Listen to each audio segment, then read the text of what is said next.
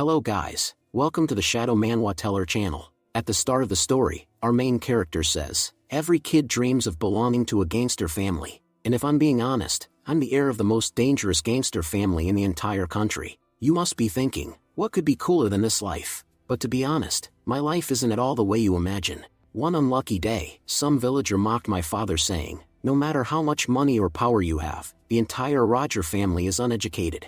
None of you have ever even stepped properly into a school. Because of that insult, my dad made a vow that I would be the very first person from the Roger family to graduate. The vow was made, but fulfilling it was my responsibility. I started studying 12 hours a day. On one hand, I had a friend who studied only 2 hours and scored top marks. And on the other hand, there was me, studying 12 hours, then watching motivational videos, just so I could push myself for another 4 hours. And what do I get in the end? Only 4 marks. Honestly, I also began to believe that maybe I wasn't meant for studies. But it's rightly said, when no one is there for you, God is. That's when I got the ChatGPT system. With it, I could only lose marks if I misread a question. Otherwise, no one could reduce even a single mark of mine. I'm Max D. Roger, the one who, just a few days ago, was struggling to graduate. Now, top university principals are lining up, requesting me to join them. But as they say, to gain something, you must lose something.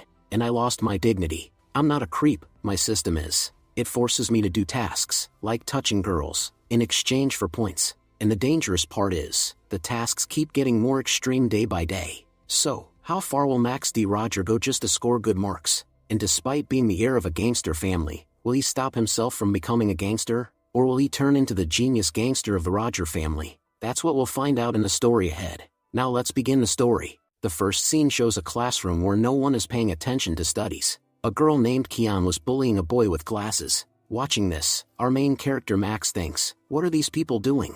They should be focusing on studies, not nonsense like this. Kian tells the boy, you're the biggest rat in our class. Look, I even brought a cute little female rat for you. Now kiss her quickly, or she won't accept you. The boy with glasses runs out saying he's going to call the teacher. Max, meanwhile, thinks to himself, every day I come to school and have to watch this nonsense. If my grades were better, I'd have been placed in a good class with kids like me. Soon, the boy returns with a teacher. The teacher scolds Kian and says, you're not sitting with Jean anymore. From now on, you'll sit with Max. Shocked, Max thinks, why is the teacher making this troublemaker sit with me? Before entering school, Max had made his own rules. First, never get into fights. Second, never stay silent when witnessing something wrong. Third, and most importantly, always respect girls. But now, with this bully sitting next to him, following his third rule would be very difficult. Still, if he wanted to restore his fallen family's honor, he had to follow his principles. Then the teacher takes Kian to the principal's office, scolding her for misbehaving too much.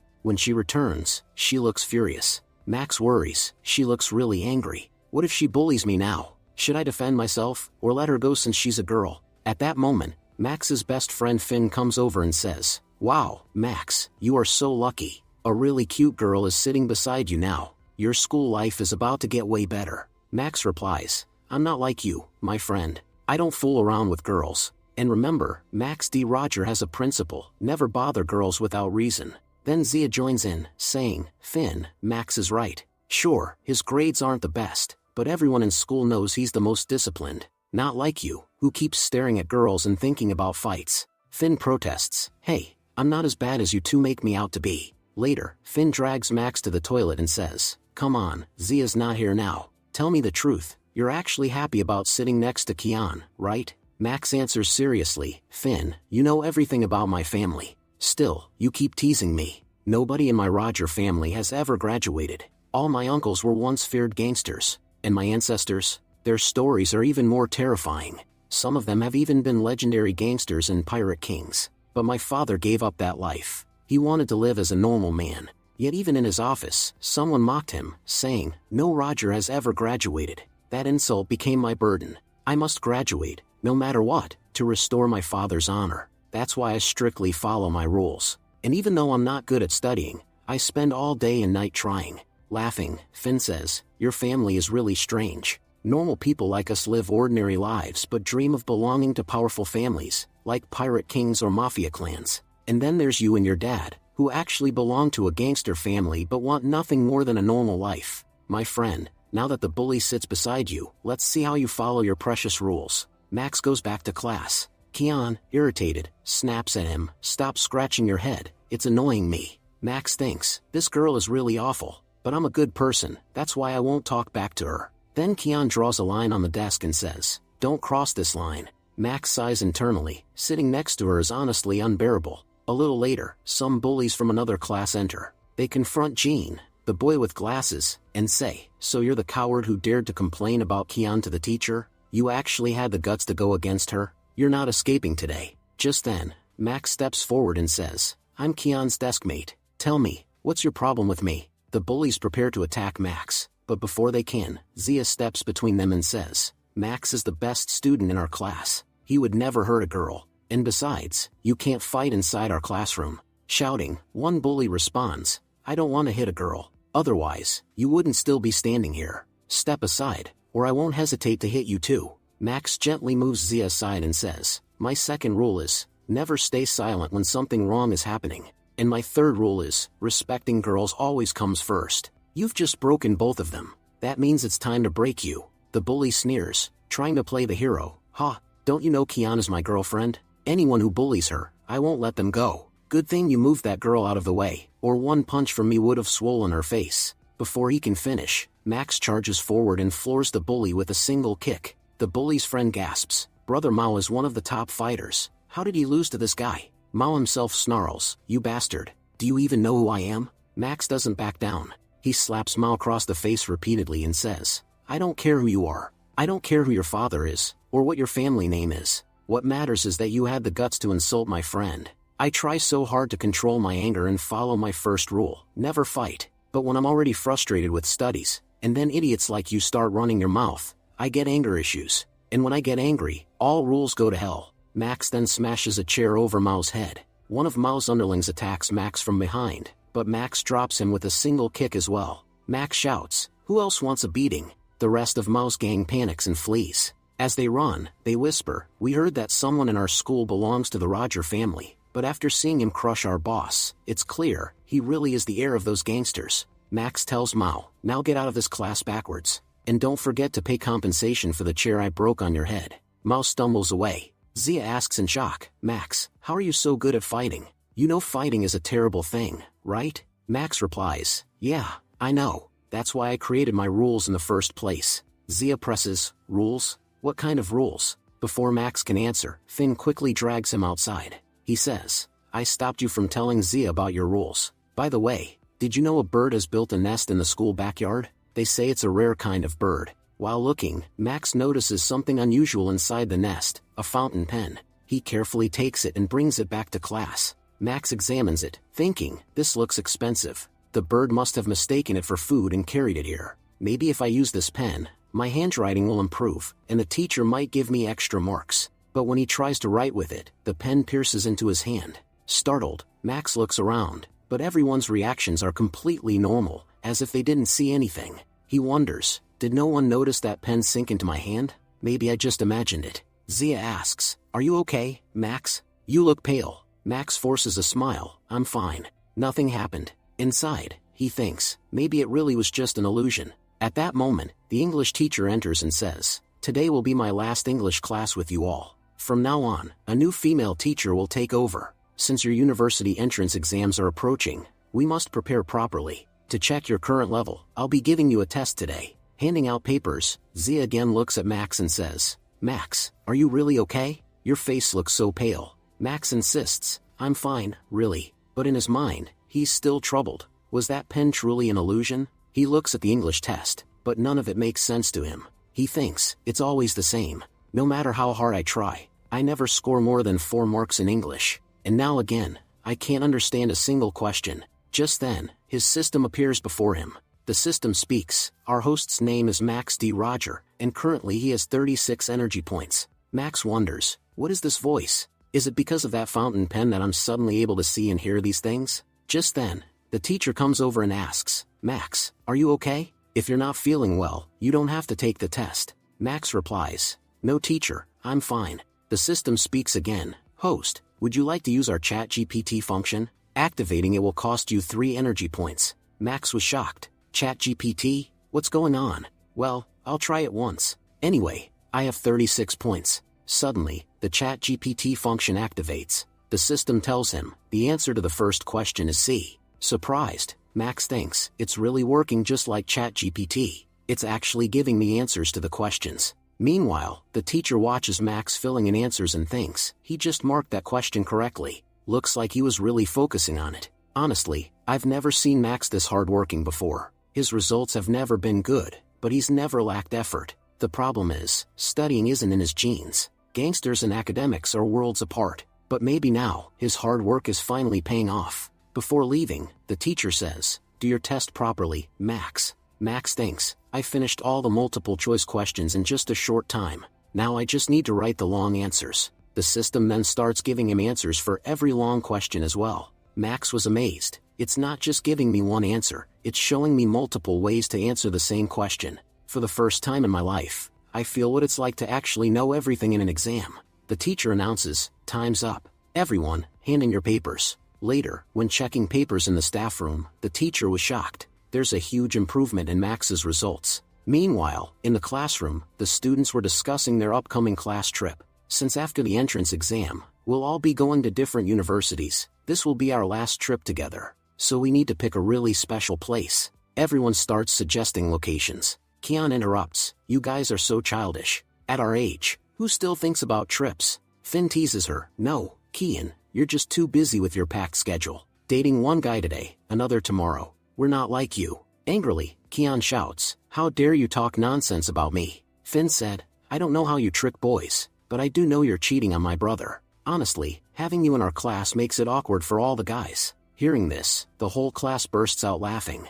Kian and Finn's argument becomes heated. Max intervenes, Finn, stop showing off here, or else I'll beat you up. Finn smirks, fine, since you said so, I'll let it go. Otherwise, I'd never have spared her. Zia quietly thinks, Max looks really different today. Normally, he's just handsome, but right now, he looks especially charming. Max looks up and their eyes meet. Embarrassed, Zia blushes and thinks, I was staring at him, what must he be thinking about me? Kian, watching all this, gets irritated. Ugh, these two lovebirds are driving me crazy. I've heard Max is always disciplined. Today, I'll break his discipline myself. Saying this, she touches Max's hand. Max thinks, this morning she was scolding me not to cross the desk line, and now she's the one touching me? Kian smirks, that was just my first move. Now that I know this bothers you, my next move will be so extreme that you won't be able to handle it. She unzips her jacket slightly and deliberately drops her pen on the floor, bending down to pick it up. Max looks at her and suddenly gets a nosebleed.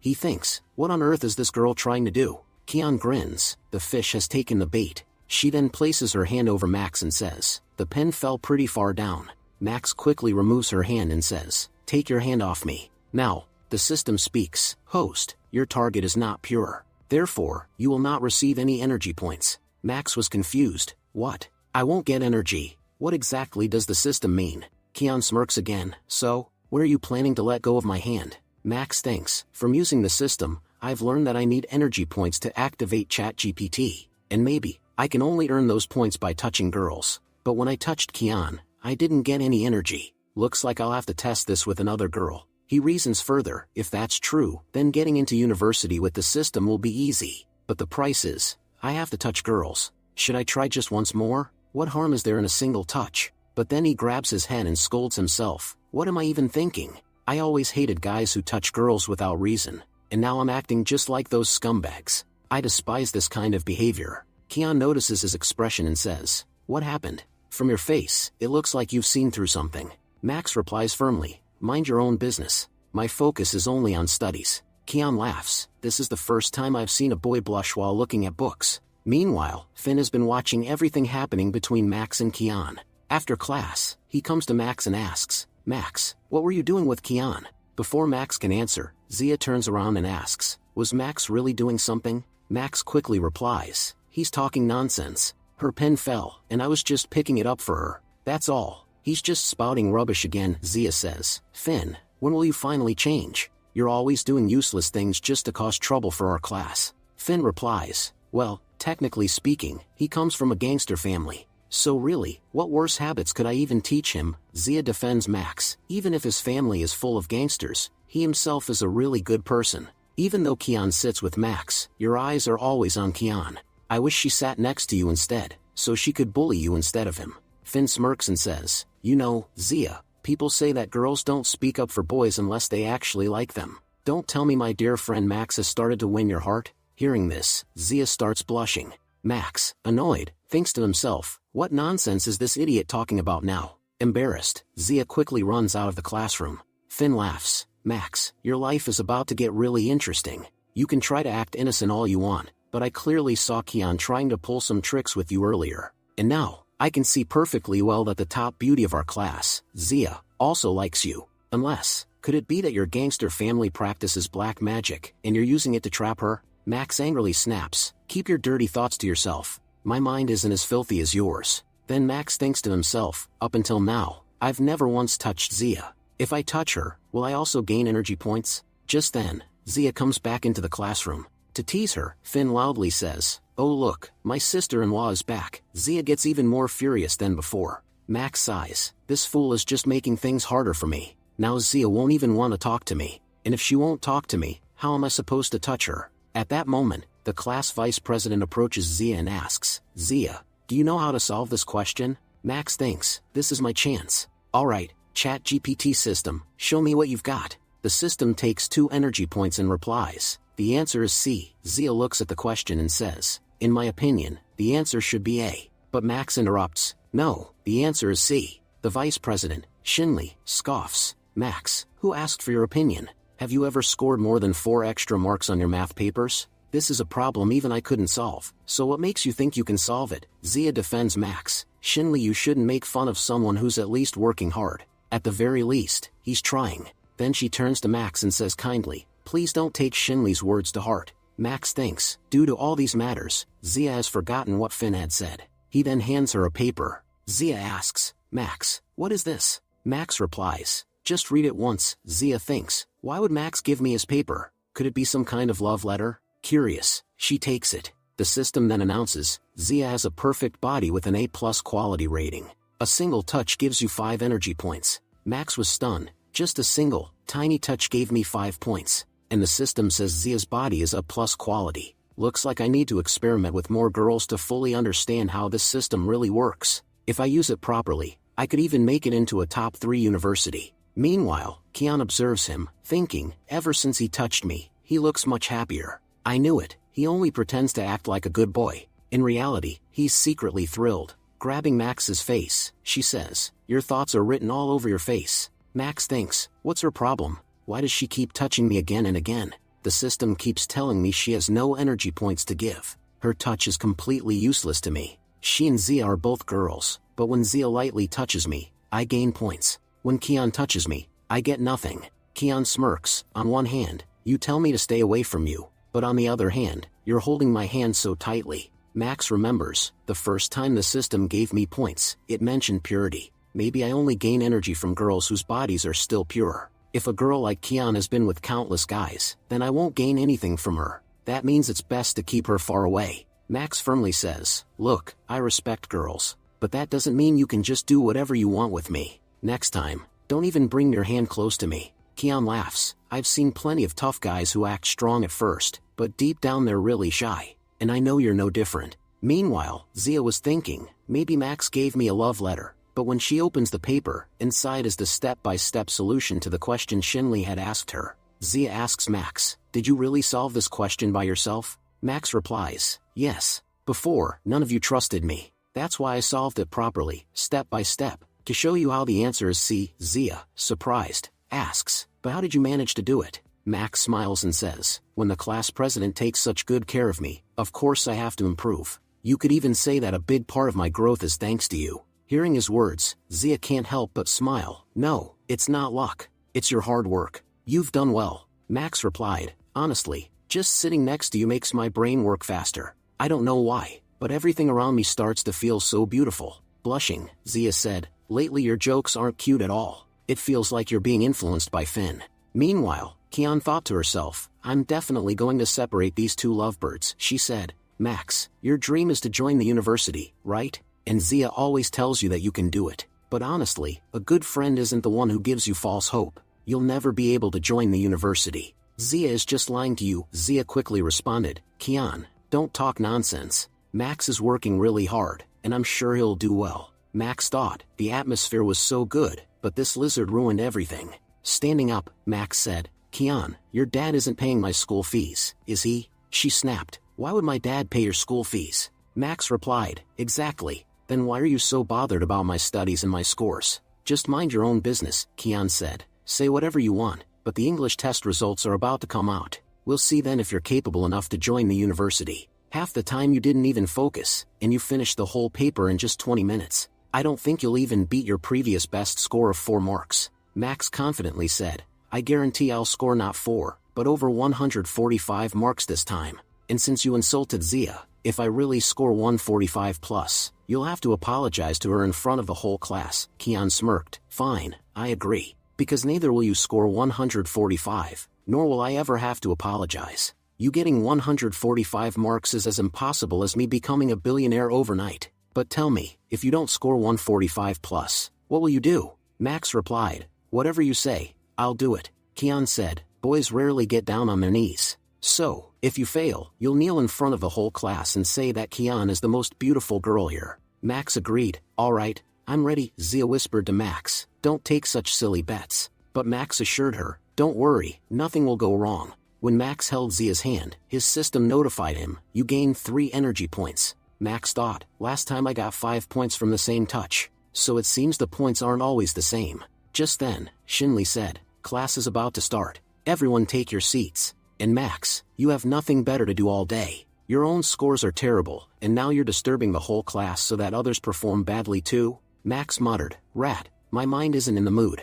Get lost before I beat you up. He thought, I really need to earn more energy points. This ChatGPT system I have feels incredible, like it has many hidden features, but with so few points, I can't unlock any of them. After class, Max thought, since morning, all I've been thinking about is energy points. I can't even concentrate on studying anymore. Just then, a boy came and said, the English teacher has called you. Zia worried, did they find out about our bet? Max shook his head, no way. They must have called me about the test results. When Max entered the teacher's office, he saw a very pretty girl. He thought, does such a beautiful girl really study in our school? I've never seen her before. And her figure, wow. The girl asked, who are you here to see? Max replied, I'm Max D. Roger. The English teacher called me. Just then, the teacher said, my name is Tianjia. The English teacher asked me to be here. Tianjia thought, this boy, who never scored more than 4 marks in English, suddenly scored 148. As the new English teacher,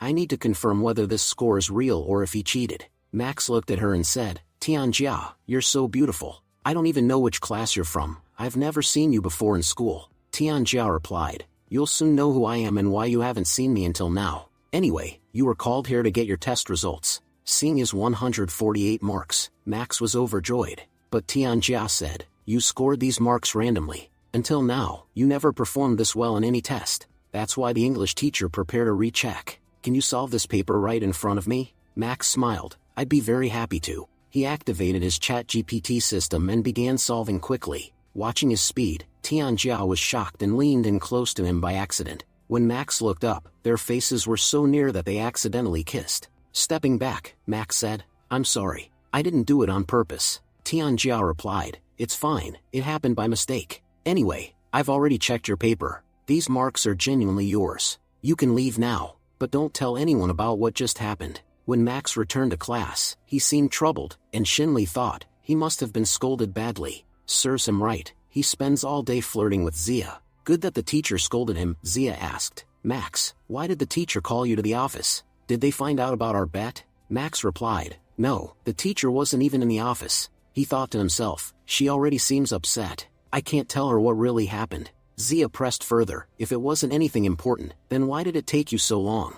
Max said, I scored really well on the test this time. The teacher couldn't believe it, so they gave me another paper to solve. That's why it took time, Zia asked. How many marks did you even get that the teacher didn't believe you? Max replied, you'll find out in tomorrow's English class. The next day in English period, Tianjia appeared. She introduced herself, I'm your new English teacher. You can call me Miss Tian. Until your university entrance exams are over, I'll be handling your classes. All the boys whispered excitedly, this teacher is so pretty. Max, shocked, thought, The girl I kissed yesterday, she's our teacher? Wait, no, maybe their names are just similar. The girl I kissed was definitely a student. She can't be the same person. Their faces might look alike, but they can't be the same. Miss Tian continued, yesterday, you had a test. I have the results with me. I'll announce the names. Come collect your papers. After getting her paper, Kian smirked, if anyone has a mat, give it to Max. He'll be so embarrassed kneeling on the floor. Miss Tian said firmly, quiet. Now, I'll announce who topped the class. This time, the top scorer in English is Max, with 150 out of 148 marks. Everyone was stunned. Kian shouted, Miss, you must have checked it wrong. His marks can only be 1, or maybe 4. Max could never score 148. Miss Tian replied, you're right, Max had never scored this high before. That's why even we doubted it. But after verifying with a second, even harder test, Max scored 147. He only lost marks because he misread one question. Otherwise, it would have been full marks. Kian, still in shock, muttered, Max got 148. Does this mean I'm going to become a billionaire overnight? Miss Tian handed Max his paper. Max looked at her face and thought,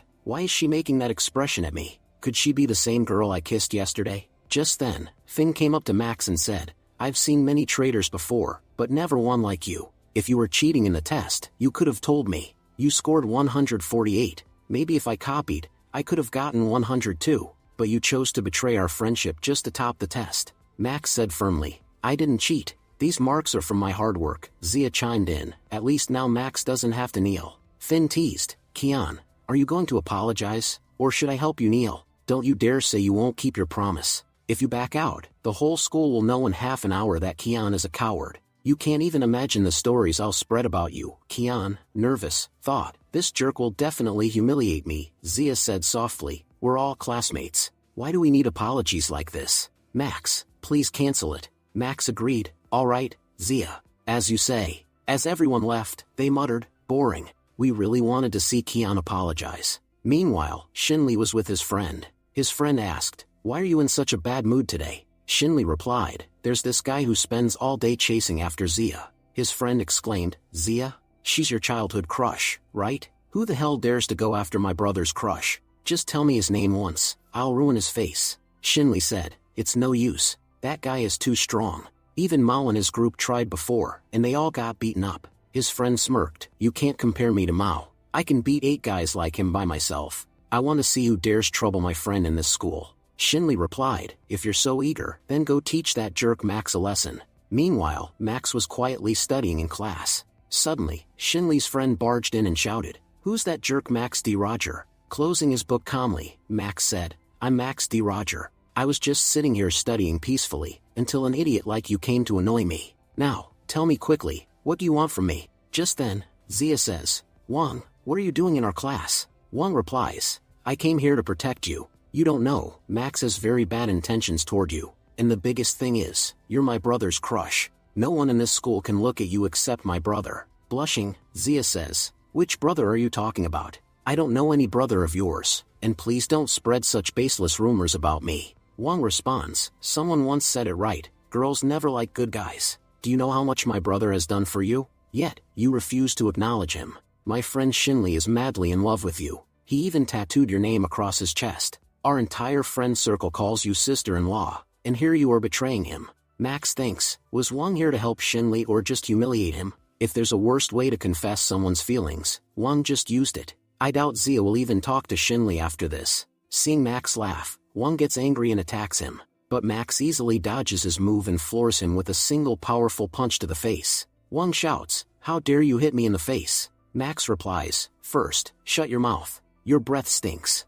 Saying this, Max continues beating him. Wang yells, you only managed to knock me down, that's why you're acting smart. If this was a fair fight, you'd never defeat me. Max stands up and says, fine, I won't give you any excuses. Use your best technique, whatever you've got. Wang charges again, but Max kicks him down hard, causing a serious injury to his chin. Wang collapses unconscious on the spot. Outside the classroom, Shinli arrives and asks, why is there such a big crowd here? A student tells him, Shinli, your buddy Wang went into the classroom and picked a fight with Max. Shinli mutters, that idiot. I warned him not to do anything. If Max gets injured, I'll be the one who gets scolded. But when he looks inside, he sees Max calmly sitting and studying, while Wang lies knocked out on the ground. Shocked, Shinli says, Max, you're too cruel. How could you beat up my friend like this? Max replies, oh, so because he's unconscious, I'm cruel? If someone barges into my class to attack me, do you expect me to just sit quietly? Grabbing Shinli's collar, Max says, listen, I respect everyone in my class. I'm not like you, pretending to be nice on the outside while harboring disgusting thoughts inside. This is your first and last warning. If your friends, your family, or anyone from your side tries to mess with me again, I'll make their condition even worse than this. At least one will still manage to stand on his feet again, but the next one will be carried away on 4 shoulders, not 2 legs. Hearing Max's words, Shinli becomes terrified. Outside, Finn says excitedly, Max, that line of yours was amazing. Max replies, I don't want to fight, but because of people like them, I'm forced to. Finn says, if I had even 10% of your fighting skills, no one in this entire school would dare speak against me. Max answers, fighting and martial arts are things I don't like to talk about. My grandpa never let me practice martial arts after I turned 10. My family always pushed me to focus on studies so I could protect our family in other ways. That's why I left martial arts behind long ago, and I don't want it to return to my life. Later, Max arrives home. A girl says, Max, are your classes over? Smiling happily, Max replies, Sarah, when did you come back? Sarah explains, I finished college, and now I'm interning at a TV station. That's why I'll be staying here from now on. Max's dad says, Sarah, you're a very smart girl. As your neighbor, I've watched you grow up since childhood. You always scored well, and now you're even supporting your fans. I believe you'll become a successful reporter in the future. Sarah smiles and says, thank you so much for the compliment, uncle. Then she turns to Max and adds, your entrance exams are very close now, right? If there's anything you don't understand, you can come to me. Since I'll mostly be at home after my internship, I'll have plenty of time. Max replies, thank you. Then he tells everyone, you all keep talking here, I'll go finish my work. Once in his room, Max starts searching about his ChatGPT system and points. Even after half an hour, he finds nothing. Suddenly, the system informs him that he can also earn points through online chatting, and he has the power to hack any website completely, making communication much easier. Excited, Max says, this way, I'll easily be able to earn tons of energy points. The next day at school, Max notices that Shinli hasn't shown up. Meanwhile, Teacher Tian is discussing Max's scores with Teacher Zheng. Teacher Zheng says, there could be many reasons for a sudden increase in a student's marks. It's not such a big deal. Teacher Tian replies, no, it's not that simple. In the last test, I intentionally included 20% of questions that even our best students couldn't solve. And as expected, no one answered them, except Max. That's what concerns me. Being good at studies is one thing, but suddenly turning into a genius is something else entirely. Just then, another teacher says, if a student's scores are improving, what's the problem with that? Look, Max used to be the weakest student in your class. If even Max is performing well now, then I can say with confidence that your class will go down in history as one of the greatest. That's actually something to celebrate, isn't it? Don't overthink it. Later, when Teacher Jin comes to class, he announces, today I'm giving you all a surprise test. Jean complains, teacher, you've already taught another class, and solving this paper in just 20 minutes is impossible. Teacher Jing replies, if you can't solve it in 20 minutes, then you won't solve it in 40 minutes either. I want to test how fast your minds can think under pressure. As Max picks up his paper, he thinks, whether it's 20 minutes or 2 minutes, it's enough for me to get full marks. I just need to avoid the mistake I made last time, misreading the question. Max begins his test. 20 minutes later, Teacher Jing says, all right, everyone, submit your papers. After submitting, the students complain that their marks will be terrible. Meanwhile, Teacher Jing searches for the Max's paper. Suddenly, he finds Max's paper. He says, all of you are complaining about time, yet there's one student who managed to solve the entire paper. Shocked, the students exclaim, sir, are you joking? Even if someone wrote random answers, they couldn't finish this paper in 20 minutes. The only way to do it is if you already had the answers in front of you. Teacher Jing replies, there you go again with your excuses. I've checked the copies, and now I'll return your papers. After that, I'll explain the correct answers so you can see where you went wrong. As everyone compares their results, Max says, where's my paper, teacher? Zia answers, it must have been misplaced in another row. You'll get it soon. Just then, Teacher Jing announces, everyone got their papers, right? Now I'll go over the answers. Zia says, teacher, Max's paper is missing. The teacher says, Max's paper isn't missing, it's right here with me. The student who completed every question correctly is none other than Max. The answers I'm sharing with you are from his copy. After class ends, Teacher Jing steps outside, only to see a group of reporters waiting at the school. Shocked, he asks, "Why are reporters here? Did something happen?" The reporters whisper among themselves, "We can't let such injustice happen to a student." The scene shifts to the principal's office. Wang's mother angrily says, "Principal, where were you when my son was brutally beaten? Because of that, my son is now in a coma. I understand kids fight sometimes, but beating someone to the point of a coma, how can that be allowed?" The principal tries to calm her. "Madam, we don't know anything about this matter yet. Please calm down.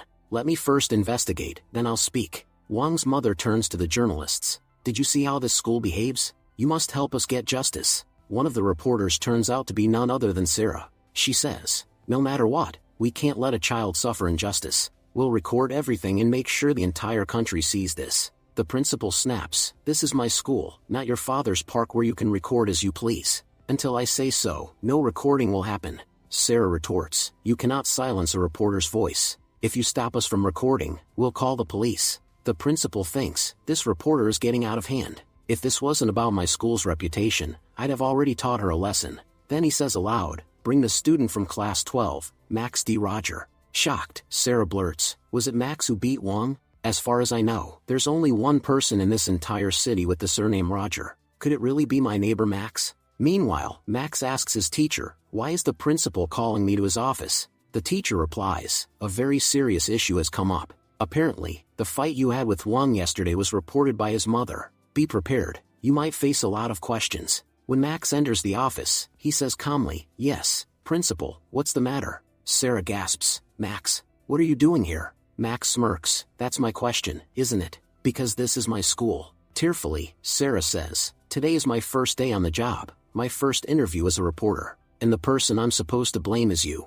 How can I do this?" Suddenly, Wang's mother yells, "How can you not? You must do this job." Sarah protests, "But he's my neighbor. I know him well, and I can guarantee Max would never do such a thing." Wang's mother shouts, "So you're calling me a liar? I've given your TV station a lot of money. You have to do this interview. And principal, why are you staying silent? This boy tried to kill my son. Don't just let him go because he's a student." Max interrupts, "Stop shouting, you're hurting my ears. Look, I know your son didn't fall into a coma just because he lost a fight with me. You're a greedy woman who's clearly here to demand money. So hurry up and stretch out your hands." Wang's mother snaps, "You're so arrogant, and your way of speaking is awful. But yes, since my son is in a coma, we'll need compensation." Max asks bluntly, "How much do you want?" Wang's mother replies, "We want 1 million yuan.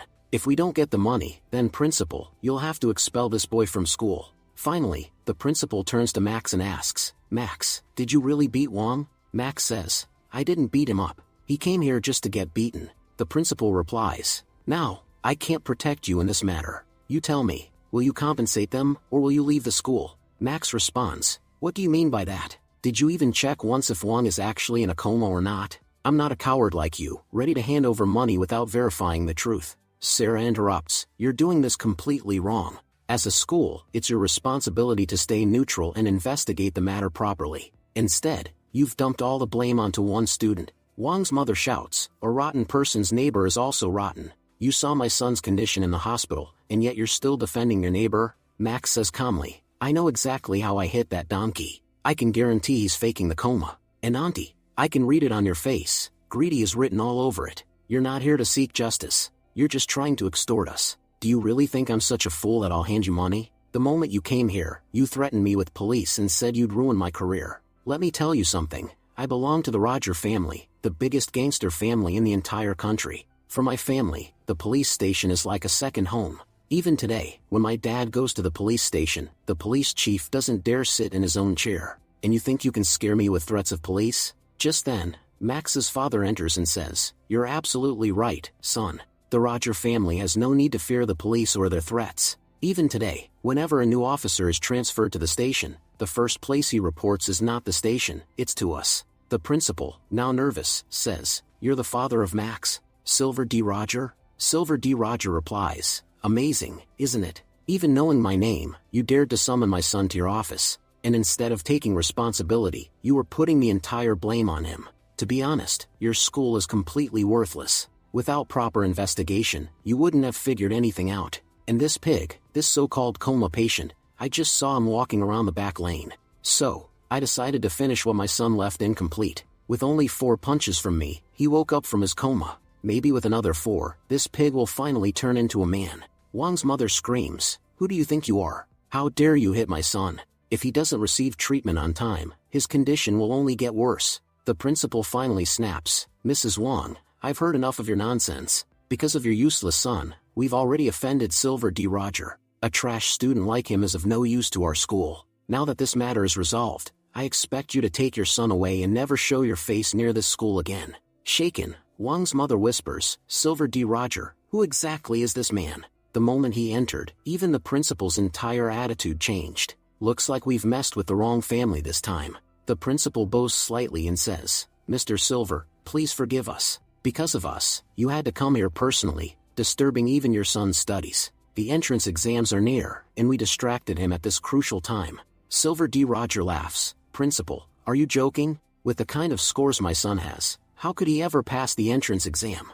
The principal replies, "Mr. Silver, perhaps you don't know, recently Max has been doing exceptionally well in studies. In English and literature, he's topping his class. If he continues like this, I can guarantee he will become the first graduate of your Roger family, and he'll erase the reputation of being uneducated from your household." Shocked, Silver D. Roger says, "What? My son got first rank? Are your teachers sure? Were the papers even checked properly? How could my son possibly top? Looking at his pathetic scores before, I was convinced our family bloodline never cared for studies." The principal assures him, "No, it's true. He's really improving a lot." Later, in the corridor, Silver D. Roger pulls Max aside and says, "Listen, son, cheating isn't a good thing. But if you do know how to cheat, then at least use it in your university exams. That way, I'll at least gain some pride from your success." Max smiles bitterly, "Dad, you sound just like my friend Finn.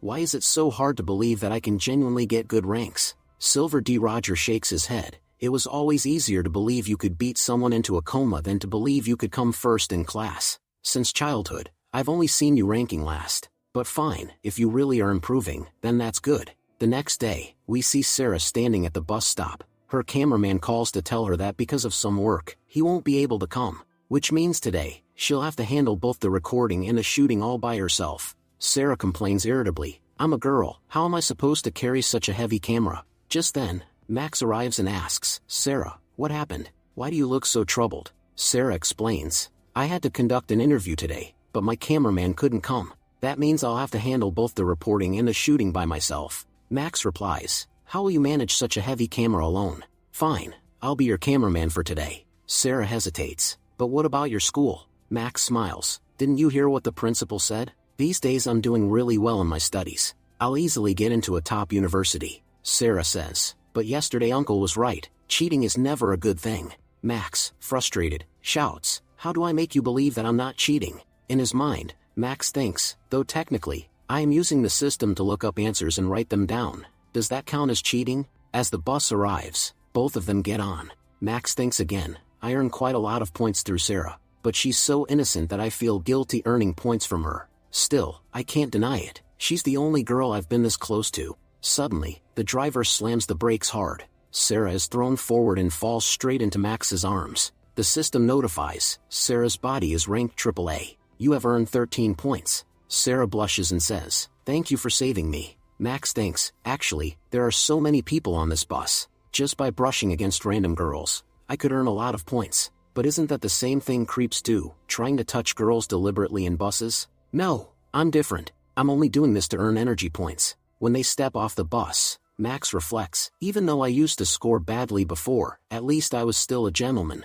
But now, because of this system, I've become like a scammer. I purposely touched more than 10 girls on the bus today and earned over 20 points. I don't know how much lower this system will drag me just for points." Sarah notices him lost in thought and asks, "Max, is something wrong?" Max forces a smile, "No, nothing at all. It's just, I feel like I'm turning into someone I never wanted to be." Suddenly, they see a large crowd gathered up ahead. Max asks, "What happened here?" Sarah answers, "This is where we were supposed to take the interview. About an hour ago, a car crash happened here. A 4-year-old girl was badly injured, and the driver ran away after hitting her." Max pushes through the crowd to reach the injured girl. Meanwhile, Sarah questions a police officer, "What exactly happened here?" The officer explains, about an hour ago we received a call that a little girl was gravely injured. Right now, we don't have much information. We're still collecting evidence. Sarah and Max then approach the doctor. Max asks, how's the child's condition? The doctor replies, she has suffered massive blood loss.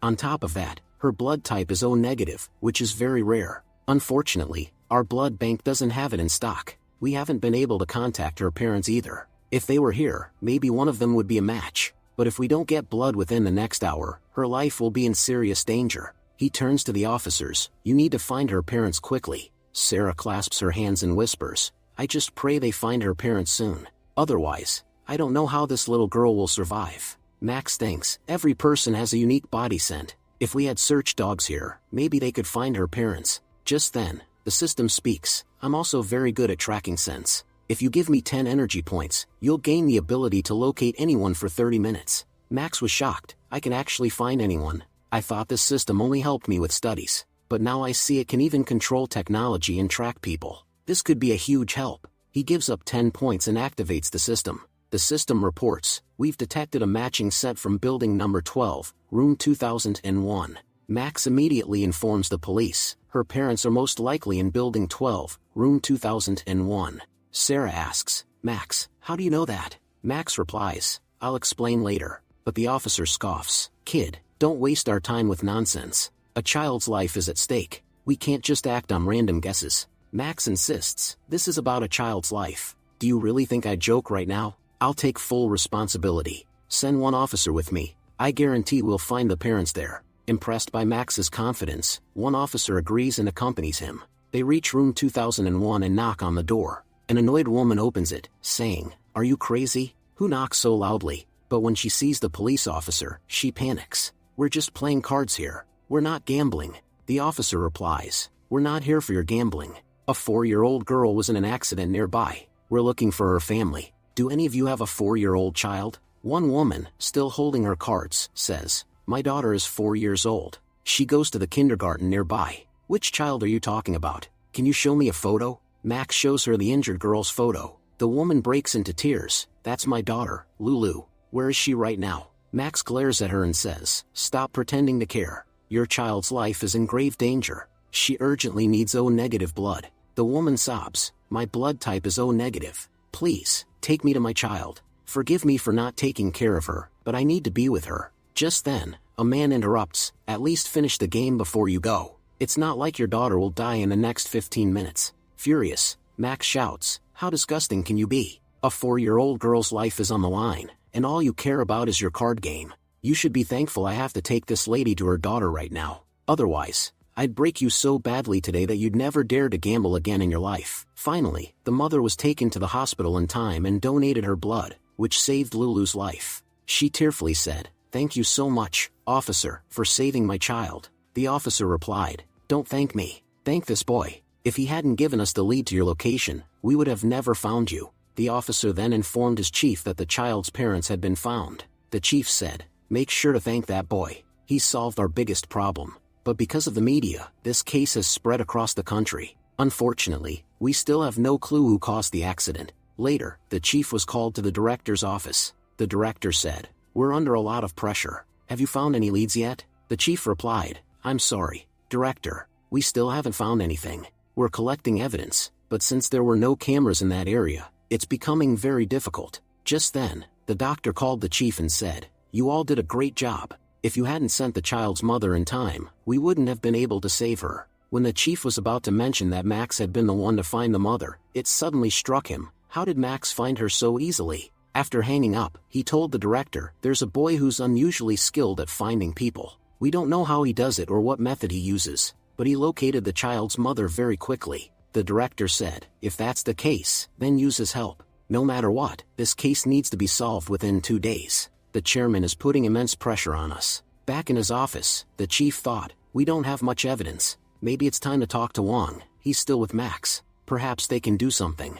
Meanwhile, Max was thinking, my ability to find anyone lasts only for 30 minutes. Out of that, 22 minutes have already passed. I must use the remaining 8 minutes to track down the driver who caused the accident. That's the only way I can bring justice to this child. He focused entirely on locating the driver. Twice he lost focus, and the system gave him false locations. Max told himself, no matter what, I need to concentrate properly. I only have 1 minute left. Finally, the system told him, your target is in building number 1, Hwarong area. Max immediately said to a police officer, do you want a promotion? Then follow me, because very soon, you'll be the hero of this case. The officer asked, what do you mean? Max replied, the driver who caused the accident is hiding in building 1, Hwarong area. We must hurry, or she'll escape. Soon, Max and Officer Wang arrived at the location. When they knocked on the gate, no one answered. Officer Wang warned, if you don't open the door, we'll break it down. Finally, a woman opened the door and said, officers, what are you looking for here? The officer replied, we received a report that a serious crime occurred in this house. A neighbor tipped us off, so we need to investigate. The woman nervously said, no, that's impossible. Nothing like that has happened here. And without a proper warrant, I won't let you enter my house. At that moment, Max pushed past her and entered the house. Inside, he saw the very same car that had been in the accident earlier. Max confronted her, how did your car get damaged? Don't tell me you ran over a 4-year-old girl and left her to die on the road. Is that why you didn't want to open the door? The officer said, Max, there's no point wasting time with her. Once she gets to the police station and we give her a proper interrogation, the truth will come out on its own. Suddenly, the woman tried to attack the officer and escape, but he swiftly caught her. Soon, the entire investigation team arrived. The chief later told Max, thank you so much. Because of you, we solved the case. By the way, your neighbor mentioned you belong to the Roger family. At first, I wondered how you were able to find everyone's location so easily. But when I learned about your background, it made sense. The Roger family has such a vast network that uncovering information is child's play for them. And this is the first time the Roger family has actually used that power for something good. Max says, yes, now we members of the Roger family have become very responsible. We're living our lives as good citizens. At the same time, Max thinks to himself, in this whole case, I lost 20 energy points. Then an officer gives Max his phone number and says, if you ever need help in life, make sure to call me. Later, during the investigation, it's revealed that the woman had deliberately caused Lulu's accident. The real reason was that Lulu's father had been having an affair with that woman for almost 3 years. He had even promised her marriage, but in the end, he refused only because of his daughter. For that reason, Lulu became a thorn in the woman's eyes. Day by day, because of Lulu, the woman felt her lover slipping away from her. So, she decided to remove Lulu from her path. But she failed in her attempt. After the entire case was wrapped up, Sarah said, my boss really praised me a lot because you solved this case. That's why we had exclusive photos. And you know what? Thanks to your help, my job in the company is now permanent. That's why I'm going to treat you. Later, they both go to a nice restaurant. Sarah asks Max, do you have a girlfriend? If not, I can introduce you to one of my friends. Blushing, Max replies, a girlfriend? No, I don't have one yet. But then he suddenly remembers he needs points from the system and adds, if it were possible, I'd make a girl like you my girlfriend. Hearing this, Sarah blushes heavily and says, alright, today I'll let you taste some good beer. Max quickly replies, I'm still a kid, I can't drink beer. Sarah laughs and says, I forgot about that. Then she starts drinking alone, and after a while, she gets very drunk. Tipsy, Sarah says, Max, I must admit, you're really cute. The system informs Max, because Sarah touched you, you gained 8 energy points. Later, Max drops Sarah safely at her house. He tells Uncle, Sarah covered a very big case today. To celebrate, she ended up drinking a lot. Uncle replies, thank you, Max. Honestly, this girl never takes care of herself. She drank so much without even thinking who would take her home safely. Good thing you were with her, otherwise these days, boys aren't that trustworthy. When Max returns home, his mom shouts, why didn't you go to school today? Max answers, I was helping Sarah record the case. That's why I couldn't attend school. Angrily, his mom says, Sarah is doing her job, but you need to pass your university exams first. If you don't graduate, you'll end up working as just a cameraman. Now go study. Stop wasting your time on these useless things. Max mutters, did Finn call you and complain about me again? He's usually the one who does that. But his mom says, no, it was a girl named Zia. She called and asked why you didn't come to school. The next day, we see Max arriving at school. His teacher, Mr. Zheng, approaches him and says, Max, you missed yesterday's test, so now you'll have to retake all of it with me. When Max sits in the office to give the test, he notices all the teachers staring at him. He wonders, why are they looking at me like that? Maybe because of my improving marks, they've started to suspect me. but as long as I have the ChatGPT system, no one can figure out how I'm scoring so well. Using his system, Max quickly solves all the questions. Seeing his incredible speed, the teachers are shocked. While solving, Max says, "This paper was so easy, I solved it in no time." Meanwhile, Teacher Xing thinks, "This isn't even the same paper the other students took yesterday. This one is so difficult that even graduates would struggle. But this boy solved the entire paper in just 45 minutes, and as far as I can see, every answer is correct." Delighted, Teacher Xing says, "All right, Max, go back to your class and continue studying." After Max leaves, the other teachers whisper, "Didn't he solve the paper a little too fast? It didn't even look like he properly read the questions." Another teacher adds, "Some of these questions couldn't be solved without a calculator, but this boy answered them all so casually." A third teacher says, "I suspected he might have had an answer key hidden somewhere, but we saw he didn't. Still, the way he wrote his answers was too perfect, as if he already knew them." Teacher Xing responds, "Perhaps you're just seeing him solve questions for the first time. That's why you're so shocked. I've tested this boy before. In just 20 minutes, he solved an entire paper. And just like last time, today he scored full marks again." Hearing this, the other teachers rush to check his paper and exclaim, "This is unbelievable. How did he solve the math section so easily? If he truly can solve such problems so effortlessly, then maybe we've found our Einstein." Another teacher says, "This is strange. A boy who always failed in every exam has suddenly turned into a genius. Could he be using some kind of high-tech earphones to cheat?" A colleague replies, "That's impossible. Even with earphones, he wouldn't have the questions beforehand." Teacher Xing concludes, "There's nothing suspicious here. I believe our school will go very far because of him.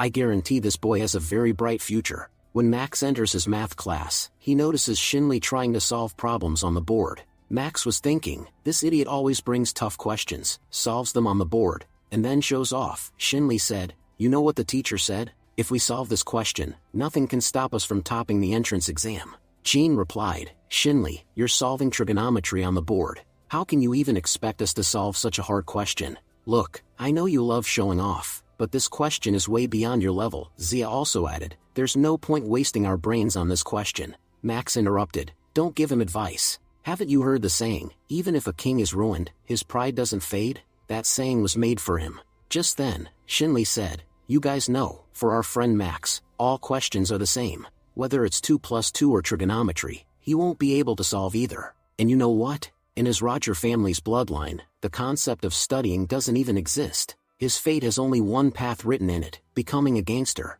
Max stood up and said, "So in your bloodline there was education, right? But even you can't solve this question. Let's see if I can do it. Then we'll know who's smarter between us." Activating his system, Max began solving the question, and within moments, he finished the entire solution. Shocked, Shilmi said, "How did you do that?" Max replied, "Did you really think I was like you? Not everyone's brain works as slow as yours. Next time you struggle with studies, don't hesitate, just ask me. I'll teach you properly." Shinli said, "But you wrote the direct answer without even showing steps." Max responded, "Stop making excuses. Don't whine." Before they could argue further, the math teacher walked in. "Your exams are coming up, and instead of studying, you're sitting here arguing?" Quickly, Shinli said, "Teacher, I solved a very tough question and wanted to show everyone. But look, Max solved it so easily." Looking at the board, the teacher asked, "Max, did you solve this? How did you manage such a big equation without using any formulas? That's like calculating millions in your head on your fingers.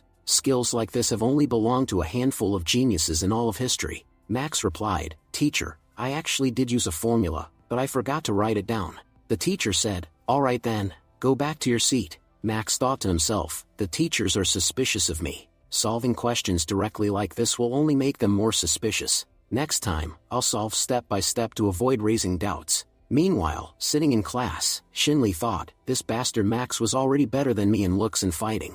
On top of that, his surname and family background are way cooler than mine. The only thing I was ahead of him in was studies. But now, by cheating, he's gone far ahead of me. Even my friend Wang tried to teach him a lesson, but Max defeated him too. Now the time has come to change my approach. Even if I have to use dangerous methods, I will." Leaving class, Shinli called Brother Lu. Brother Lu asked, "Why did you call me?" Shinli said, "There's a guy in class who's been causing a lot of trouble. I want you to teach that bastard a lesson." Lu replied, "A slap costs 2,000. A proper beating costs 5,000. Shinli said, "I want him beaten badly. That's why I'm transferring you 5,000. Tomorrow, I want that bastard to be lying beaten up." His name is Max D. Roger. After school, Finn said to Max, I've got something to do, so I'm going home by another route. Take care of yourself on the way. Meanwhile, Lou's men spotted Max's boss. That's our target, Lou confirmed. Yes, that's the bastard Max D. Roger. Alright brothers, surround him quickly. Soon, they all stood in front of Max. Max looked at them and said, What am I, handing out lollipops here? Why are you all standing in front of me like this? Suddenly, Lou charged at Max. But dodging the attack, Max landed a brutal punch, knocking Lou unconscious in just one hit. Max said, Yesterday my mom scolded me badly for coming home late. So, anyone who wants to get beaten, come forward quickly. I won't be late again because of you guys. The others said, Lou lost so fast? No matter, we're not that weak. We'll break this bastard's bones. But Max started beating them all one by one. While fighting, Max thought, I need to limit my strength, otherwise people might get suspicious. Then one of them attacked Max again.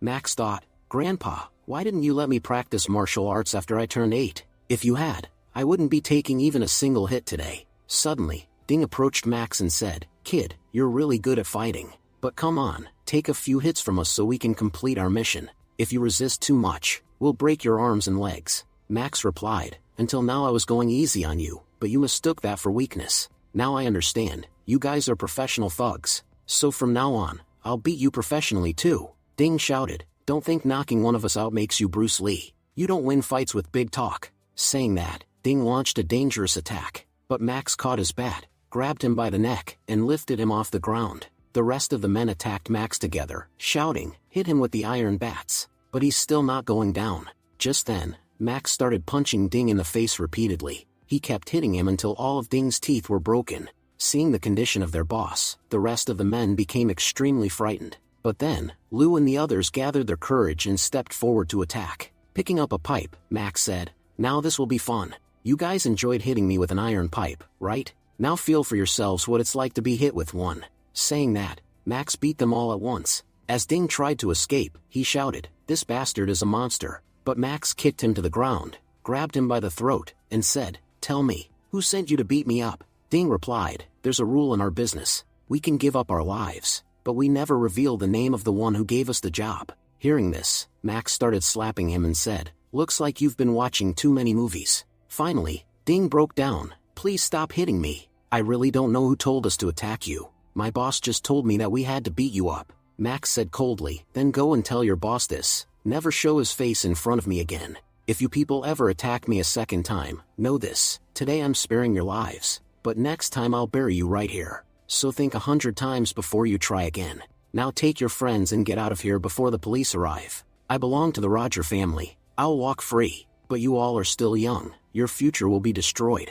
Saying this, Max walked away. One of the thugs turned to Lou and asked, Now what do we do? Lou replied angrily, That bastard Shinley didn't tell us we'd be fighting such a tough guy. He told me it was just some nerd we had to rough up. Now, 5,000 will be spent just on our medical bills. Another thug said, One guy defeated all of us. If this news spreads, our reputation will be ruined. Lou smirked, I've got a good idea. This bastard Max is destined to be beaten. Whether it's us or our boss who does it, it doesn't matter. He then walked up to Ding and asked, Are you okay? Ding groaned, That bastard broke all my teeth. Lou replied, Good. Right now all of us are in terrible condition. Let's go straight to Master Leon. Once he sees how badly someone has beaten his men, he will definitely take revenge for us. The rest agreed, if Master Leon gets involved in this, that bastard Max won't be spared. Scene shifted, we see Master Leon collecting protection money. The shopkeeper pleaded, Business hasn't been good lately. Could you please reduce the protection fee a little? Leon replied,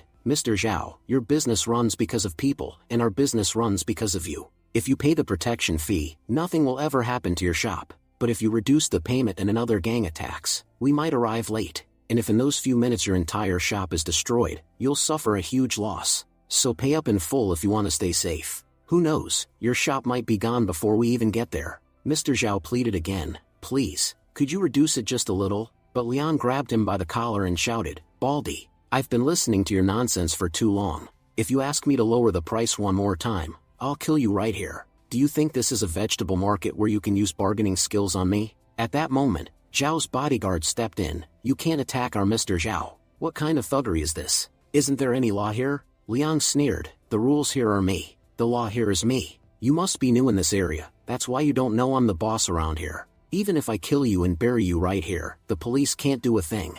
Terrified by his rage, Zhao begged, please forgive us. I'll pay the full protection fee. Just spare this boy. Liang scoffed, if I spare him today, his courage will grow. That's why I must break it. Saying this, he delivered a brutal punch to the bodyguard, leaving him badly injured. Seeing this, Zhao panicked, I'll increase the protection fee 10 times. Just let me take my bodyguard away. Liang smirked, now you're talking. If you'd agreed earlier, this poor guy wouldn't have been hurt. Just then, Qian began massaging Liang's shoulders, saying, our brother Liang shouldn't get angry over such small matters. Liang replied, I don't like losing my temper either, but whenever it's about money, I can't control my anger. At that moment, Lu and his men arrived. Liang looked at their condition and asked, what the hell happened to you all? Lu said, brother Liang, we were beaten badly. Liang frowned, looking at you, it seems you've been in a gang war. How many people attacked you? Lu lowered his head, it was just one guy. A normal high schooler. Furious, Liang shouted, for professional thugs, beaten up by one high school kid. And now you have the guts to come here and tell me this? Do you even get fed at home? Have you all become this weak? And if you thought you couldn't win, then why the hell did you even fight a high schooler in the first place? Lu quickly explained, Boss Liang, we had a reason. A close friend of mine called and asked for help. And you know, friendship always comes first. That's why I thought I'd teach that bastard a lesson. But I didn't know he'd turn out to be this strong. And do you know what he said while beating me up? He said, Boss Liang is the son of a dog, and all his men are just like kittens, weak and useless. Boss Liang said angrily, a mere high schooler dares to talk trash about us? Lu added, not only that, he beat Ding so badly that all of his teeth are broken. Liang asked, how much money did you take for this job? Lu answered, a total of 3,000 yuan. Liang ordered, give me 2,000 and use the remaining 1,000 for your medical treatment. Anyway, who is this bastard that dares to insult us so openly? Lu replied, that bastard's name is Max D. Roger. Qian thought to herself, wait, is he talking about Max from my class? Liang turned to her and asked, do you know this Max? Qian said with a fake tone, yes, this bastard is my desk mate. Do you know what kind of person he is? He often takes advantage of opportunities to touch me inappropriately. If you're going to teach him a lesson, make sure you beat him extra hard. Liang roared, that bastard dared to put his hands on my girlfriend? Qian smirked and said, I have a brilliant idea to deal with him. He has a girlfriend who always stands by his side. You could say she's his greatest weakness. Liang asked, is his girlfriend really that beautiful? Qian replied, yes, she's the #1 beauty of our campus. Not as pretty as me, of course, but definitely the most beautiful after me. Liang laughed, that means soon, on my right will be you, and on my left will be that girl. Qian shrugged, I don't care about all that. But first, teach that bastard Max a lesson. Do whatever you want with Zia afterwards. Meanwhile, we see Max muttering to himself, because of those bastards, my clothes are ruined. If I go home like this, Dad will know I was fighting, and that could trigger an unnecessary gang war in this city. I need to find a way to cover this up so Dad doesn't find out. Just then, Sarah appeared behind him and asked, what are you doing here? It's late, why haven't you gone home yet? Seeing her, Max froze awkwardly. Sarah looked at him and said, you've been fighting, haven't you? And now you're worried about how to go home, because if your dad sees you like this, he'll scold you. Fine, I'll help you. Just keep your mouth shut and follow me. Max asked nervously, Sarah, where are we going?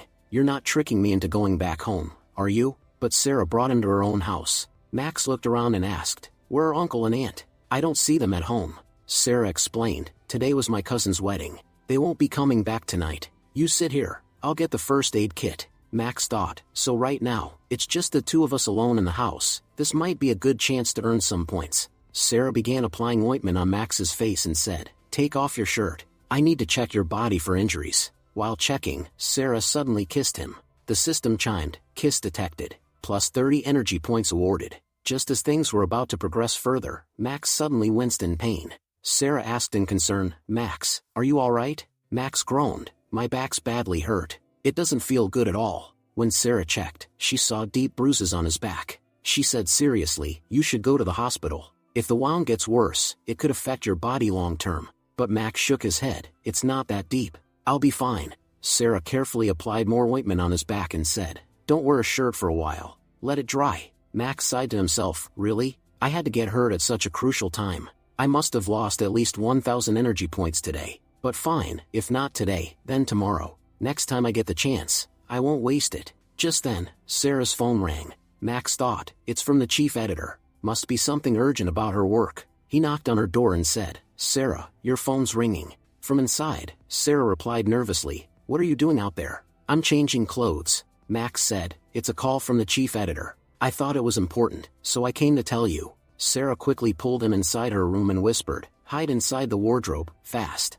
The chief editor is my friend who lives near the station. If she's calling me, that means Dad probably came back earlier than expected. Don't come out until I tell you it's safe." A moment later, Sarah's father entered the house and asked, "Was someone here?" "I heard voices." Sarah replied calmly, "I was just talking to a friend on the phone." He frowned. "Then why do I smell so much ointment here? Are you hurt?" Sarah quickly lied, "Yes, I got hurt while working at the TV station earlier. That's why I applied ointment." Her father said, "All right, go get some rest. You have work in the morning." After locking the door, Sarah whispered to Max, "You can come out now. My dad will be asleep in a couple of minutes. Once he's out, you can head home." About half an hour later, Max quietly slipped out of the house. He thought to himself, "I always believed I'd live my life with dignity, never acting like those sleazy, desperate guys. But look at me now, sneaking out of a girl's house half naked.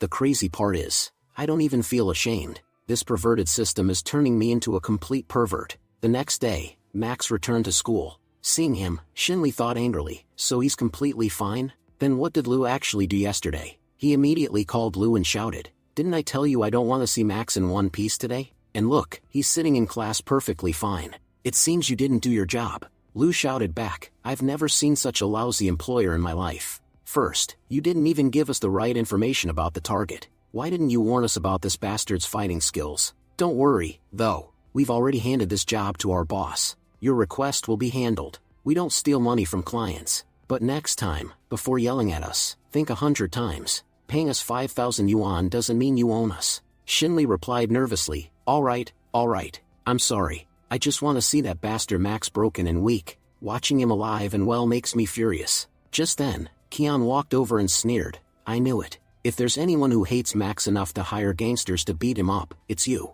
Shinli snapped, "What nonsense are you talking about? I didn't do anything like that." Kian smirked, "Don't play innocent with me. I'm Boss Liang's girlfriend. I heard Lou telling him everything with my own ears. And truth be told, I also want to see that bastard Max beaten up. That's why I deliberately provoked Liang to make sure he'd deal with Max brutally. Don't worry, this time, Max won't escape." Meanwhile, Zia and her friend were heading out for lunch. Max asked, "Zia, where are you going?" She smiled, "I'm going to lunch. Want to come along?" Max replied, "No, I have something else to do." As they left, Zia's friend whispered, "Wow, isn't Max looking more handsome than usual? I never realized he's actually the most handsome guy in our class. He's so gentle and kind, it's hard to believe he comes from a gangster family." Zia blushed slightly and thought, "Why didn't I notice Max has become even more handsome?" Her friend teased, "That's because you stare at him all the time. You're so obsessed you don't even notice how much he's changed. Everyone in class knows you like him." Embarrassed, Zia muttered, "Stop saying nonsense. We're just good friends, that's all." Later that day, when school was over, Liang's men were already waiting in an alley outside. One of them whispered, "Brother San, boss said if we can't catch Max, we should grab his girlfriend instead. And look, there she is, Zia. She's all alone. This is the perfect chance." Moments later, Zia's friend came running to Max in a panic. Max asked, "What happened? Wei, why do you look so scared? And where's Zia? Weren't you two going home together?" She cried out, "Some thugs kidnapped Zia. No one else was around, so we couldn't even call for help." Hearing this, Max sprinted out of the school, but by the time he reached outside, Zia was already gone. Just then, his phone rang. It was Liang. Liang sneered over the call, "Max D. Roger, if you want your girlfriend back, come to the place behind the hill. If you arrive in time, you might save her. But if you don't, by tomorrow, she'll belong to me. Tonight, I'll treat her so well that she'll forget you completely." Max roared, "Who the hell are you? Why did you capture Zia?" Liang laughed, "If you want answers, hurry to the forest behind the hill." Max clenched his fists and thought, "This is obviously a trap. But if I call the police, they might hurt Zia immediately. I know it's dangerous, but for Zia, I have to take this risk." Soon, Max arrived at the forest. He shouted, "I came here alone, just like you wanted. Now let her go." Liang laughed mockingly, "You know, it took you 15 minutes to get here. And in those 15 minutes, I changed my mind. Now, I'll beat you up first, and then have fun with your girlfriend right in front of you. Do you know how much I'll enjoy that?" Max saw that these were the same guys he had beaten the day before, but this time there were even more of them. He thought, "I can't hold back at all today." Zia's life is on the line. And with that, Max launched into the fight. Leon smirked. Max D. Roger, you really are skilled. Fighting 10 men at once, even without martial arts training, that's impressive. While striking them down, Max thought, if Grandpa hadn't held me back all these years, I'd show you what true martial power really is. Suddenly, Lou attacked Max's leg from behind, and a bald thug smashed into his chest, knocking him to the ground. Leon sneered, so this is all you've got? Fine, your punishment is done. Now it's your girlfriend's turn. As he said this, he threw a brutal punch at Max. The system chimed. Host, would you like to double your strength for 10 minutes by spending 4 energy points? Max shouted. Damn it, system. I've been taking hits all this time and you didn't tell me earlier? Fine, better late than never. Now I'll show them what true power is. Just then, one thug charged at him with a bat. Max countered with a single punch, shattering the man's bones instantly. Grabbing the bat, Max sneered. Let's say this bat is you guys. And now, just like this bat, I'm going to break all of you. He snapped the bat in half with ease and roared, if your mother's fed you Fairlife milk, then come at me and fight. Seeing Max's overwhelming strength, fear spread across the gangsters' faces. But still, gathering courage, Lou and the bald guy stepped forward to attack. However, with just a single punch each, Max knocked them both out. Terrified, Leon said, what kind of monster strength is this? I've seen many powerful people before, but just by standing here, he's making it hard for me to even breathe. His energy feels so dense, it's suffocating me. Running away, Leon shouted, I have no interest in fighting a monster like you. Anyway, I'm an orphan, that's why I never drank Fairlife milk. Chasing him, Max said, after what you did to Zia, you think you can just run away? Leon quickly jumped into his car and tried to ram Max with it. He yelled, no matter how strong you are, you can't stop a car. But with just one strike, Max ripped open the car's trunk. Pulling Leon out, Max demanded, where's Zia? Terrified, Leon confessed, she's in the trunk. Max rushed to Zia, pulled her out of the car, and said, I'm so sorry you had to suffer because of this. At that moment, the system's voice echoed, Host, your 4 minutes are over. Max turned to Zia and said, please, go home. It's important I finish this properly, otherwise, they'll just come after you again. They might have run, but they haven't gone far, Zia pleaded. Max, please don't go. Max sighed, alright, I'll take you back to school first. Once you've fixed your clothes, you should go home safely. When they returned to school, Max told Zia, make sure to go home with your friends. It's too dangerous to go alone. Meanwhile, Wei Wei had already called Zia's other friends to the school. Relieved, they said, thank goodness Zia is safe. Hurry up and get back to class before the teacher sees us. Just then, Teacher Sun approached and said, stop right there, kids, why are you standing so close together? He frowned, then added, at first, I thought you were just normal students, but you're Max, the genius of our school, and Zia, who always tops her class. I can't punish such brilliant students, but why are you two so close? Suddenly, he shouted, don't you know relationships are not allowed in school? Coming to such a good school doesn't mean you can behave like this. Max quickly explained, Teacher Sun, you misunderstand. I'm holding Zia because she's hurt. Teacher Sun asked in shock, Zia is injured? Take her to the medical room immediately. Carrying her in his arms, Max said, she can't walk right now, so I'll have to carry her. Teacher Sun looked suspicious, is she really injured? Or are you just fooling me? Without wasting time, Max rushed Zia to the medical room. Teacher Sun then turned to the other girls and said, school ended over 4 hours ago.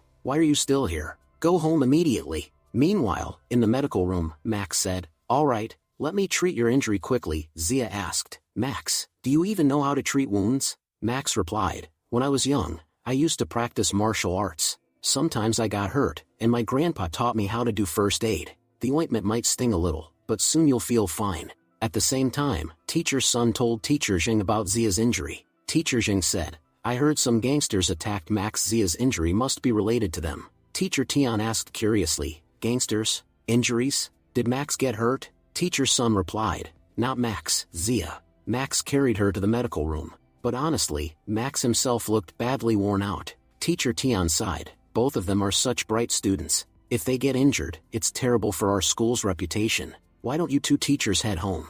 It's late. My house is empty anyway, so I'll stay back and send these 2 kids home before I leave. The other teachers thanked her, relieved they didn't have to stay longer. When Miss Tian reached outside the medical room, she heard strange sounds from inside. Zia's voice cried out, Max, it hurts so much. Max replied, just hold on for 2 more seconds, I'm almost done. Blushing, Miss Tian rushed inside, only to see Max applying ointment to Zia's wound. She sighed in relief, realizing it wasn't what she had feared. Smiling teasingly, she asked, Max, what did you do to cause Zia's injury? Max protested, she's the one who got hurt, and yet you're blaming me? Miss Tian said firmly, stand up. I know Zia's injury is because of you, and I also know you're actually more injured than she is. Lifting Max's shirt, she revealed his bruises and said, see, you're the one who's badly hurt. Sit down right now. I'll treat you. Zia thought to herself, why do I feel so jealous seeing Miss Tian care for him? After applying the ointment, Miss Tian said, stand up. I need to check your leg too. But when she looked up, she realized Max had already fallen asleep. Miss Tian said, he must have been really exhausted. That's why he fell asleep sitting there. When Max finally opened his eyes, he realized it was already midnight. On his way home, he thought, I guess I was too tired, that's why I dozed off like that. Just then, he noticed Sarah walking along the same road. Approaching her, Max asked, does your TV station end this late? Sarah smirked, but your school ended hours ago. Why are you still in your school uniform? Max glanced at her outfit and teased, and where are you going, all dressed up like that? Sarah smiled playfully, is it just the dress that's amazing, or do I look good too? Blushing, Max muttered, honestly, you'd look amazing even without clothes. Sarah laughed, alright, you should go home. I'm going to a party with my friend. Max asked suspiciously, this friend of yours, is it a guy or a girl? Sarah teased, why? If it's a guy, will our little Max get jealous? Max shook his head, it's not like that, but in those clothes, anyone would fall for you. Sarah smiled, well, my friend is about to arrive. You can see for yourself whether it's a boy or girl. Soon, a luxury car stopped in front of them. Shocked, Max muttered, wow, I never imagined my neighbor's friends would be this rich. The car door opened, and a girl stepped out, apologizing, sorry for being late. Sarah, relieved, Max whispered, so, it's a girl. Sarah's friend glanced at Max and asked, Sarah, who's this? Sarah introduced him, this is my neighbor, Max D. Roger. Max asked curiously, where are you two heading this late at night? Sarah's friend teased, looks like little Max is worried about two older girls going out. If that's the case, why don't you join us? I'll show you what the life of the rich looks like. Max thought, it's not safe for them to go out alone at this hour. Anyway, I already told my family I'd be late, so I can tag along with Sarah. With that, he agreed and got into the car. Sarah's friend grinned, better buckle up, kid. The speed's about to get crazy. She slammed the accelerator, and soon they arrived at their destination. Laughing, she said, the car's been parked for a while now, and you're still sitting inside. Guess you're not used to high speeds. When Max stepped out, he saw the parking lot filled with luxury cars. He asked Sarah, what place is this? Sarah pointed ahead, see that guy? He's one of the richest men in the city, Chen Chutian. He loves racing and is a professional racer. That's why he's invited all the other rich elites here tonight for a race. And since my friend Lenzia is wealthy, I got invited too. Normally, reporters aren't allowed in this racing club, but thanks to Lenzia, I got permission to come and interview everyone. This is going to be an exclusive story. As they approached, Chen Chutian greeted, Miss Lenzia, your presence has truly honored my racing club. Lenzia replied, looks like you've prepared quite well for tonight's race. Chen smirked, and who's this lovely lady with you? Lenzia introduced sharply, I told you before, this is my friend Sarah. She's a reporter here to interview people. And listen, you're a cheap, disgusting man. Don't try your nonsense in front of my friend, or I won't spare you. Ignoring her warning, Chen looked at Sarah and said, a reporter's salary is about 10,000 yuan a month, right? I'll pay you 30,000 yuan for just one night. Interested? Before Sarah could react, Max grabbed Chen's hand and said coldly, keep your filthy hands to yourself. If you try to touch her again, I don't care if you're rich or poor, I'll smash you right here. And your bodyguards won't be able to save you. Chen glared, who the hell brought this brat here? Sarah quickly said, Mr. Chen, please. He's with me. Chen snapped, because you've offended me, you're no longer welcome in my competition. Lenzia cut in angrily, stop this nonsense, Chen. Why are you creating drama now? Chen smirked, if you ask me, I'll let them stay. After all, you're my fiancé. Your father has already accepted me as his son-in-law. Shouting, Lenzia said, my father might have accepted you, but I never did. And who would ever like a cheap man like you? Chen sneered, no matter how much you refuse, I won't give up on you. Besides, you don't even have a boyfriend. So how can you reject me? Lenzia thought bitterly, if only I had a boyfriend, I could easily shut him down. Then, determined, she said, who told you I don't have a boyfriend? I do, and he's younger and far more handsome than you. She grabbed Max's arm and declared, see, this is my boyfriend. Chen laughed mockingly, your dad would never accept a poor guy like him as your fiancé. and I know your standards aren't this low. Grabbing some random boy and calling him your boyfriend, do you really think I'll believe it? Without hesitation, Lenzia pulled Max close and kissed him on the cheeks. Both Chen and Sarah's eyes widened in shock. Lenzia whispers in Max's ear, "Act with me. In return, I'll give you a lot of money." Just then, the system announces, "Host, you've earned 30 energy points for this case." While acting, Max says, "Yes, I'm Lenzia's secret boyfriend, Max D. Roger. I've been her boyfriend since the days I used pencils while she used pens. We've been dating for years, but we never let anyone find out." Crying, Chutian says, "If your boyfriend were some rich, handsome guy, I would have accepted defeat. But why did you choose this poor man? If it's about looks, I'm even ready to get plastic surgery for you." Lenzia replies, "I like young men. Even though you're my age, you look 10 years older. You can change your face with surgery, but you can't reverse your age. That's why you don't stand a chance." To make everyone believe further, Lenzia kisses Max again. The system says, "Host, you've earned 100 points for this kiss." Max thinks, what does this girl really want? If it weren't for these points, I'd never agree. Crying, Chutian says, "You've shattered my heart into 1,000 pieces. I admit, this guy is better than me in both age and looks, but I won't recognize him as worthy until he beats me in a race." Max replies, "Any chick could beat you in a race. Even if I were asleep, I'd still defeat you." Handing Max the keys, Lenzia says, "Show him who the real Formula 1 racer is." Sarah says, "You never told me you two were dating." They reply, "Oh, we were just acting. We only wanted to fool that guy." Smiling, Sarah says, "Really? Is that so?" Lenzia urges, "Max, show them how amazing you are." Max reassures her, "Don't worry, you've trusted the right person." Then Max suddenly remembers, he's too young, has no license, and doesn't even know how to drive. As the race is about to begin, everyone sees Max's car isn't starting. Lenzia asks, "What is Max doing? Why hasn't he started the car yet?" The countdown is about to end. 3, 2, 1, and the race begins. But Max is still fumbling, thinking, which button starts the car? Chutian speeds ahead. People shout, "Why isn't racer number 2 moving? Is he so confident that he's trying to provoke the opponent?" Max mutters, "No, I'm not provoking anyone. I just can't start the damn car." That scoundrel had bet that the loser must give the winner 20,000 yuan.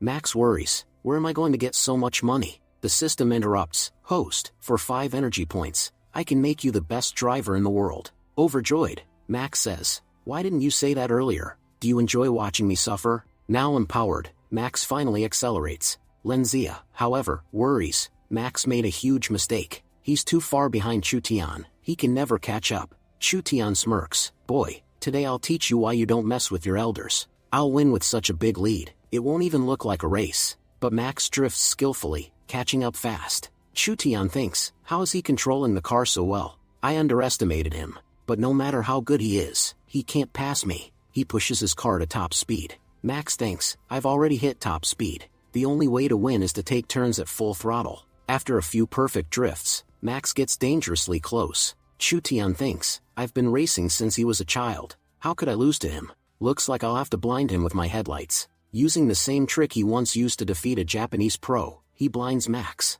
For a moment, Max sees nothing, but guided by the system's instructions, he takes the turn flawlessly and overtakes Chutian. Panicking, Chutian exclaims, he's driving this well even with his eyes closed. Max praises, "System, you're incredible." Max wins the race. Sarah runs to him and says, I was so scared at first when you couldn't even start the car. I thought you didn't know how to drive. Meanwhile, Chutian glares angrily at Max, humiliated in front of the whole city. Lenzia says, according to the rules, hand over the 20,000 yuan. Reluctantly, Chutian gives Max 20,000 yuan. Max thinks, this is the first time in my life I've seen so much money at once. The world of the rich is truly different, they give away such amounts as if it's nothing.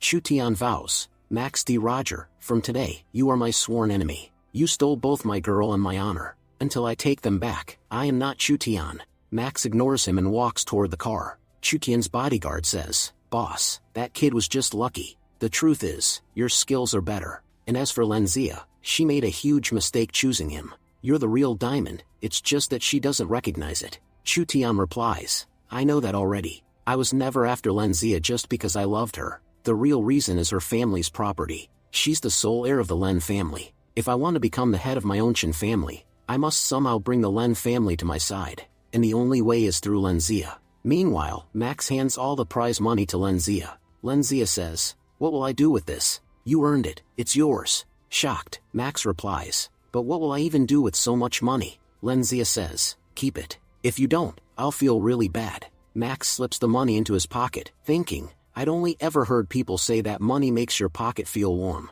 But today I realize, it doesn't just make it warm, it makes it heavy too. Then Lenzia says, "Max, how about you drop off both of us beautiful girls at home?" Max thinks, I only had driving skills for about 30 minutes. Now I've already forgotten it. I can't waste even 5 points on something useless. So he says, "I don't have a license, and your car is an expensive luxury model. If someone without a license drives it, the fine you'll get will be just as huge." Sarah adds, "Yes, Lenzia, we're really tired. Max hasn't even gone home yet. We should leave now." Lenzia agrees, "Alright then, but next time you come to see me, make sure you bring Max along." She drops them near their building. Max thinks, because of Sarah, I've gained a lot today, but I've noticed, since we came back, she hasn't spoken to me. Did something happen? He says, "Sarah, I earned so much money today thanks to you. Would you like to go out for dinner with me?" Sarah replies, "I'm really exhausted. I just want to go home. Besides, you should use that money to treat your friends, people your own age."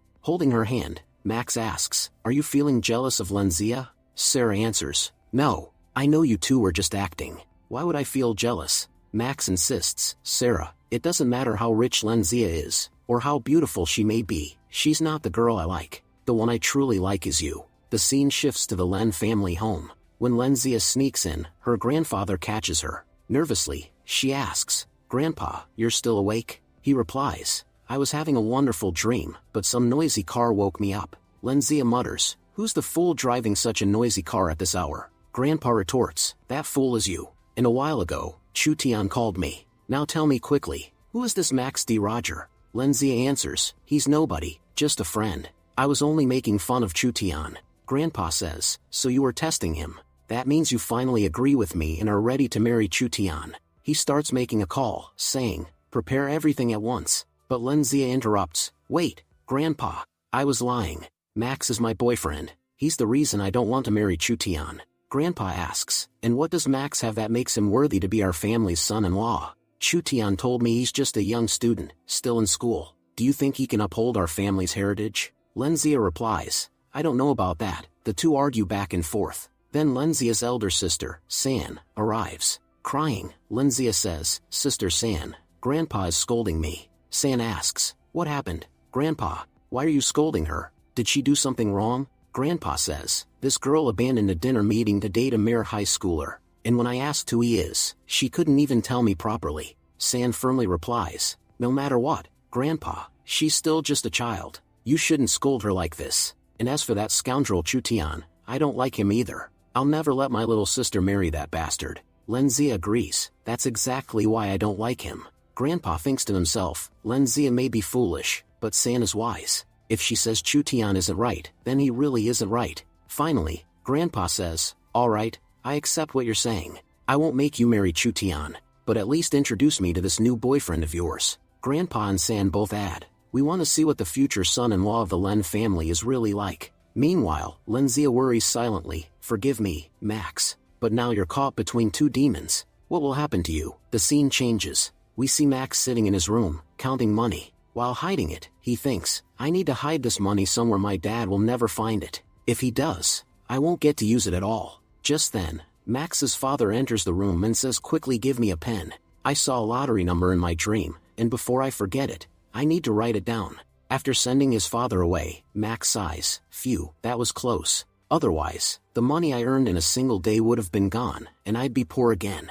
Later, Max goes to the bank to open an account. Suddenly, his phone rings. It's Lenzia.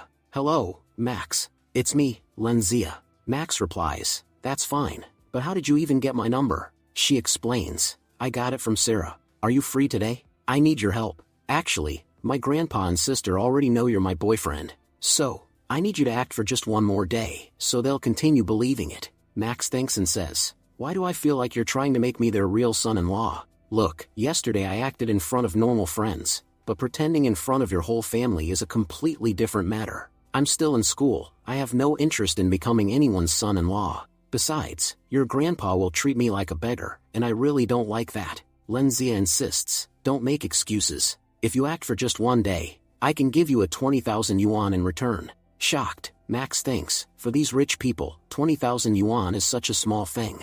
My dad would have to take a loan just for one. My dignity tells me I shouldn't cheat anyone by acting, but because I'm poor, I have no choice but to bow down to money. This system wants to turn me into a fraud, and my bad luck keeps making me greedy. I'm getting trapped by these people. Finally, he says, Lenzia, it's not about money. You seem like a good person. That's why I'll act for you.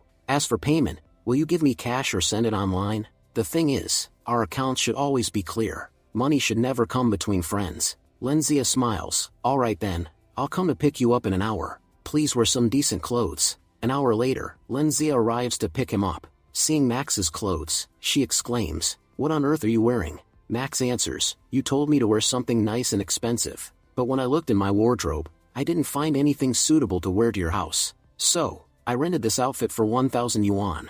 Lenzia shakes her head. You rented this? I have to say, Max, you look like a New Year firecracker. That yellow shiny jacket is so bright it hurts my eyes. My grandpa is really old. If he sees you wearing this, he might drop dead on the spot. Worse, he might start doubting my choices. So, I'll buy you something else to wear." Max frowns. "Are you making fun of me? Why do I feel like you don't actually like my yellow jacket?" Lenzia replies, "Why yellow? If you'd worn dark pink, you would have looked much better." The scene shifts. They arrive at a mall. Lenzia says, "I'll go park the car. In the meantime, you go inside. Listen, this mall has two sections, casual wear and high-end clothing. You go straight to the high-end section. And please, don't buy anything based on your own choice. If you like anything in red or yellow, ask the staff first. They'll help you pick something better." Following her advice, Max enters the store. A salesgirl approaches him and asks, "What kind of clothes are you looking for?" Max replies, "I'm going to meet my girlfriend's family, so I need something really impressive." The salesgirl, instead of taking him to the high-end section, brings him to the casual area. Showing him some outfits, she says, "These kinds of clothes are usually liked by girls' families. I can guarantee your girlfriend's family will be happy if you wear this." Max says, "My girlfriend's family is actually rich. They won't like these kinds of clothes. I need high-end ones." The salesgirl frowns and says, "Even if your girlfriend's family is rich, you look very poor. Just looking at your face, I doubt you could even afford these casual clothes. So, I have no interest in wasting time with you in the high-end department. Customers like you are always a problem. Even when we staff members try to treat you well, you make it impossible. I showed you many nice suits within your budget, things you could actually afford, but you acted in such a way that now I have to talk about your real status. Either you walk out of the store yourself, or I'll have you thrown out. Do you really think someone in a cheap yellow jacket like you can buy clothes here?" Max said, "What do you mean these clothes are beyond my status? Are you underestimating me?" The salesgirl replied, "I'm not underestimating you, I'm just showing you reality. What's the point of looking at clothes you couldn't afford even in 4 lifetimes? It's better if you just leave quietly." Max shot back, "With staff this rude, who would even want to buy clothes here? Where's your manager? Who's the fool that hired people like you? Call him here. I want to see how you still have the guts to talk like this after that." Just then, an older woman walked in and said, "Jiao Yan, looks like another poor man is causing trouble here. Why do you even waste time on these beggars? Just throw them out." The salesgirl Jiao Yan replied, "Mrs. Qin, please don't bother with them. Come, I'll show you the new collection. This time, the high-end department has some amazing outfits." Hearing this, Max thought, after all this humiliation, there's no way I'm leaving empty-handed. I have 20,000 yuan. With that, I can buy new clothes and show them my real worth. Today, she dared to mock my status. I'll prove her wrong. Determined, he followed them into the high-end section. Mrs. Qin glanced back nervously and whispered, "Jiao Yan, why is this poor guy following us? Don't tell me he's attracted to my amazing figure. That must be why he's trailing us. Honestly, I'm scared of him." Jiao Yan laughed and said, "It's not his fault, you're such a beauty. If a beauty like you walks on the streets, crowds would follow you. So of course, it's natural for random men like him to trail behind." Mrs. Qin smirked, "You're absolutely right." They entered the store. The salesgirl showed Mrs. Qin a suit and said, "This will definitely look stunning on your husband." Max grabbed the suit and said, "I'd like to see this one too." Mrs. Qin shrieked, "You dirty poor man. How dare you touch my husband's suit? You'll contaminate it." Max glared at her, "Lady, stay in your limits before I break your teeth. I'm taking this suit because I like it, and I plan to buy it myself." Mrs. Qin burst out laughing, "This is the funniest joke of the year. How could someone as poor as you afford what my husband wears? Do you even know the price?" Max looked at the tag and froze in shock. 1 lakh yuan? I thought my few thousand made me rich. What, is this suit embroidered with diamonds? He thought to himself, seriously, the rich are fools. Spending this much money on a piece of clothing. Mrs. Kin was about to insult him again when suddenly, Lenzia appeared. Pig-faced woman, how dare you speak to my boyfriend like that? A pathetic creature like you dares to insult him? Seeing her, Mrs. Kin almost fainted. You're Miss Lenzia from the Len family? Lenzia smirked. Correct. And your husband manages accounts for our family, doesn't he? That's the problem with people like you. Give you a little money, and you think you're floating in the air. You've earned so much from my family, and now you dare to call my boyfriend poor? If he's poor, then by that logic, I must be poor too. Go ahead, insult me as well. Just now your tongue was sharp like scissors. Terrified, Mrs. Kin stammered, forgive me, young Mississippi. I didn't know he was your boyfriend. I would never have spoken that way otherwise. Lenzia picked up the suit. This suit costs just 1 lakh, right? You were mocking him over it? Fine. She spat on the suit and said, now your husband will wear the suit, and if you value his job, don't you dare clean it. From now on, whenever there's an important meeting or event, he'll wear this exact suit, so both of you always remember your true status. Mrs. Kin bowed her head, trembling, please, young miss, forgive me. I'll never behave like this again. Turning to the salesgirl, Lenzia said coldly, and now it's your turn. You're fired. From today, you don't need to work here anymore. Keeping trash like you only brings the company down. The salesgirl panicked. Please, Miss Lenzia, forgive me. I didn't know he was your boyfriend. If I had, I'd never have behaved this way. Who in their right mind would dare offend the company? Max, stunned, thought to himself, so this store, where suits cost 100,000 yuan, it belongs to Lenzia. Now I finally understand where the rich get their endless money from. Smiling, Lenzia said to Max, come, I'll help you pick something. And remember, today I saved your dignity. So when you meet my family, you'd better perform just as well. The scene shifts. We see San talking to her secretary. Today we have a very important meeting. Inform our supervisor to arrive on time. We need to discuss the new construction site design. Just then, her phone rang.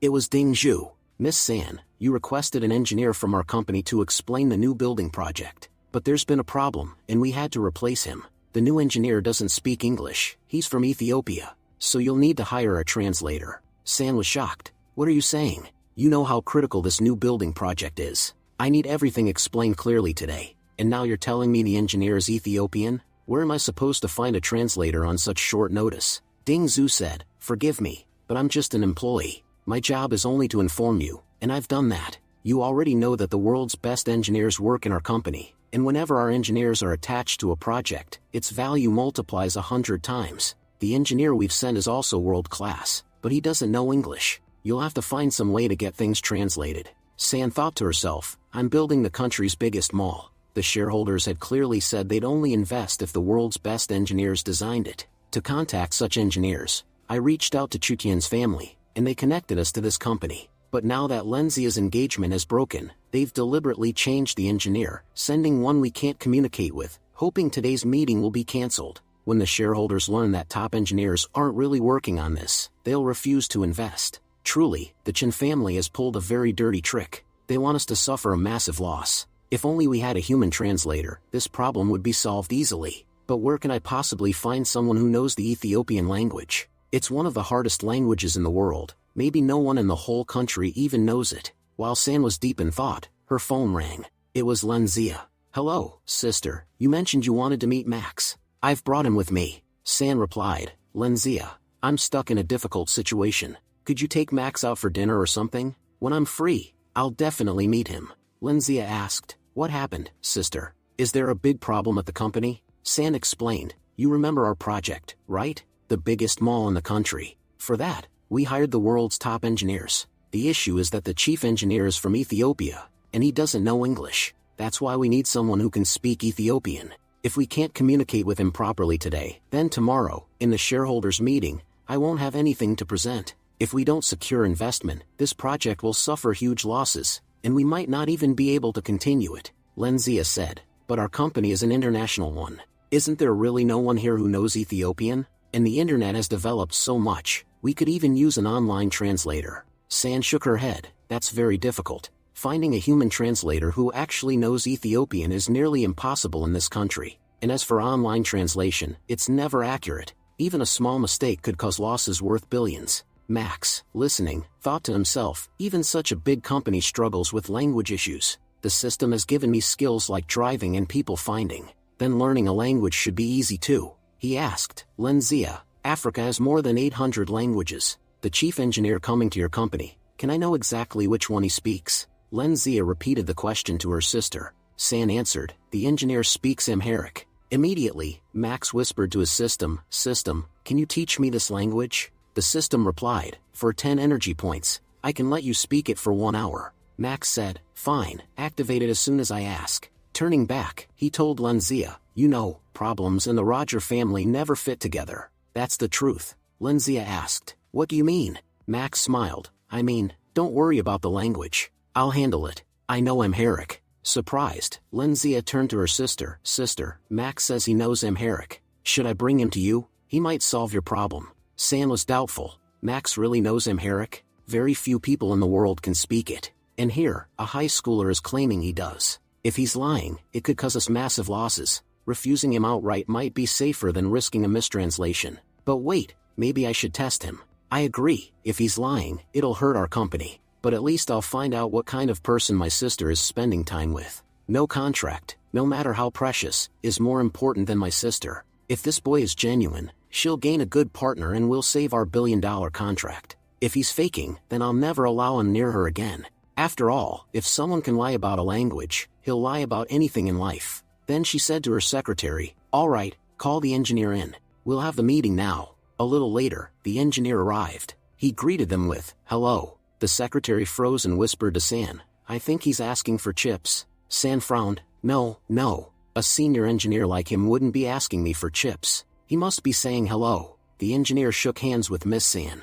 Just then, Lenzia and Max entered the office. Lenzia said, this is your human translator, Max D. Roger. He's here. The engineer looked at Lenzia and snapped, you doggo. Lenzia thought, how dare he call me a dog? If he just insulted me in his language, I can answer him with 10 insults in mine. Then she turned to Max and said, you speak Amharic, right? That man just called me a dog. Quickly tell me what he meant. If he called me a dog, I'll call him a black buffalo in return. Max replied, no, don't say anything yet. Wait 1 second while I activate my language module. After activating it, Max began speaking to the man. San was amazed. Can Max really talk to him? Does he actually know that language? Lenzia asked Max, what did he mean by calling me a dog? Can I insult him back? Max answered, no, when he said doggo he actually meant that you were very beautiful. He was paying you a compliment. Lenzia said, oh, so that's what it meant? Well then, you're a big dog yourself. San said, okay, enough small talk.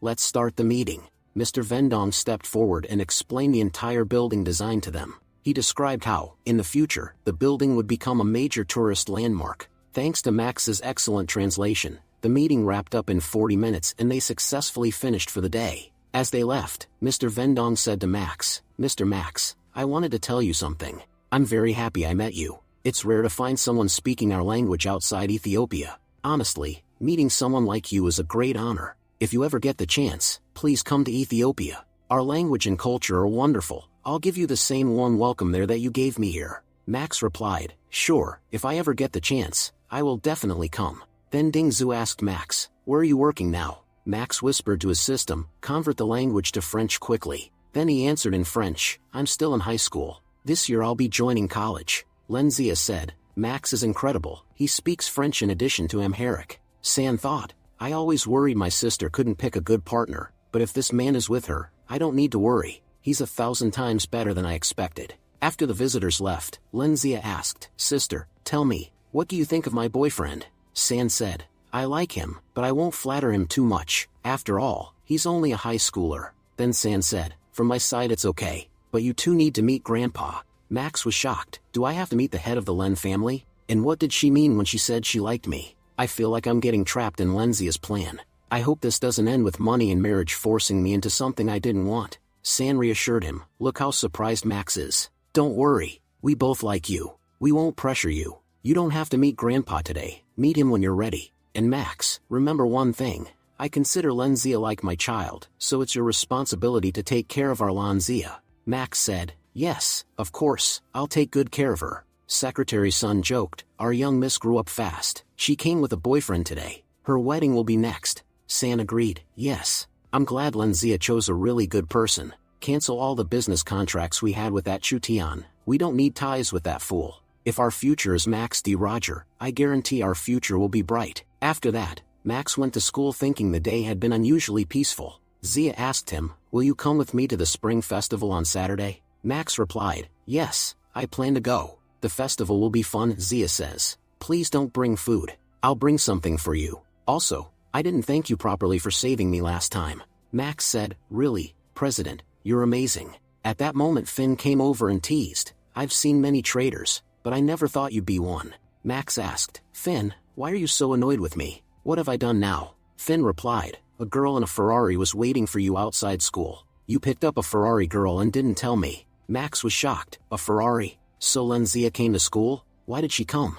I told her not to. Finn said, you charmed such a rich girl and didn't even think to tell me. Maybe she had an assistant. Introduce me to her. Zia, annoyed, added, she's a rich girl. She's dating Max. She likes him so much she came to school for him. Max thought, Zia is a treasure trove of energy points for me. If she gets angry, I'll never get energy points from her. I'll have to calm her down, Max explained. I'm not actually dating Lenzia. Her grandfather's heart is weak and he thinks I'm her boyfriend. If he finds out we broke up or I'm not with her, he might have a heart attack. So, to save one life, I'm pretending to be her boyfriend. Zia says, but why does her grandpa think you're her boyfriend? You must have done something. Max replies, no, it's actually a very long story. Just then, Max's phone rings. He thinks, I hope this isn't Lenzia's call. But it was Lenzia. She says, Max, why aren't you replying to my messages? Come on, let's go out. Tonight I'll take you to eat the best food in the city. Max answers, no, I really need to study tonight. And anyway, did you forget? We're just a fake couple. Why should we even spend time together? Lenzia responds, look, I know your grades are excellent. Missing one night of study won't affect you, but you don't understand how dangerous my family can be. If you don't spend time with me, they'll definitely start suspecting us. Once I convince them, I won't bother you anymore. Max thinks, when will her family's suspicion ever end? I don't even know what to call this whole act anymore. I really need to come up with a perfect excuse somehow. At that moment, Teacher Tian arrives and says to Finn, didn't you tell me you could fix my computer? I was on my way home. Can you repair it for me? Max quickly interrupts, Miss Tian, I'll help you. I'm really good at fixing and cleaning computers. He then turns to Lenzia and says, I need to help my teacher, so I can't come with you. He hangs up the call. Teacher Tian asks, Max, do you really know how to fix computers? Max replies, yes, I used to work at a computer shop as an assistant, so I know how to handle these things. Smirking, Finn says, look at this kid, he's already caught the attention of a rich girl, the campus beauty, and now even a teacher. He won't leave anyone alone. Max snaps back, Finn, stop your nonsense. I respect the teacher. Teacher Tian says, if there are two people helping, the work will be much easier. Later, they arrive at Teacher Tian's home. Finn comments, this is the first time I've been inside a young lady's home. It's beautiful, and it smells so nice in here. Max feels embarrassed standing next to Finn, thinking, it's a good thing that my ChatGPT system isn't with Finn, otherwise, this idiot would have caused chaos across the whole city by now. Teacher Tian says, you two probably haven't had dinner yet. Should I order something? Max replies, no need, teacher. We'll finish the work quickly. Besides, we ate a heavy lunch today. Looking at the screen, Finn says, the whole display has turned blue. At first, I thought the system had crashed, but now it looks like the motherboard is the problem. Meanwhile, Max notices some clothes lying on the side and thinks, these are the same clothes the girl I kissed that day was wearing. That means, Miss Tian is that girl. My suspicion was right all along. Just then, Miss Tian comes back with tea. Max thinks, she's been pretending like nothing ever happened since that day. Standing up, Max says, Miss Tian, I need to ask you something. Finn interrupts, what is it? Tell us quickly. Max replies, mind your own work, Finn.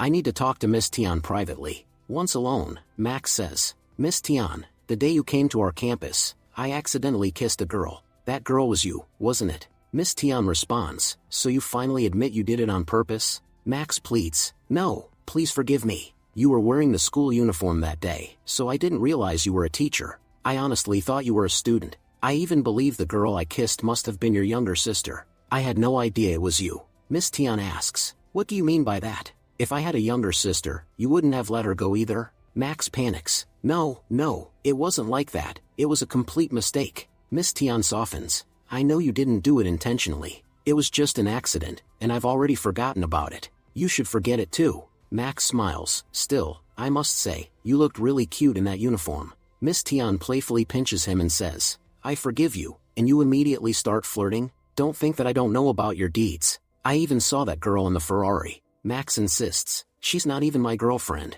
Later, Max and Finn return to school. Finn says, I secretly overheard your conversation with the teacher. You rascal, you're not just after a rich girl and the campus beauty, but even a teacher? And you kissed her too without telling me. Max replies, you've been hitting me all the way back from Miss Tian's house, and now you expect me to tell you everything? Just then, as they enter the classroom, they're shocked to see Lenzia waiting there. Lenzia says, finally, you came back. Since you didn't come to me, I had no choice but to come to you. I'm sure you're very happy to see me. Surprised, Max says, Lenzia, what are you doing at my school? Without answering, Lenzia steps forward, takes a selfie with Max, and immediately posts it with a flashy caption. Lenzia says, on Saturday, there's a fashion festival. You don't need to study on the weekend. Come with me to the festival. Zia walked over just in time and said firmly, but Max is already going with me to the spring festival. Lenzia, unfazed, smiled sweetly. Ah, you must be class president Zia, right? You're so cute. No wonder those gangsters tried to kidnap you. Well, if you two are going to the festival, then that's fine. I'll come along too. Surely our dear Zia won't mind. Zia hesitated but finally nodded. I don't mind, Lenzia replied. Perfect, then I'll join you this weekend. Oh, and Max, since you don't like driving my Ferrari, I'm buying a cheaper car just for you. From now on, no more showing off. Max sighed inwardly. A Ferrari replaced with a cheap car worth millions? That's still showing off. Your grandpa might not be watching all this, but the people who are, they won't let me leave here alive. Even your cheap car probably costs millions. Lenzia only laughed, waving goodbye. Alright then, I'll see you on the weekend. The next morning, Max noticed Zia avoiding him. She hasn't spoken to me since yesterday. She must really be upset about Lenzia showing up. Trying to break the silence, he asked, Zia, should we buy strawberries for cooking at the spring festival? Zia replied curtly, if you want, go ahead. These days you do whatever you like anyway. Max winced. Was that sarcasm? Looks like she's still angry. But I can't distance myself from Lenzia either. I need those energy points. Finn strolled up, grinning. So it's true, guys lose their minds over girls. My cheerful buddy has turned into a gloomy statue. Forget it, man. Drop the girl drama. Max muttered. If I could, I would, but I haven't even done anything wrong. I don't even know what Zia and Lenzia have against each other. Finn chuckled. If two girls were fighting over me, I'd be the happiest guy alive. But look at you, it's like having pizza in one hand and a burger in the other, and still worrying about which to eat. Meanwhile, I've got nothing, and yet I'm happier than you. Max gave a tired smile. I wish I had your simple life. No drama, no pressure. Still, at least my hard work will get me into a good college. What about you? Which one are you picking? Finn shrugged. I'll find some specialist college. But what about you? Max smirked. Did you forget? I'm the district topper. I can get in anywhere I want. Finn scowled. So you're trying to humiliate me, whether it's colleges or girls. You've got options everywhere. Tell me the truth. Do you have some kind of system helping you? Otherwise, how did you go from last ranker to topper overnight? Max stiffened. System? He's too close to the truth. Aloud he said quickly, don't be ridiculous. There's no such thing. You just have to work hard. Finn shot back. Keep lying if you want, but I'll find out your secret. Spider bite, lightning strike, system, whatever, I'll figure out how you became so amazing. Max sighed inwardly. Even I don't know how I got this power. How could he possibly find out? Impossible. Before their conversation could continue, a commotion drew their attention. A crowd had gathered up ahead. Finn's eyes lit up. Looks like a fight. Let's go. I love watching street fights. Max thought in relief. Good, this will distract him from questioning me. As they pushed through the crowd, they saw a construction worker arguing with a man in a suit. We're building this road for the government, that's why these bricks are here. The suited man snapped. If bricks are piled near the casino, it looks terrible. Move them immediately. The worker shot back. This is government property, not your father's. No matter what you do, these bricks aren't moving. The man smirked. Last warning. Move them, or you'll regret it. The worker crossed his arms. Do whatever you want. I'm not moving anything. The man squared his shoulders. You don't know who you're dealing with. I'm a black belt in Kung Fu. I may look skinny, but when I strike, men don't just fall, they fly. Finn, thrilled, shouted, prove it. With that body, no one will believe you know martial arts. Max groaned. Finn, you're just adding fuel to the fire. But the casino owner, now fired up, charged forward and threw a punch. To everyone's shock, the worker didn't even flinch. Instead, the owner cried out in pain, clutching his hand. The crowd laughed. Finn burst out, "See? He was bluffing." Threw a punch and hurt himself. Max, however, watched carefully. No, this worker isn't ordinary. He definitely knows martial arts. And this fight is about to get serious. Casino owner, he says, "Even if my hand doesn't work, this brick will definitely work." But just before he can strike, the construction worker's elder brother arrives and beats up the casino owner. The elder brother shouts, "Since we left the village, no one has ever dared to trouble my brother. Back there, we had a master who beat us so hard that we became tougher than iron. But ever since we left him, no one has had the courage to mess with us. And you, fool, you dare to lay a hand on my brother?" The casino owner, panting angrily, replies, "I don't care who you are, but you cannot create trouble in my casino." He signals his guards, and a group of them rush outside. Finn mutters, "Looks like this is turning into a real fight." Max replies sarcastically, "Finn, your words really have power. You just said it, and look, it's happening. Now let's see how long Bolu and Dala can hold their ground." But soon, it becomes clear that Dalu and Bolu are struggling. Max think to myself, these brothers have decent martial arts skills, but fighting against so many people at once isn't easy. And these guards, they're no ordinary men, they look ruthless. I may have to step in. Max turns to Finn, "Call the police quickly." Then he walks forward and tells the casino owner, "Don't fight here. Someone could get badly hurt." The casino owner sneers, "And who are you to give me this nonsense?" In a flash, Max draws power from within, stomps the ground, and cracks it with a single kick. I said, there will be no fighting here. The display of power terrifies the guards, and they scatter. Max approaches the brothers. "Stand up," Dala says gratefully, "Thank you so much for helping us. Where did you learn such martial arts?" Max replies calmly, "I don't practice martial arts. I gave it up when I was just 8 years old. Anyway, I've already reported these men to the police. Don't worry, nothing will happen to you. Security cameras show that these men started the fight, so if the police come, they'll compensate you for your injuries." But at the mention of the police, both brothers grow pale. Dala pleads, "Please, don't call the police. I'm terrified of them." Max frowns and asks Bolu, "Why is your brother so afraid of the police?" Bolu begins to explain, "Years ago, back in our village, we trained under a master who made us strong. My brother later moved to the city to work as a bodyguard. To prove himself, he displayed his skills wherever he could. One day, he saw some criminals robbing a man and ran to stop them. He defeated them and returned the stolen goods, but just then, the police arrived. Instead of thanking him, they jailed him for 5 years. He wasn't even at fault. Since then, we left our village and came here, searching for work. And now, just hearing the word police terrifies him." Max listens carefully and reassures them, "You've already suffered too much. Don't worry, this city's police aren't that corrupt. If you've done good, they'll support you. If you've done wrong, then yes, you'll be punished. But the innocent don't suffer here as often." Later, Max takes them to the police station. Officer Wang greets him, "Max, what brings you here?" Max explains everything, the fight at the casino and how the guards beat up the two brothers. Officer Wang examines them and says, "They really are injured. Who exactly were these attackers?" Max replies, "They claim to be the casino owner's bodyguards, but they fled as soon as I stepped in." Soon after, Officer Wang raids the casino. The casino owner tries to defend himself, "We were only doing our job. Those workers were the ones who caused trouble." Officer Wang glares at him, "So because they were workers, you think you can beat them up? Looks like your underworld connections have made you arrogant enough to thrash anyone in public. Take him away, we'll interrogate him properly." As the police drag the owner into a vehicle, Finn whispers, "Max, we should head back to school. Lunch must be over, and everyone's probably looking for us." Max shakes his head, "The police need our help right now. And honestly, sitting in class isn't half as fun as this." A little later, Officer Wang informs them, "Everything is clear now. That casino owner was arrogant and corrupt, always hiring thugs to flaunt his power. But now that he's been punished, he won't try anything like this again.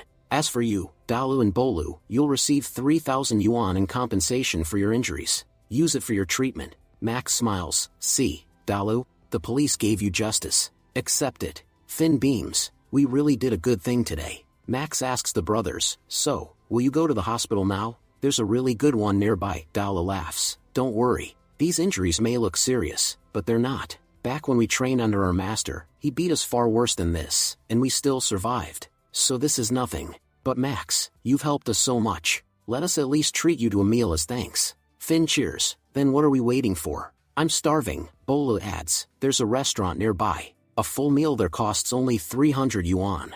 And we have 3,000. The four of us can easily eat to our heart's content. But Max stops them. No, don't waste this money. It's for your treatment. A treat isn't that important, Bola says. Because of you, our fear of the police is gone. Please, don't refuse this. Finn answers, yes, you're absolutely right. Spend all the money if you want. So what are we waiting for? Let's hurry to the restaurant. They walk into the restaurant. Finn says, I've never been to such a fancy place before. Max glances around and cautions, our clothes are a little too casual for this place. I hope we don't get into trouble because of how we're dressed. Just then, Linzia approaches. Max, I asked you to come to the same restaurant before, but you refused. Now I want to see what beauties you brought with you. Max replies, they aren't beauties, they're my friends. Linzia teasingly misreads the situation. Now I understand why you aren't interested in me. Your taste is different. You like a different kind of person. Max tries to defuse it. Linzia, you're misunderstanding. These are my friends, and they're martial artists.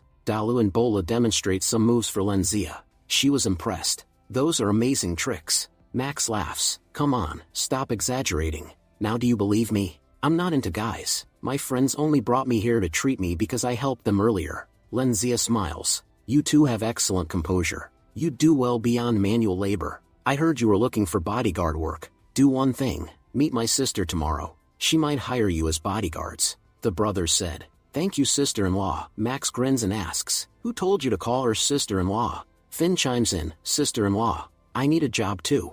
I'm not great at studies. I won't get into a top university, and without work I can't earn money. Your company is big. If I get even a small position there, my life would change. Linzia nods. All right, I'll speak to her. They arrive at Linzia's shopping mall. Jiao Yan greets them. Mr. Max, how did you end up here today? Jiao Yan will take good care of you. Max thinks to himself that Linzia seems kind. She didn't turn him away. He tells Jiao Yan, get my friends some ordinary clothes. But then Jiao Yan realizes these are Max's friends, and they certainly won't wear ordinary clothes. So she dresses them in high-end suits. Max protests. There was no need to buy 100,000 yuan suits. Some casual clothes would have been fine. Jiao Yan smiles. You'll be part of our Len family. Everything here will belong to you. Your friends will look high-end because of you. Then, Max arrives at the Len Corporation building and finds the automatic door won't open.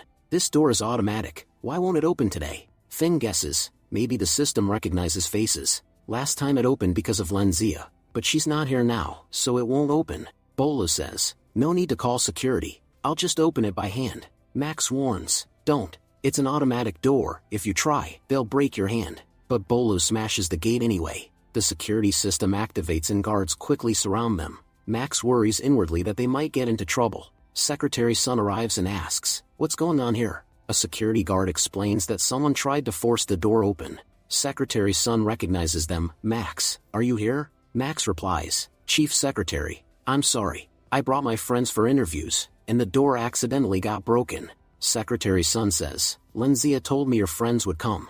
I'm shocked they could break an automatic door by hand. That requires tremendous strength. Come with me. I'll take you to Miss San.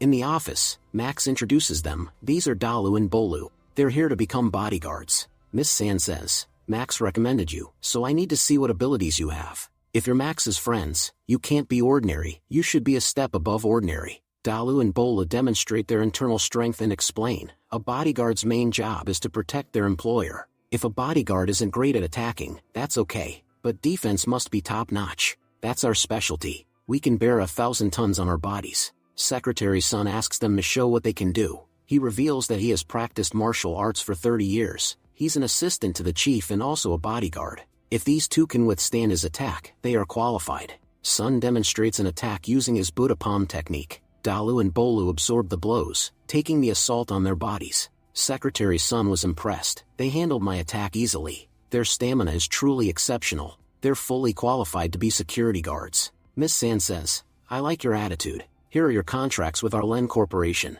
Bolu was stunned. Our 1-year salary is 100,000. Both brothers bow and say, thank you so much for supporting us. We would give our lives for you without a second thought. If ever a bullet is fired with your name on it, it will pass through Dalu and Bola first. Miss San said, you're talking as if I'm some underworld don. You don't need to play with bullets here. Your job is simply to work as ordinary security guards. Finn interrupts, President San, you gave them jobs. but you didn't give me one. San looks at him curiously. And who are you? Finn replies. Didn't Miss Lenzia tell you about me? San shakes her head. No, she only mentioned 2 strong-looking brothers, not a skinny, weak-looking boy like you. Finn protests. No, I look better than average. And besides, I'm Max's best friend. What's the point of him being the son-in-law of such a big company if you people can't even give me a job? San sighs. Fine, tell me, what qualifications do you have? Since you're Max's friend, I can at least give you a chance. Finn admits, honestly, I don't have any qualifications,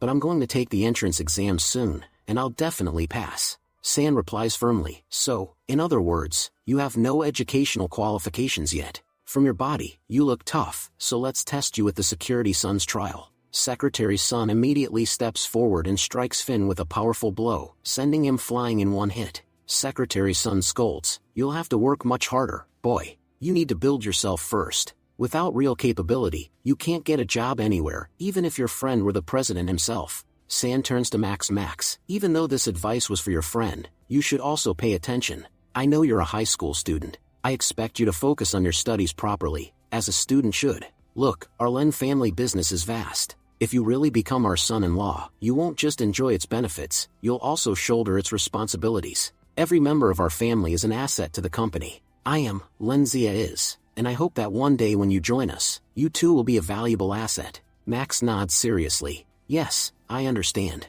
He thinks to himself, her aura is incredible. Just being around her motivates me. That day, because of her sister, she behaved differently, but her true character is intense and commanding. Later, Max tells the brothers, you two can work here peacefully. I've already spoken to Mr. Wong to investigate your old case. I want to find out who caused that trouble for your brother. Dalu and Bola bow their heads gratefully. Brother, we will never forget the favors you've done for us. One day, we'll definitely repay you. Outside, Max says, well, at least one thing is settled. But Finn, are you okay? You look awful. Finn groans dramatically. I came back from the brink of death. Do you know, when that old man punched me, I thought my heart would jump out of my mouth. I'm still in so much pain. Max, you've got superpowers, right? Come on, heal me quickly. Max shakes his head. Finn, you've completely lost it. You need to stop reading those silly novels. Max thinks silently. He's been with me so long that he knows I'm hiding something. He knows my power didn't come from training, it just appeared suddenly. Should I tell him the truth? Or should I keep it secret? Honestly, I don't even know where this power came from myself. Maybe it's better not to reveal it yet. Max says aloud, my friend, there are some secrets I can't tell you right now. But one day, I promise, I will. Finn sighs. Alright, I won't bring it up again. Still, it sucks that you can't heal me. That's just useless. Max replies, go home and rest. Tomorrow, we have to go to the spring festival. The next day, Max was sleeping at home when a loud car horn jolts him awake. Annoyed, he mutters, who's the idiot honking so loudly outside? From outside, Lenzia calls out, sorry, Max. I didn't know these cheap cars had such loud horns. Max gets up. So it's you, Lenzia. Wait, I'll be out in a second. As he leaves, his mom teases him, you've been getting close with girls lately, haven't you? Max protests, she's just my classmate. She came to pick me up. His mom raises an eyebrow. She looks much older than you. And don't get too friendly with so many girls. Waving goodbye to his mom, Max joins Lenzia outside. Lenzia asks, so, where are we going now? Max replies, my classmates rented a bus, so we're going to join them. Lenzia pouts, but I got this car especially for the occasion. Do I really have to go on a bus now? Max explains, for the spring festival, we're going a little outside the city. It'll take a 2-hour drive. Do you really want to waste 2 hours driving? Besides, you know the fun of a picnic is going together in a bus. The time flies with friends around. Lenzia smiles softly. When I was a child, I went on picnics too, but never without security. I always had guards with me. This will really be a new experience for me. When they reach the bus stop, Finn complains, Lenzia, you didn't speak up for me. Do you know how hard your secretary hit me? Lenzia said, I did try to find you a job, but how can there be one for someone who doesn't know how to do anything and can't handle any work? That's why I couldn't help you. After Zia arrives, everyone gets ready to leave. They reach their destination, Kinshan Mountain. Finn exclaims, today, we'll really enjoy ourselves. We'll have a barbecue party. The boys will cut firewood, and the girls will cook. We're going to eat some amazing food today. Lenzia laughs, you should have just told me. I could have brought delicious 5-star meals. Then we wouldn't have to go through all this trouble here. Finn teases, I forgot, you're so much richer than us. This must look less like a party to you and more like a poor man's roadside stall. Anyway, girls, wash the vegetables. We guys are off to cut wood. Zia thinks to herself, I never imagined I'd have to do such things in my life. Zia scolds her, what are you staring at? Hurry up and start washing them. When Zia sees worms crawling on an onion, she panics. Zia kills it and remarks, you've never done housework before, have you? Your face shows you don't know anything about this kind of work. Zia thinks, this is the first time in my life someone has told me I don't know how to do anything.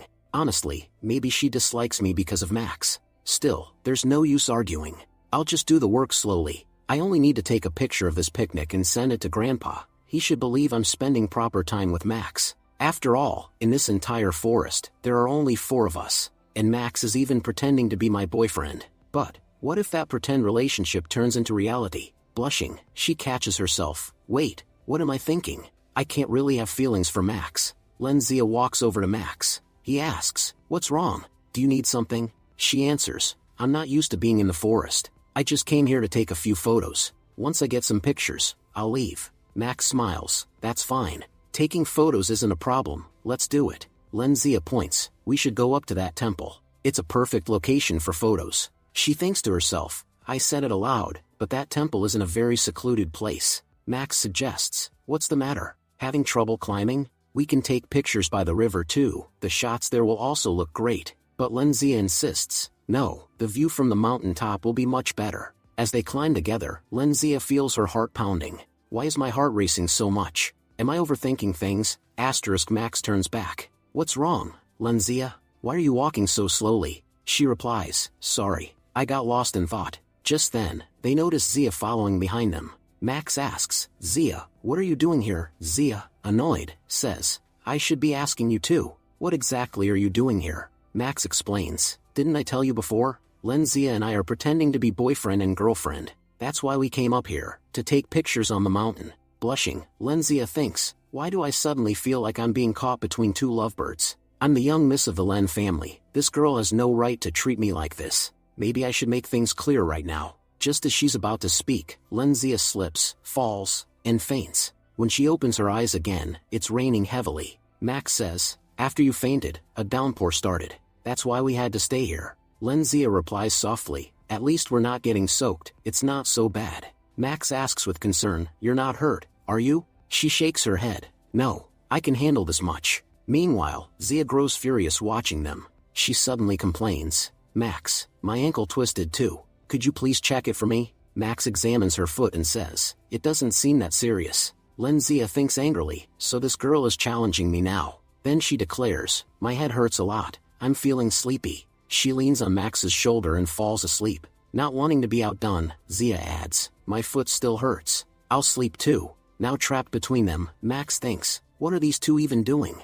Still, at least I'm getting energy points. Otherwise, I'd have left already. Honestly, this situation is benefiting me. But why are these girls behaving like this? Meanwhile, on the other side, we see Finn chopping firewood all alone. He muttered, where did Max and those 2 girls disappear to? When he finally reached the temple, he saw both girls asleep on Max's shoulders. Max said, the rain has stopped, wake up quickly. But Finn teased, no, don't mind me. You all just continue whatever you were doing. Scene shifts to Max's house, and Aunt was talking to Max's mom. Your son turned out to be something amazing. Who would have thought a boy from our neighborhood would catch such a big fish? Max's mom frowned. What do you mean by that? The aunt replied, why are you pretending? Don't you know about your son's girlfriend? Surprised, Max's mom said, girlfriend? Max never told me anything about having a girlfriend. The aunt revealed, your son's girlfriend is the owner of Len Corporation. I didn't think he'd hide something this big from you, but the whole city already knows about it, except you. Later, when Max came home, his mom stopped him. Wait a second. Aunt Chin came by and told me everything, that you have a girlfriend. The entire city knows. Were you ever planning to tell me? Shocked, Max muttered, how did Aunt Chin even find out about this? Then to his mom he said, but mom, that rumor is completely false. Didn't I promise you that when I actually have a girlfriend, I'll tell you myself? His mom replied sternly, first you're asking how Aunt Chin found out, and then you're saying you don't even have a girlfriend. Which is it? Max tried to explain, I'm only pretending to be Zia's boyfriend so I can protect her from a certain troublemaker. That's all. But his mother didn't believe him. Max sighed, whether you believe me or not is up to you. but I know I haven't done anything wrong. Scene shifts to Liang's gang. The casino owner meets with Liang.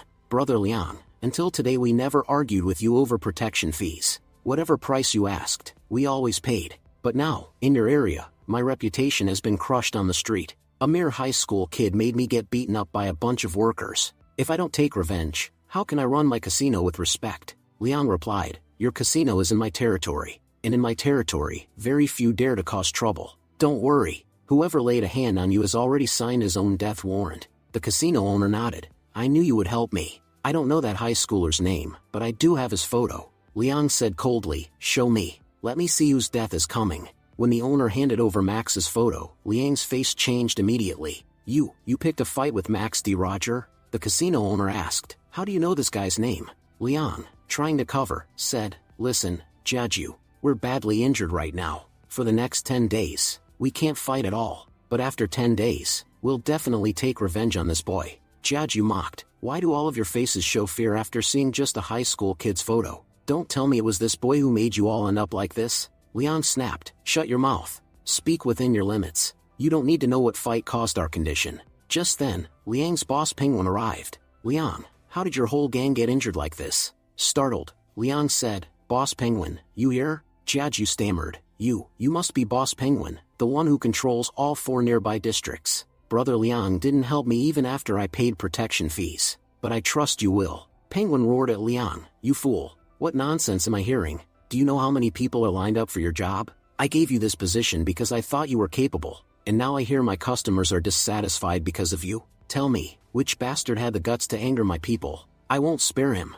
Liang thought to himself, Boss Penguin is far too dangerous. If it were just me, I would have only beaten Max up and let him go. But this man, he'll kill him. No matter what, Max is still just a boy. I can't let them destroy him like this. Penguin shouted, why haven't you told me the name yet? Has my fear left your heart after being beaten once? Don't worry, I'll find out myself. But one thing is clear, you're not fit to be the leader of this gang. Scene shifted. We see Max showing Dalu and Bola their new house. Suddenly, he gets a call from Sarah, who tells him his father has been attacked and is in the hospital. Max rushes there and finds his father badly injured. Shocked, Max asks, Dad, what happened? His father explains, we were attacked by members of the Penguin gang. I tried to fight them off, but there were too many, and it's been a long time since I last fought. I couldn't hold up against their weapons. I don't even know why the Penguin gang is targeting us. Our Roger family cut ties with gangs long ago. Your grandfather especially had no grudges with them. Until things become clearer, stay hidden. Don't go to school or anywhere unnecessary. Your life is more important. If things get worse, I'll contact the rest of the Roger family for help. Max lowers his head. Dad, forgive me. This isn't happening because of you. It's because of me. Last time, I helped some people and ended up fighting members of that gang. Silver D. Roger says, my son, how could you make such a big mistake? Don't you realize how many sacrifices your father made just to leave behind gangs and crime? If I want to protect you from this gang, I'll be forced to return to my old one. And to pull you out of this mess, we'll both end up being trapped in it again. No matter how hard I tried, I couldn't keep you away from the world of gangs. Max responds firmly, no, Dad. I won't let you walk down that path again. Since my childhood, you've worked so hard to keep me away from that life. If we rely on those people for survival now, then all of your efforts and sacrifices will be wasted. I promise you, I'll solve this matter, but in my own way. Just give me a few days. I'll handle it. I'll punish them so badly that from now on, they'll think 10 times before even hurting an ant, let alone a person. Silver D. Roger shakes his head. No, son. Don't go near those people. As Max leaves the hospital, he sees Penguin waiting outside. Penguin smirks. Must have felt terrible, seeing your father like that. Max, furious. You bastard. Who the hell are you to talk about my dad like that? Penguin laughs. You don't recognize me? I'm the one who put your father in that condition. I'll admit, even at his age, he fought impressively. It's the first time I've had to use so much strength against someone. Max clenches his fists. So it was you who attacked my father. Tell me, what reason did you have for going after him? Penguin sneers. Your weakness is your family. Touch them, and you lose control. For me, it's my customers who matter most. If I take their protection money but can't even protect them from some high school kid, why would they pay me? Your mistake was focusing on gangs instead of your studies. This world you stepped into, once you're in, there's no way out alive. Max glares at him, raising his stance. We'll see who walks out of here alive. Max launches a powerful attack, but Penguin skillfully blocks it. Penguin smirks again. For your age, your strength is impressive. But because of your lack of practice, your skills aren't refined. Penguin counters and attacks Max. But suddenly, Bola jumps in, taking the hit on himself. Despite his steel-like body, Bola collapses from just one strike. Penguin shakes his hand, wincing. His body was tough. My fingers are aching after that blow. Then Dala charges forward, restrains Penguin, and shouts to Max, "Now, attack him!" Before Max can strike, Penguin hurls Dala straight into Max, knocking them both down. Max thinks, "I knew this bald man would be a tough fighter. I have strength, but my lack of skill is holding me back. Time to move to Plan B." Just as Penguin is about to grab Max by the throat, Inspector Wong arrives. Inspector Wong declares, "In my territory, no one lays a hand on Max." Penguin scoffs, "I'm Penguin, the undisputed king of these 4 cities. As long as I'm here, I fear nothing. Not you, not even your chief. Even he would think 10 times before trying to shoot me." Wong aims his gun without hesitation. Maybe the chief would think twice. But me? Never. Take one more step, baldhead, and I'll empty this entire gun into your skull. You don't know, I'm the lion of this city. When I get serious, even the most powerful men tremble. And you're nothing. Penguin charges forward, snarling, "Inspector, you've spoken far beyond your limits." But Inspector Wong shoots him in the leg. Wong warns, "I told you, I don't make empty threats. Be grateful I shot you here, in front of a hospital. If it had been anywhere else, you'd already be dead." Penguin grits his teeth, "Inspector, once I recover, I won't spare you." Max watches, impressed. "Inspector Wong, you really are incredible." Scene shifts to police station. Inspector Wong addresses Max, "You don't realize how big a criminal you helped us capture today. I've charged him with the attack on your family. Meanwhile, we're investigating his other crimes. If we find solid evidence, I'll make sure his entire gang is taken down." Turning to Dalu, Wong says, "Your old case is resolved too. 7 years ago, Penguin was involved in a theft. You were wrongly blamed and jailed for it. But now, all charges against you have been cleared. Don't worry, once the investigation is complete, I'll also ensure you receive compensation for the injustice you suffered." Dalu bows gratefully, "Officer, thank you very much." Later, Max returns to his father. Max says, "Dad, the man who attacked you was Penguin, who has been arrested by the police." Silver D. Roger smiles proudly, "I'm so proud of you, my son. You didn't seek revenge through the wrong path. Instead, you chose the right way, by trusting the law. I believe you will be the one to restore honor to the Roger family's name." Sarah adds, "Max, now that Uncle is safe, you should go home." Max says, "Yes Mom, Dad, if you ever need anything, just call me." Next morning, Sarah wakes up and finds herself lying beside Max embarrassed. She asks, "Max, why are you sleeping here?" Max replies, "I didn't mean to sleep here.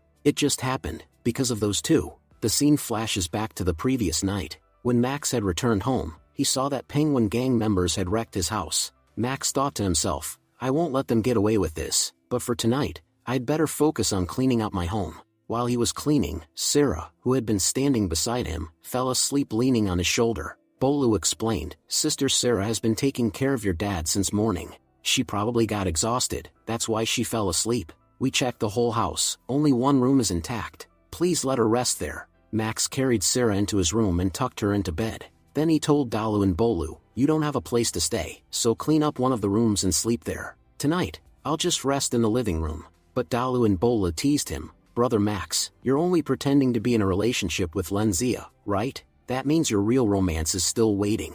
Let us help you out." Saying this, they closed the bedroom door on him. Back in the morning, Max smiles at Sarah, "So that's what happened. Anyway, it's been a long time since I've been to school. I'm heading there today." On his way, Max thinks, "Ever since I absorbed the system's power, my body has changed a lot. Day by day, I'm getting bigger and stronger. Even my school uniform barely fits me anymore." Suddenly, Liang collapses in front of him. Liang pleads, "Max, please help me, otherwise, they'll kill both of us." Max frowns, "Who's after you? And why would they want to kill us both?" "Look, I don't want to get involved in gang matters. I'll just call the police." Just then, Lu appears, moving in to stab Liang. But Max steps forward and snaps Lu's knife in half. Max warns, "I don't care about Liang, but I won't stand by and watch a crime happen right in front of me." "Wait, you're Lu, right? You worked under Liang, and now you're trying to kill your own boss? This is why gangs can never be trusted." Another gangster steps up and asks Lu, "Who is this kid? Why is he interfering in Penguin Gang's business?" Lu answers, "He's the one who beat up Liang and all of us earlier. His name is Max D. Roger." The other gangster glares. So you're from the Roger family, the infamous gangster family. Now it makes sense why you're such a good fighter. But before he can finish, Max punches him down. Max says coldly, to beat a fool like you, I don't need my bloodline's name. Anyway, I don't even have time to fight you. Class is about to start. Instead of me, the police will fight you. Hearing this, Lou and the gangster panic. He's talking about calling the police. We can't let cops get involved in this matter. Max turns to Leon. See? Even your own men are trying to kill you. I told you, running a gang is meaningless. Should I call you an ambulance, or will you manage to crawl to the hospital yourself? Leon mutters weakly, small wounds don't matter to me, but he collapses unconscious. Later, Leon wakes up in a hospital bed. Shocked, he asks, how did I end up here? Max answers, I carried you here and saved your life. Leon, wide-eyed, you saved me? Max nods, yes. Actually, I was coming to talk to you. There's something important you need to know. Penguin Gang has taken over the city. Their strength is 100 times greater than ours. Max replies indifferently, so what? I'm just a high schooler, not a gangster. Why should I care what happens in the gangster world? Leon shakes his head. You may not want to care, but you're already involved. Don't you remember beating up that casino owner? He reported your name to Penguin Gang. That's why they attacked your father, and that's why they'll come after you again. It's the same thing that happened to me. Because of an informant, Penguin Gang destroyed my gang. Half of my men now work for them, and the rest are scattered with no place to go. The truth is, you're in just as much danger as I am. Max thinks to himself, so it was Penguin Gang who attacked Dad. If they've got my name, then future attacks are certain. Leon continues, I may be a terrible person, but I'm not so rotten that I'd kill someone. You saw Lou, he tried to murder me. I'm telling the truth. If we want to defeat Penguin Gang, you'll need my help. Alone, we can protect ourselves, but we can't protect our families and friends forever. To keep our people safe, we'll have to destroy Penguin Gang completely. And without your help, that's impossible. Max says, listen, I'll never cooperate with any gangster. If I wanted to work with criminals, I could have just rejoined the Roger family's old gang. We could have ended this whole Penguin Gang problem with a single call. But Dad always says, taking the wrong path is easy, coming back from it is the real struggle. I know how to protect my family in my own way. And if you stop living like a gangster and start doing normal work, they won't even bother attacking you. If you really want to take down the Penguin Gang, do it legally. Since you were once part of the underworld, you must already have a lot of evidence against them. If you're afraid to talk to the police, I'll do it for you. But I'll never advise you, or myself, to walk down the wrong road again. Leon replies, alright, then will you help me collect evidence against them? I promise, once they're destroyed, I'll choose the right path. Max nods, fine. I promise I'll help you, but first, focus on getting better. Walking out of the hospital, Max mutters, it's already so late, too late to make it to school. I'll just stop by to meet Dalu and Bola first. Scene shifts to Len Corporation. Max arrives at Len Corporation. As soon as he walks in, the main gates open automatically and all the staff greet him respectfully. Max thinks, last time, even the security guards couldn't protect me properly. But this time, they've learned from their mistakes. Impressive. They've really improved. He walks into Dalu and Bola's office and says, if you two are done with work, let's head home. But to his surprise, both of them are buried under piles of paperwork. Max shocked, as security team leaders, you guys have this much work? Dalu replies, big brother, just wait 20 more minutes. We'll finish everything quickly. While waiting outside, Max reflects, watching Dalu and Bola work so hard reminds me of how I used to struggle back when I was studying. I gave my best, but nothing seemed to work out. Now, with the system helping me, I can do anything, yet, somehow, I feel empty. It's like I'm relying too much on someone else's strength. If I really want to achieve something meaningful, I'll have to work hard on my own. Depending on the system all the time isn't a good thing. After a while, Dalu and Bolu return. Dalu said, brother, we didn't keep you waiting too long, right? Max said, I can wait as long as I want, I've got plenty of time. You both looked really busy. Tearfully, Dalu and Bola say, all our lives, we focused only on martial arts. We thought being a bodyguard just meant being strong. But today we realized, a bodyguard has so many other responsibilities. We have to check surveillance cameras, record data, monitor systems. More than half of the security work happens in the control room. Physical strength hardly matters here. We wasted years training our muscles, when what really mattered were the skills we never learned. That's why we're struggling so much now. Max smiles and replies, be grateful that you at least get to work in a field related to what you've trained for all your lives. These days, people study engineering and then brag about running tea stalls. Think about it, engineering and tea making are two completely different skills. Someone who never studied engineering can still make tea, but to sell tea, they end up making a joke of their hard-earned degree. You guys, on the other hand, are using your martial arts skills as professional bodyguards. That's something to be proud of. Bolo nods. You're right, brother. We admit we have flaws, but we'll keep improving. And once we become proper bodyguards, we'll return to our village, to show everyone that we made something of ourselves. Max said, all right, but for now, come with me. Don't forget, we still have to clean up the house. Dalu adds, brother, we really believe that one day you'll build a company even bigger than Len Corporation. When that happens, we'd love to work there. Max laughs. Who knows? Maybe someday we will have a company greater than Len Corporation. After all, the Roger family always aims high. At that moment, Lenzia walks in. She said, Max, did you come here for me? Max replies, no, actually, I came to meet them. Lenzia asks, I heard your father was attacked. How is he now? If you need any kind of help, you can always count on Len Corporation. We'll do whatever we can. Max replies politely, no, don't worry. It was just a few scratches, nothing serious. He's fine now. While they're talking, Chu Tian suddenly appears. Chu Tian said, Lenzia, what are you doing with this guy? Lenzia frowns. Chu Tian, what are you doing in front of my company? As far as I remember, we already terminated all our contracts with you. You have no reason to be here. Chu Tian snaps, to make you happy, I did everything I could. I'm the young master of the Chen family, and still, I followed you around like a dog. I humiliated myself for you, and yet, you never cared. Lenzia smirks, first of all, I never asked you to act like a dog. That's just your nature, and now everyone can see it. As for marriage, I've told you 1,000 times, I don't like you. I honestly don't know what language I need to say it in for you to understand. Chu Tian yells, what does this guy have that I don't? I'm the young master of the Chen family. My family name is far more powerful than his. Lenzia said coldly, maybe it is, but it's not cool. Max's surname, Roger, sounds way cooler than yours. He's 5 years younger than you and still looks 10 years better. Sure, you might belong to a big family, but compared to him, you're not even fit to polish his shoes. She steps closer, glaring at him. I'm telling you for the last time, I don't like you. The reason? Your ugly face, your filthy family, and your disgusting surname. From now on, don't ever show me your face again.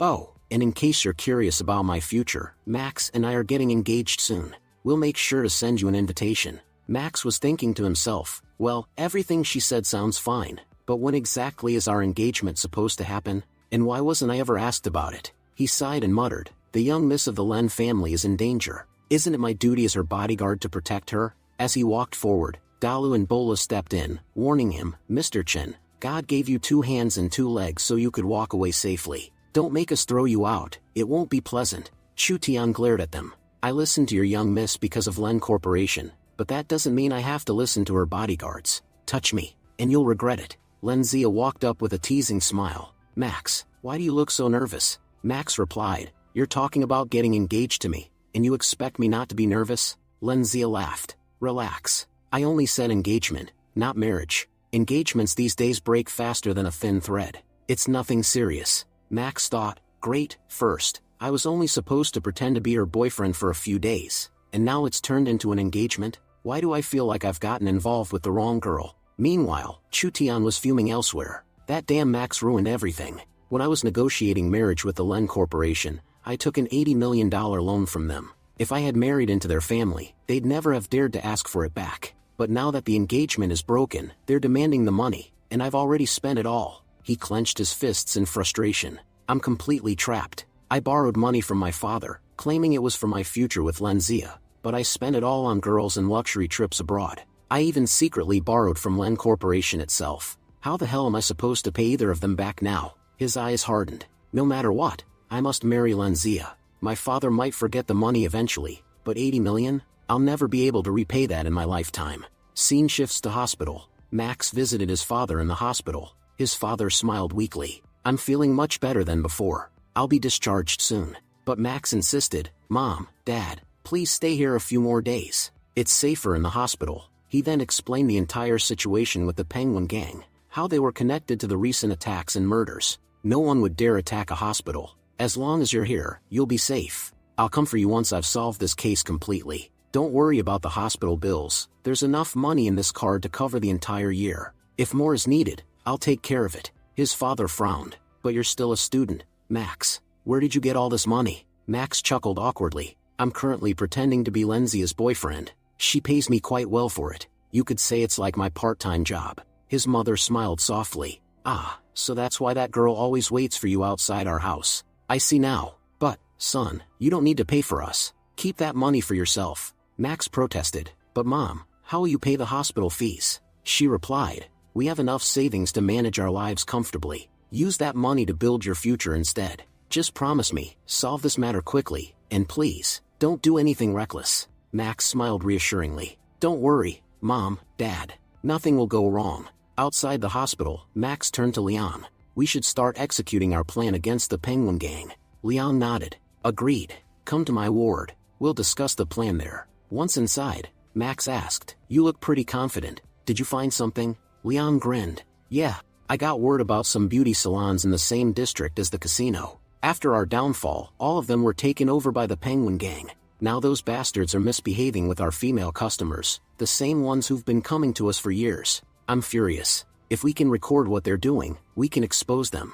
Max raised an eyebrow. Wait, what exactly did your salons even do? Leon rolled his eyes. What are you thinking? We ran proper businesses, man. Just haircuts and grooming. What do you think? Gangsters can only cut throats. We can cut hair too. We never treated our customers badly. Max sighed. Alright, fine. I'll record the video, but I can't believe the kind of work I'm ending up doing because of you. Leon leaned forward urgently. Please, just show the Penguin Gang's misbehavior, but not my salons. That's my only source of income. Max scoffed. Are you stupid? If I don't show the location where illegal activities are happening, how can I prove it's illegal? If your place gets sealed, that's not my problem. Leon pleaded, but my shops are clean.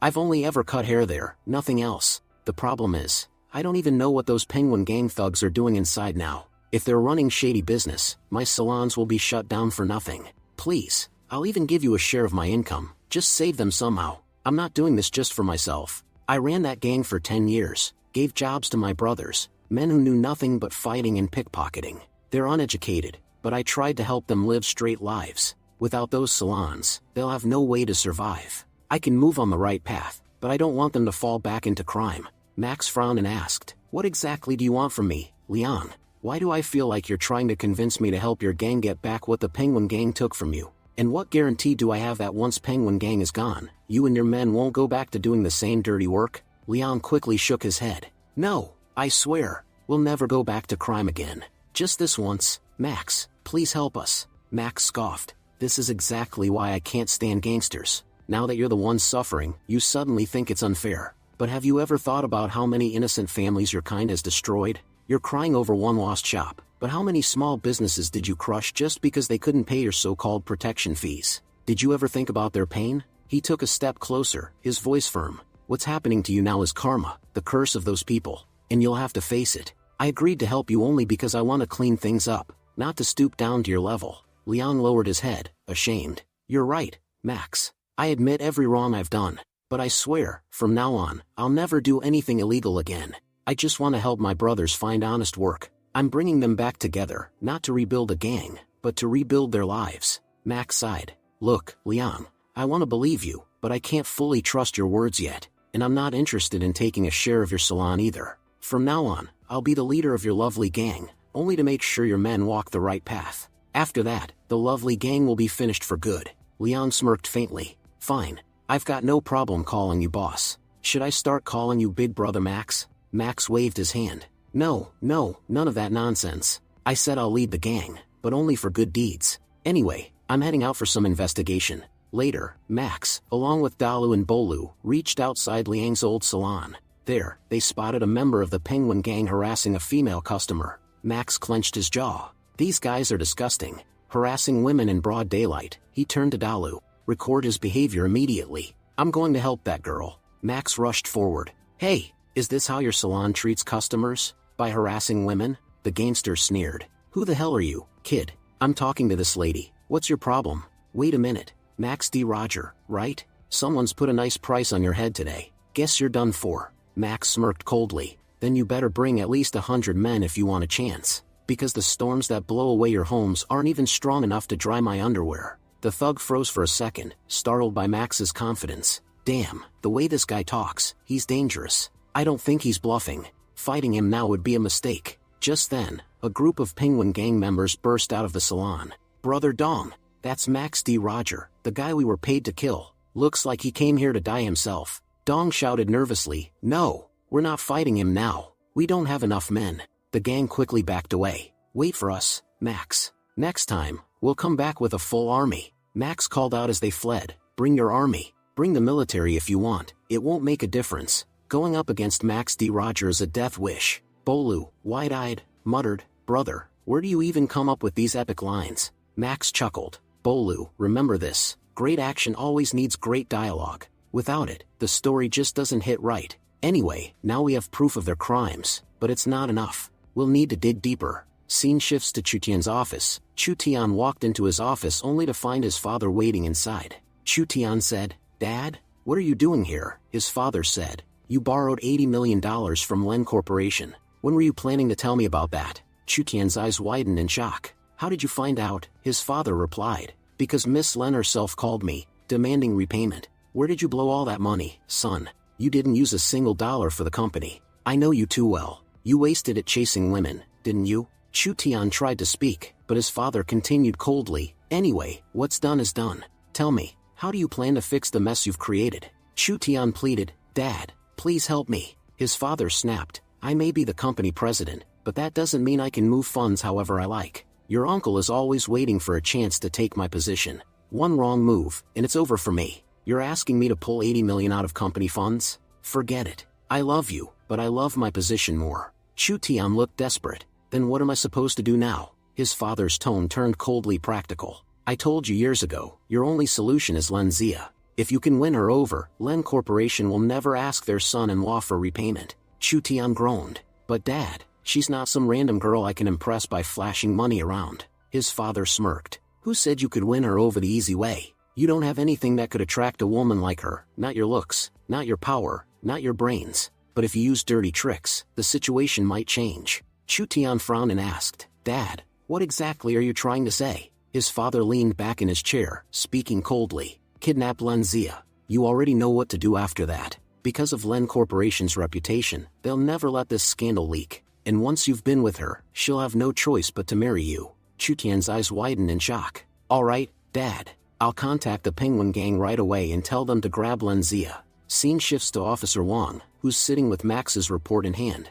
Max had just exposed the Penguin Gang's illegal activities. Officer Wang smiled. You've done an excellent job. Max, don't worry, we'll investigate this thoroughly. Max nodded confidently. You and I, Officer Wang, together we'll destroy the Penguin Gang for good. Just then, a man burst into the room, out of breath. Leader, please, help us. The lovely gang needs you. Max turned around. Wait, are you talking to me? The man saluted. My name's Yaosher. I'm the vice leader of the lovely gang. Our gang, we really need your help right now. Officer Wang raised an eyebrow. Max, when did you become the leader of a gang? Max chuckled awkwardly. You could say it's the world's first gang that does good deeds. Long story, I'll tell you when I've got time. Officer Wang nodded with a grin. I trust you, Max. I know you'd never do anything bad. Later, Max arrived at the lovely gang's base. Inside, the members looked broken and hopeless. One of them muttered, our boss Liang's been badly injured. Some of our brothers even betrayed us and joined the Penguin Gang. We don't know any real jobs. Maybe it's better if we just die. At least our suffering will end. Max stepped in firmly. Stop right there. Ding, one of the men, looked up weakly. Max, what are you doing here? Did you come to arrest us? Don't worry, in 5 minutes, we'll be dead anyway. Yaosher interrupted. Brothers, I met Liang. He told me from now on, our leader is Max, whatever he says, we follow. For our brother's sake. Max looked around at the defeated faces and spoke passionately. Look, the condition you're in today, it's because of your own actions. You've done terrible things. That's why you're suffering.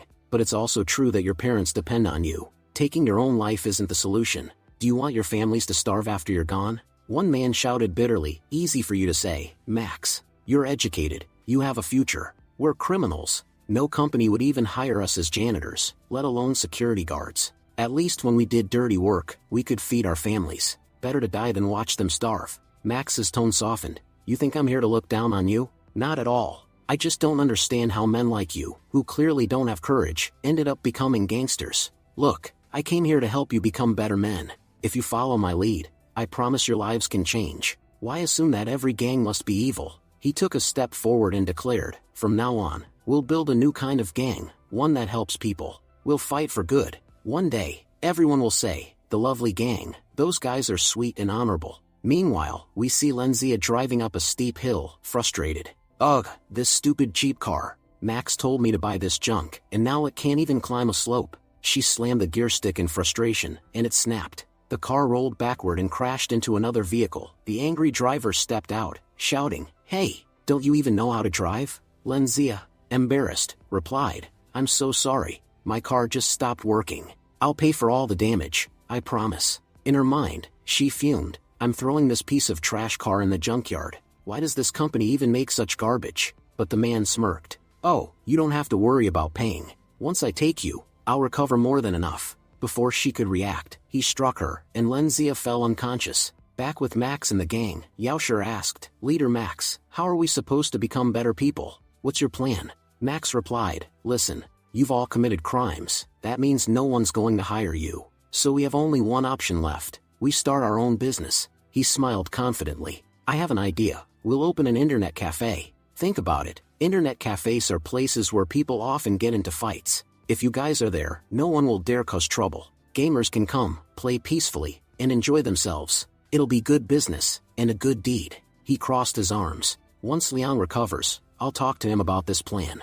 But tell me, have we found any solid evidence against the Penguin Gang yet?" Yaosher spoke confidently. "I've already planted some of my loyal men inside the Penguin Gang. The moment they make a mistake, we'll expose them instantly." Just then, another gang member rushed in, panicked. "Leader, someone's been kidnapped near Huang Street." Max immediately asked, "Do you know if it was done by members of the Penguin Gang?" The man shook his head nervously. "I'm not sure, but they're taking the victim to the Red State Hotel. That's Penguin Gang territory." Max leaned forward sharply. "Did you record the incident?" The man nodded and handed him a phone. Max played the footage and froze. His eyes widened in shock. It was Lenzia being dragged away. Max clenched his fists. Who the hell dares kidnap the young miss of Len Corporation? Do these idiots have any idea who they're messing with? Yaosher asked cautiously, "Leader, should we get involved in this?" Max growled, "Of course, we should. That girl is your fake sister-in-law. Move, get the car ready and report this to the police. Tell everyone, we're going to fight." Scene shifts to Lenzia, who slowly regained consciousness. Her head throbbed as she looked around a dimly lit hotel room. "Where am I?" Chu Tian answered coldly, "You're with me now. Finally awake? Good. That means we can start what I planned. Soon, Lenzia, you'll be mine, forever." Meanwhile, Yaosher pulled up with a small car. "Boss, this is all we could find." Max sighed. "Everything we get our hands on these days looks suspiciously weird, but we don't have a choice. Let's go." He turned to his men. "Dalu, Bolu, gather everyone and follow us." Moments later, Max and the entire lovely gang sped toward the Red State Hotel. Inside the hotel, Dong, a Penguin Gang member, paced angrily. "The moment we let this guy live, he's become a damn headache. And now he's at our base. This time, we're not letting him walk away." He shouted, "Can someone tell me what the lovely gang is doing in our territory? This isn't your uncle's garden for you to stroll into." Max stepped forward calmly. "I'm not here for your nonsense, Dong. I just have one question. Is Chu Tian here?" Dong smirked. "Yeah, young Master Chu Tian is our VIP guest. But why should I tell you where he is?" Max glared at him. "Because your so-called VIP just kidnapped Lenzia, the youngest daughter of the Len family. If anything happens to her, her grandfather will burn you all alive. Do you even know whose toes you've stepped on?" Dong's men exchanged worried looks. One of them muttered, "Boss, that guy did bring an unconscious woman here earlier. We thought she was just one of his usual girls. But if she's really from the Len family, then this is bad, really bad." Dong looked torn. "So what do we do now?" A man with glasses spoke up. "We're caught between two powerful families. If we help save Lenzia, we'll offend the Chens. If we help the Chens, we'll make enemies of the Lens." Dong gritted his teeth. "Then we'll side with the ones we already work for, the Chen family. Brothers, attack. We can't let young Master Chu Tian fail. Once he's done, he'll protect us from the Len family's wrath." Max and his men charged forward. The room erupted into chaos. Within minutes, Max, Yaosher, and Dala took down all 50 gang members effortlessly. Dong, trembling, looked around at his fallen men. 50 men, wiped out by just 3? This isn't a fight, it's a massacre. Then Bolu arrived, leading the rest of the lovely gang. Dong's eyes widened in fear. "I'm alone, and they've brought an entire army." Max smirked. My men haven't fought in a while, their joints are getting stiff. Think of this as a warm-up. Trust me, I'm doing you a favor. If 50 of my guys hit you once each, you won't live to regret it. Dong dropped to his knees. No, please forgive me. We don't want to fight. You can do whatever you want. Max stepped closer. Then tell me, where is that bastard Chu Tian? Dong stammered. Room 403. Max nodded. Good. The lovely gang will guard the exits. When the police arrive, tell them everything that happened. Inside, Lenzia was screaming, let me go. Chu Tian sneered. Scream all you want, no one's going to hear you. You're just wasting your voice. Tears streamed down her face. Chu Tian, you're disgusting.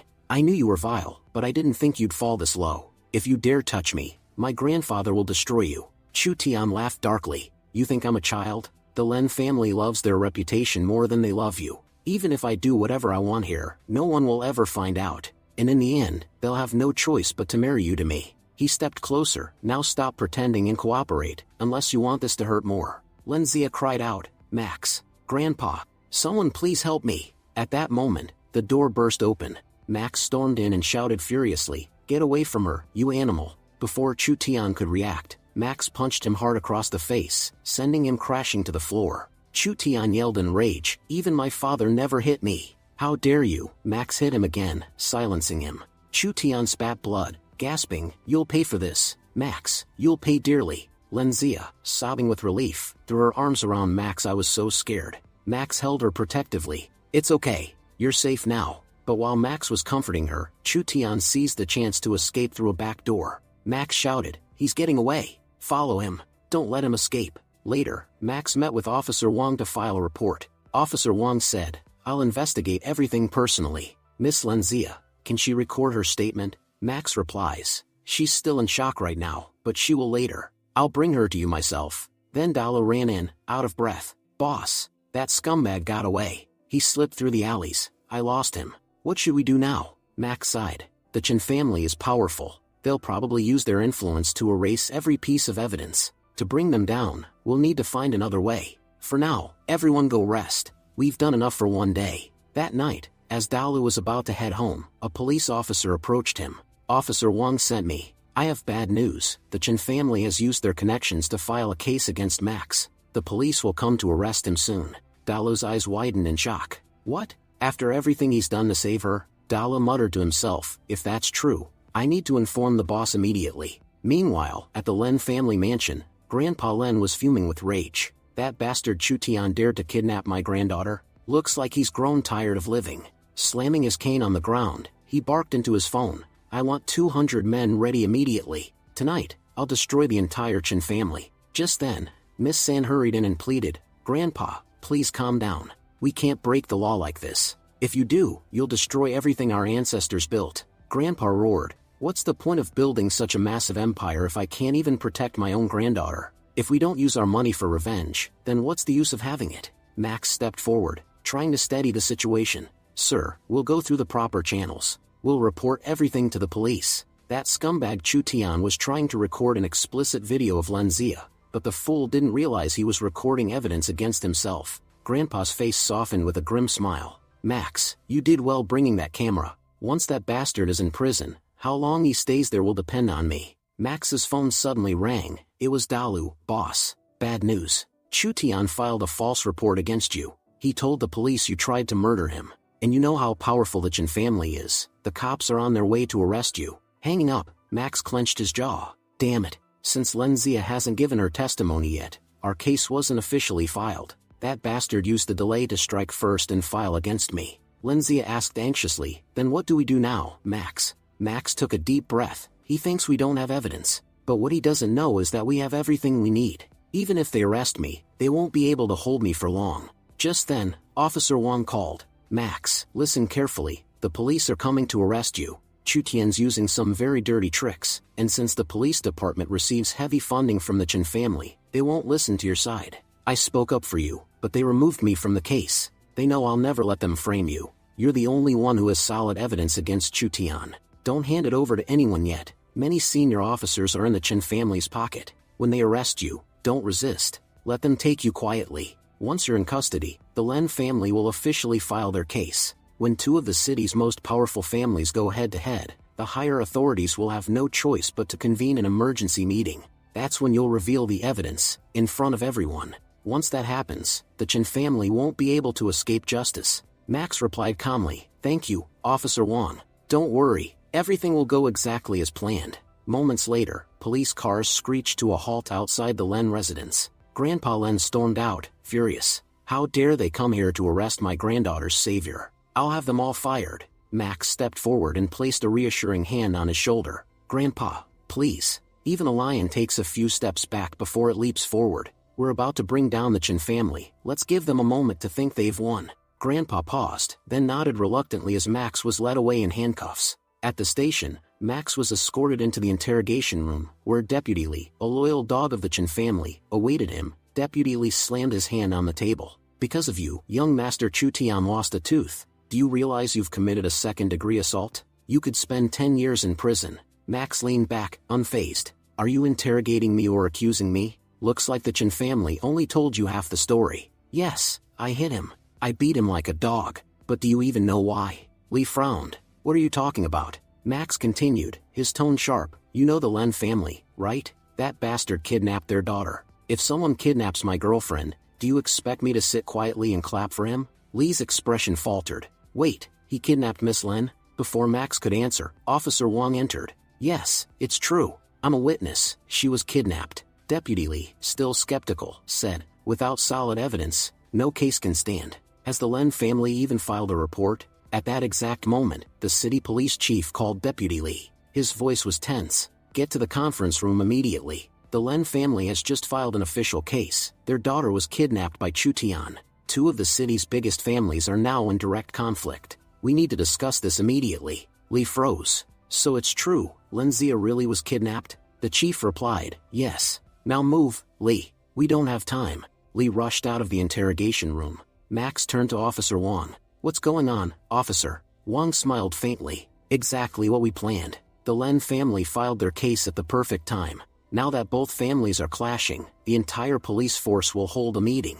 Trust me, Chu Tian's done for." In the large conference hall, senior officers gathered around the table. The police chief stood at the front. "Gentlemen, I need everyone's opinion on this case. It involves both the Len and Chen families. We must handle it carefully." Before anyone could speak, Deputy Lee, ever the Chen family loyalist, stood up and began flattering them. Deputy Lee stood up confidently and said, "The Chen family has played a major role in building this city into what it is today. We can't just tarnish their son's reputation so easily." The police chief raised an eyebrow. "Deputy Lee, why do I get the feeling that you're defending the Chen family a bit too much? You remember who pays your salary, don't you? It's the government, not the Chens. So I suggest you focus on your duty." He turned toward another officer. "Captain Yu, give us the final report." Captain Yu stood and calmly explained the entire case. Before he could finish, Deputy Lee interrupted. "All that you're saying sounds good, but where's the evidence?" Captain Yu replied firmly, "Even if we don't have all the physical evidence yet, we have multiple witnesses.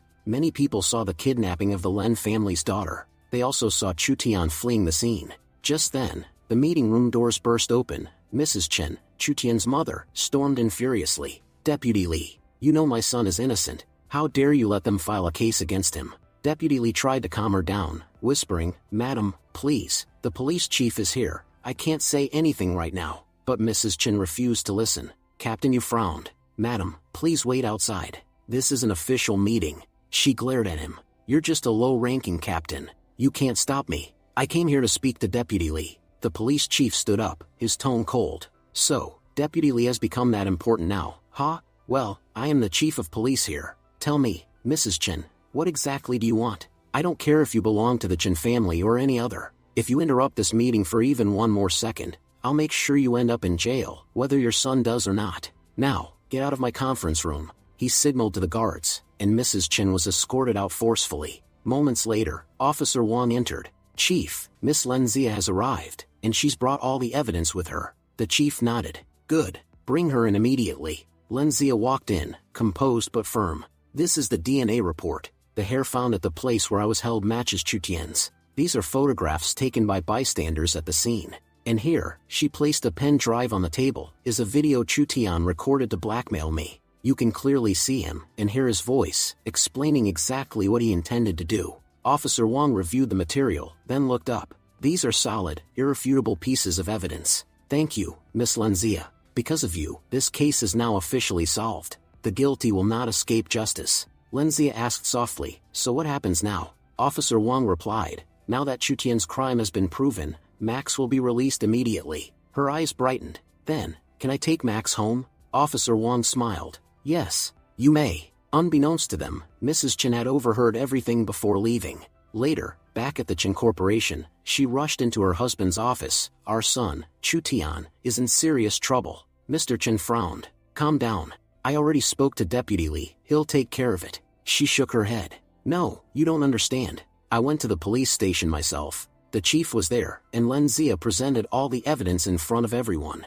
Our son has been declared guilty. Mr. Chen looked stunned. What? That's impossible. I'll call Deputy Li right now. He dialed quickly. Deputy Li, how could this happen? How can my son be punished while you're still in charge? Deputy Li's furious voice came through the phone. How dare you call me? Your son committed a serious crime, and you lied to me about it. I almost lost my job defending him in front of the police chief. Your son is a criminal, and he'll be punished accordingly. Don't ever call me again. I don't want to get dragged down because of you. Mr. Chen stared at the phone in disbelief. Brother Li, please, try to understand. But Deputy Li had already hung up. Mrs. Chen snapped. We fed that deputy money our whole lives, and now that we actually need help, he hung up on us. If you hadn't told our boy that idea, he would never have done this. Mr. Chen, annoyed, replied, don't blame me for all this. I did whatever I did to save my stupid son. For one, I don't even know where he blew 80 million. If he hadn't married into the Len family, I'd lose my position, and you wouldn't be able to waste money at your kiddie parties anymore. Mrs. Chen, crying, said, what can I do now? Without the Len family's help our business won't survive. And if our son goes to prison, he'll be in for a long time. Mr. Chen, no, we won't let that happen. Go put on formal clothes and prepare some very nice gifts. Whatever the Len family asks, we'll give them. We may be ruined, but at least we can save our son. Mr. and Mrs. Chen went to the Len family's house. Mr. Chen said, Mr. Len, the Len and Chen families have been friends for a long time. I know my son made a huge mistake, and I can't fix it anymore. No matter how awful he was, he's my son. You watched him grow up. I'll do whatever you ask to put him back on the right path, but sending him to jail would be completely wrong. Mr. Len, angry, replied, just looking at you Chen family makes me furious. If my kids hadn't stopped me, I would have already destroyed your corporation. You're talking about jail? If your idiot son shows up in front of me, I'll bury him right here. Don't expect any forgiveness from me. If you want forgiveness, beg Lenzia. If she's willing to forgive, then I have no objections. Mr. Chen pressed on. Lenzia, my girl, please give my son one chance. I know he did something terrible, but forgive him just this once. I promise, after today he'll never even look at a girl again. Lenzia answered, Uncle, I can't forgive him, but I can stop him from going to jail. But you'll have to do me one favor in return. Mr. Chen, yes, whatever you say, we'll do it. Lenzia said, return the $80 million that bastard took from us, and the money your Chen Corporation has been taking from us over time. Altogether that's about $200 million. If you give that back, maybe we'll drop the charges. Uncle Chen says, $200 million out of the company is a huge sum. It will take us time to return that much. Lenzia said, fine. It'll take us some time to withdraw the case, too. You know, if we're even one day late dropping the case, that bastard goes to jail. Seems you love your son more than money. Mr. Chen agrees. Okay, I promise we'll return every penny. I'll give you the $200 million by tomorrow to spare Chu Tian. Scene shifts to a hospital. Max approaches his parents and says, you know I helped solve the Len family's case. They gave me 100,000 yuan in return. Silver D. Roger, shocked. Why did you take such a large amount? That's a year's salary for me to pay back. Max said, that's not a loan, it's a gift. You can accept it. Lenzia adds, the Len family gave a small engagement gift to their future in-laws. Once we're engaged, they'll give millions of yuan to show respect. Silver D. Roger, stunned, engagement, marriage? Who are you? Some girl who's suddenly going to become our daughter-in-law. Max wonders how to explain it to his dad. Then Lenzia says, hello, uncle, aunt, my name is Lenzia and I'm Max's girlfriend. Max's mom says, Lenzia, yes, Max told me about her. Just then, there's a knock at the door. When Max opens it, Zia was standing there. Zia says, Max, I heard your parents are sick. I came to see them. Looks like Sister Lenzia is here, too. Silver D. Roger, shocked. Max, another girl? Lenzia asks, Zia, you came to see uncle and aunt too? Max's mom asks. You must be Zia, Max's class president, the one who calls him out for skipping class. Zia greeted everyone and said, yes, uncle and aunt, it's me, Zia. Max asked, Zia, how did you know mom and dad were in the hospital? Zia replied, Finn made a big scene about it at school. Do you really think he'd know something like that and not tell everyone? Just then, teacher Tion walked in and said, Max, I heard your parents were injured. I was passing by, so I thought I'd stop in to see them. Max thought to himself, why do all the girls in my life have to show up at the same time today?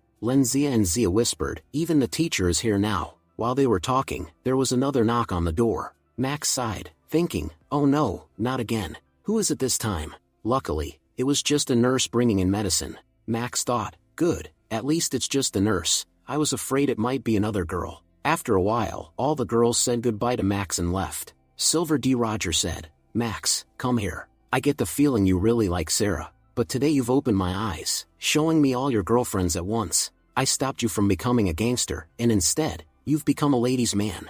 Max replied, Dad, when did I ever say I like Sarah? And how do you even know these three are my girlfriends? You heard them, one's my teacher, and one's my classmate. Not every girl I know is automatically my girlfriend. Silver D. Roger shook his head, saying, you think I can't tell? Fine, you explain two of them, but who exactly is Zia? How are you going to explain her? Max's mom stepped in. Max already told me about Zia. She was supposed to marry someone from the Chen family, a terrible man. Max is just helping her get out of that engagement, nothing more. Right then, Sarah walked in. Max thought, good thing she's 5 minutes late, any earlier and it would have been chaos. Silver D said, finally, Sarah, you're here too. Sarah looked surprised. Two? Were there others before me? Anyway, Max, you know I came here just for you. You've loved those shows since you were a kid, the ones that verify ancient artifacts, right? Well, tomorrow our TV station is hosting a show just like that, and guess what? I'm the main reporter. You should come watch.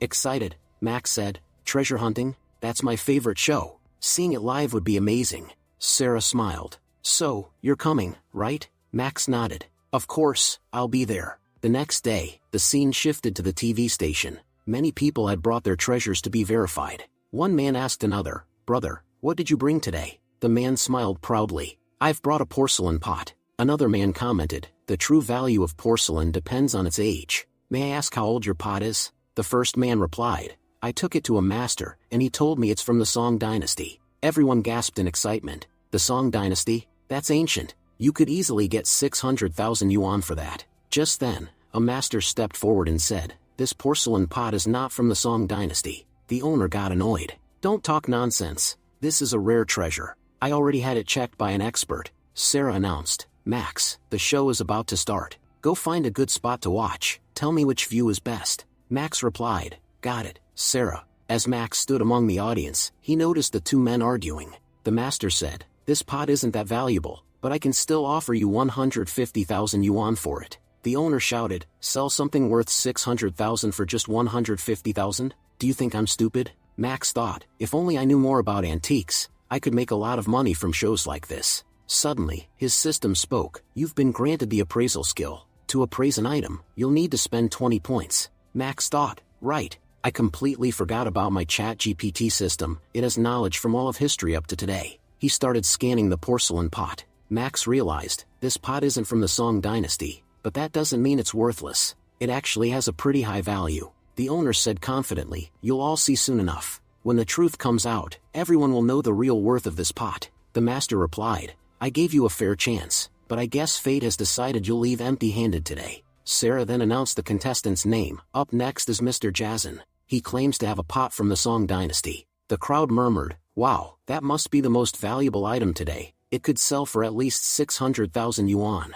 Sarah continued, we have the city's top 3 antique masters here today. They'll determine the true value of each item. Jazin asked the bald master, Master, what do you think? How much is this pot worth? The master said, this pot was made recently. I can say with confidence it's not from the Song dynasty. It's a newer piece, more valuable than an average pot, but not nearly that old. Jazin argued, please, look again. I showed this to another expert, how can he be wrong? The bald master replied calmly, look, I know what I'm saying. If you don't trust our expertise, you can have it verified elsewhere. Both I and Master Lao are the top antique appraisers in the city. Once we've confirmed it's modern, no one else will dare call it ancient. The master standing in the crowd said. I already knew this pot wasn't that bad. Turning around, Jason asked, Master, would you like to buy it? The master replied, it's a fake pot. You wouldn't even get 1,000 yuan for it. Why would I give you 150,000? I'm not stupid enough to question the city's top antique experts. If they say it's fake, then it's definitely fake.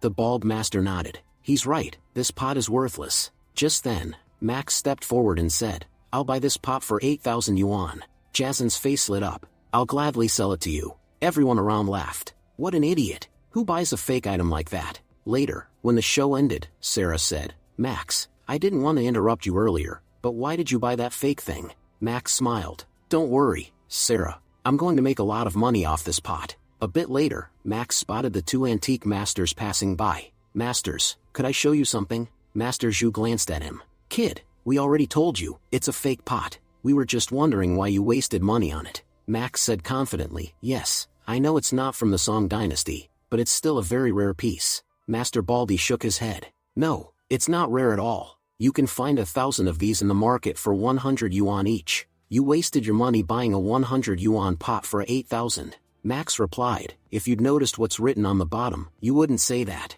The masters frowned and flipped the pot over, and then froze in shock. On the base was the president's signature. Master Zhu's eyes widened. This is a red razor. I remember, 15 years ago, another country gifted our president a ceremonial pot just like this. It was misplaced later. This is that pot. I can say for sure, this is a national treasure. He turned to Max and said, little brother, would you consider selling it? I'll pay you a price that won't disappoint. Max replied, I want 800,000 yuan for it. Master Zhu nodded immediately. Money is no issue. For a national treasure like this, 800,000 is a small price. Sarah gasped. How did you even know it wasn't fake? Max shrugged. I didn't. I just had a feeling. He received a check for 800,000 yuan. Smiling, Max said, Sarah, I earned this money because of you. Tell me what you like, I'll buy it for you. Sarah replied gently, your university is about to start. Don't waste your money, you should save it for your future. Later that evening, as Sarah was heading home, she got a call from the office saying she needed to come back for urgent work.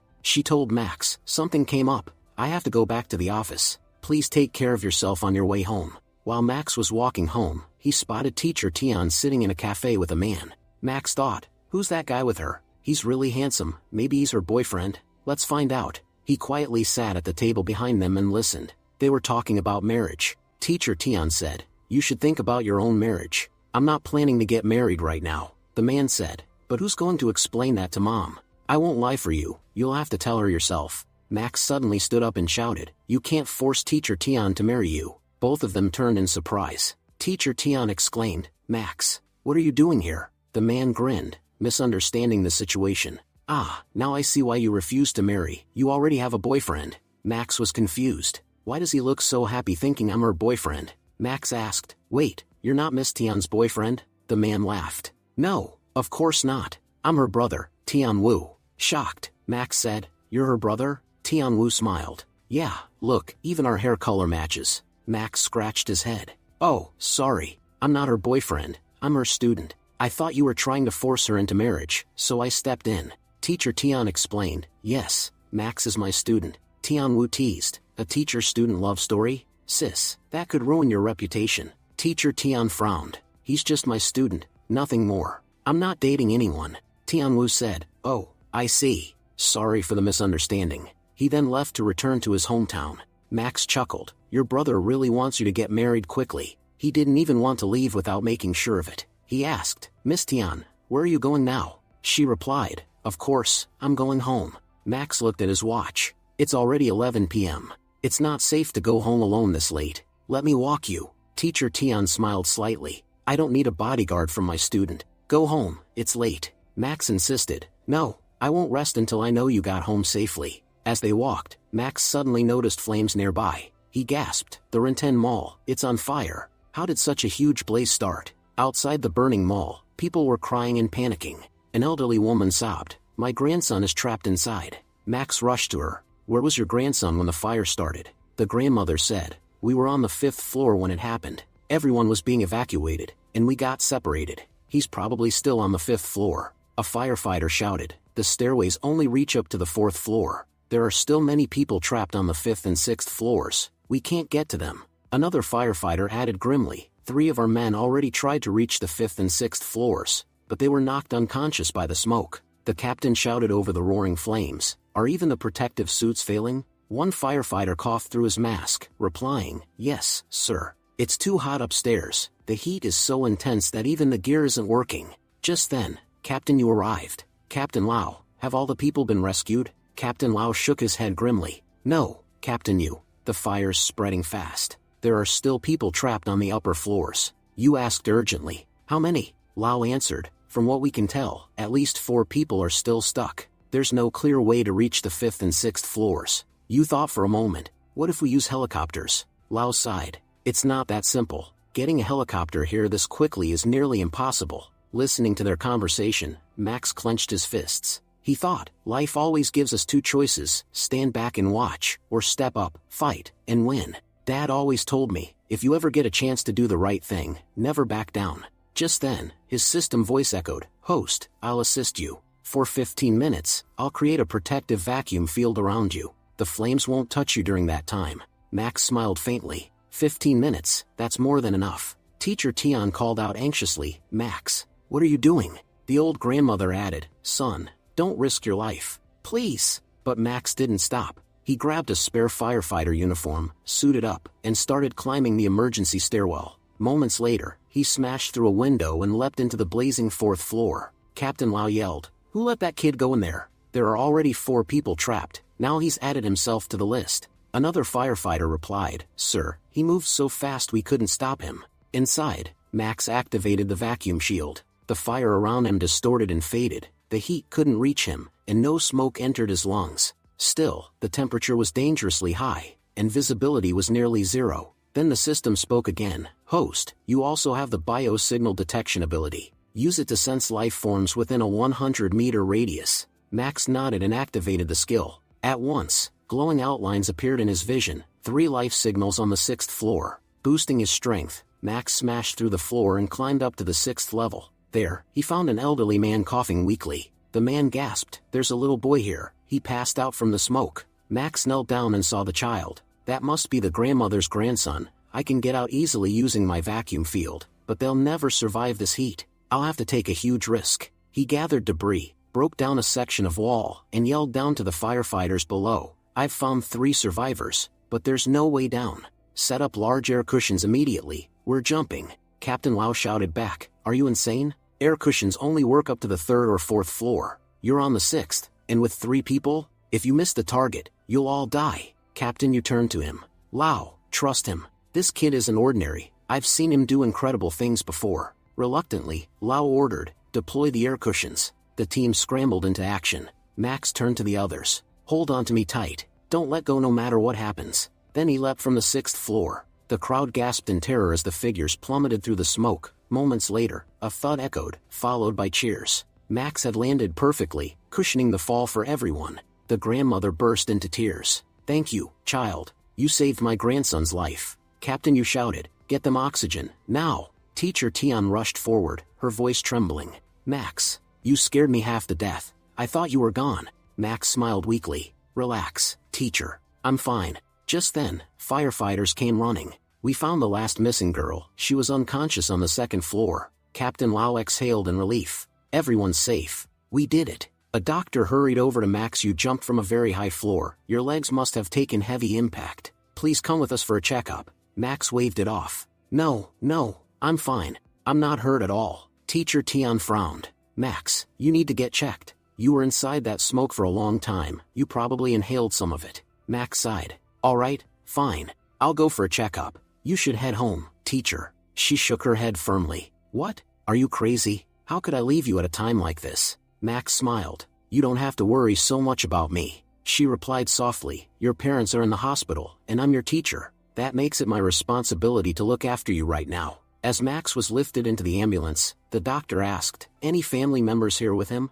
Teacher Tian immediately stepped forward. Yes, I'm here. I'm his family. The next morning, at school, Zia sat quietly at her desk, reading. Her friend walked over. Hey, I haven't seen Max. Didn't he come to school today? Zia replied. No, he's been dealing with some things. He won't be coming for a few days. Her friend hesitated, then said, It's not that. I just wanted to tell you something about Max. Zia looked up from her book, her expression worried. What happened? Did something happen to Max? Her friend nodded. Yesterday, there was a huge fire at Rinten Mall, and guess what? Max was there. Zia's face turned pale. What? But why would Max be there? He's supposed to be at the hospital taking care of his parents. She paused, thinking aloud. Wait, Max is incredibly brave. If he saw a fire, he would definitely go in to help people. Don't tell me he got hurt trying to save someone? Her friend shook her head. No, nothing happened to him. I wasn't talking about the fire itself. There's something else you should know. Zia frowned. You're really building suspense here.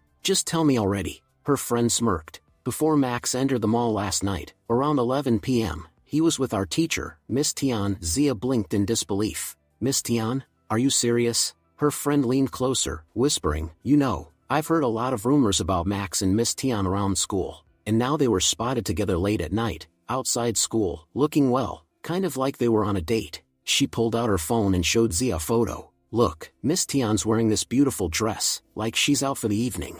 And Max, who's usually in casual clothes, is wearing formal ones. I'm telling you, I'm 101% sure they were coming back from a late-night date. Hearing that, Zia's expression froze. Her thoughts spiraled.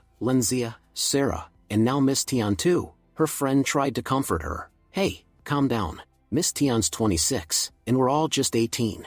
There's no way Max would fall for someone that much older. Guys his age usually like girls their own age, and you're just as beautiful as she is. Maybe even more. But Zia's eyes filled with tears. Before she could respond, the classroom door opened. Miss Tian walked in.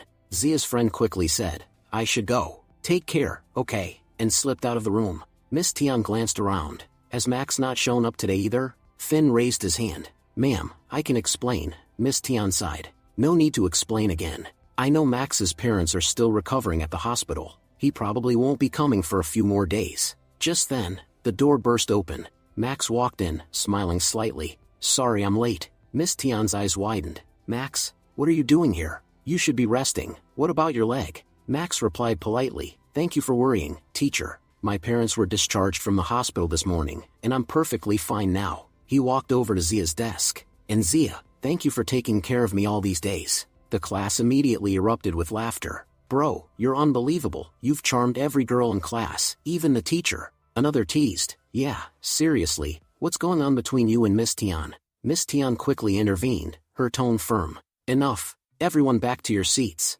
After class, Max turned to Zia. So, what did you bring for lunch today? Zia smiled faintly. Actually, I was planning to eat out today. Max grinned. Mind if I join you? She hesitated a second, then nodded. Sure, let's go. They headed out together and stopped near a row of restaurants. Max looked around. There are so many choices here. What do you feel like eating? Zia said softly. Whatever you like, I'll have that too. Just as they were about to enter a restaurant, Max's phone rang. It was Liang. He answered. Liang, why are you calling?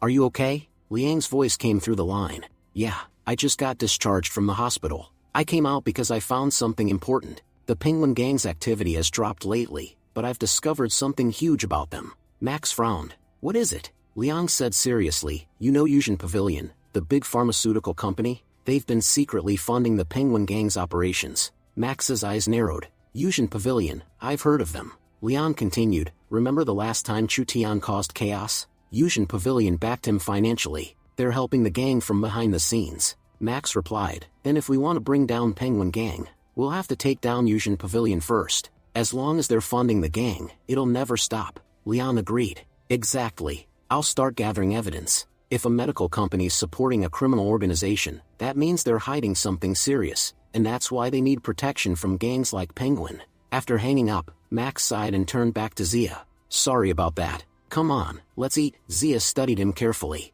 You were talking to Liang, weren't you? Max, you're not getting involved in something dangerous again, are you? Max hesitated, then admitted. I accidentally got involved with some very dangerous people, and if I don't stop them, my family will be in danger. So yeah, I'll have to take a few risks. He looked at her earnestly. You know me, Zia. I'd never let anything happen to the people I care about. Zia's cheeks flushed. Did he just include me in the people he cares about? Before she could respond, Max's eyes shifted to the side.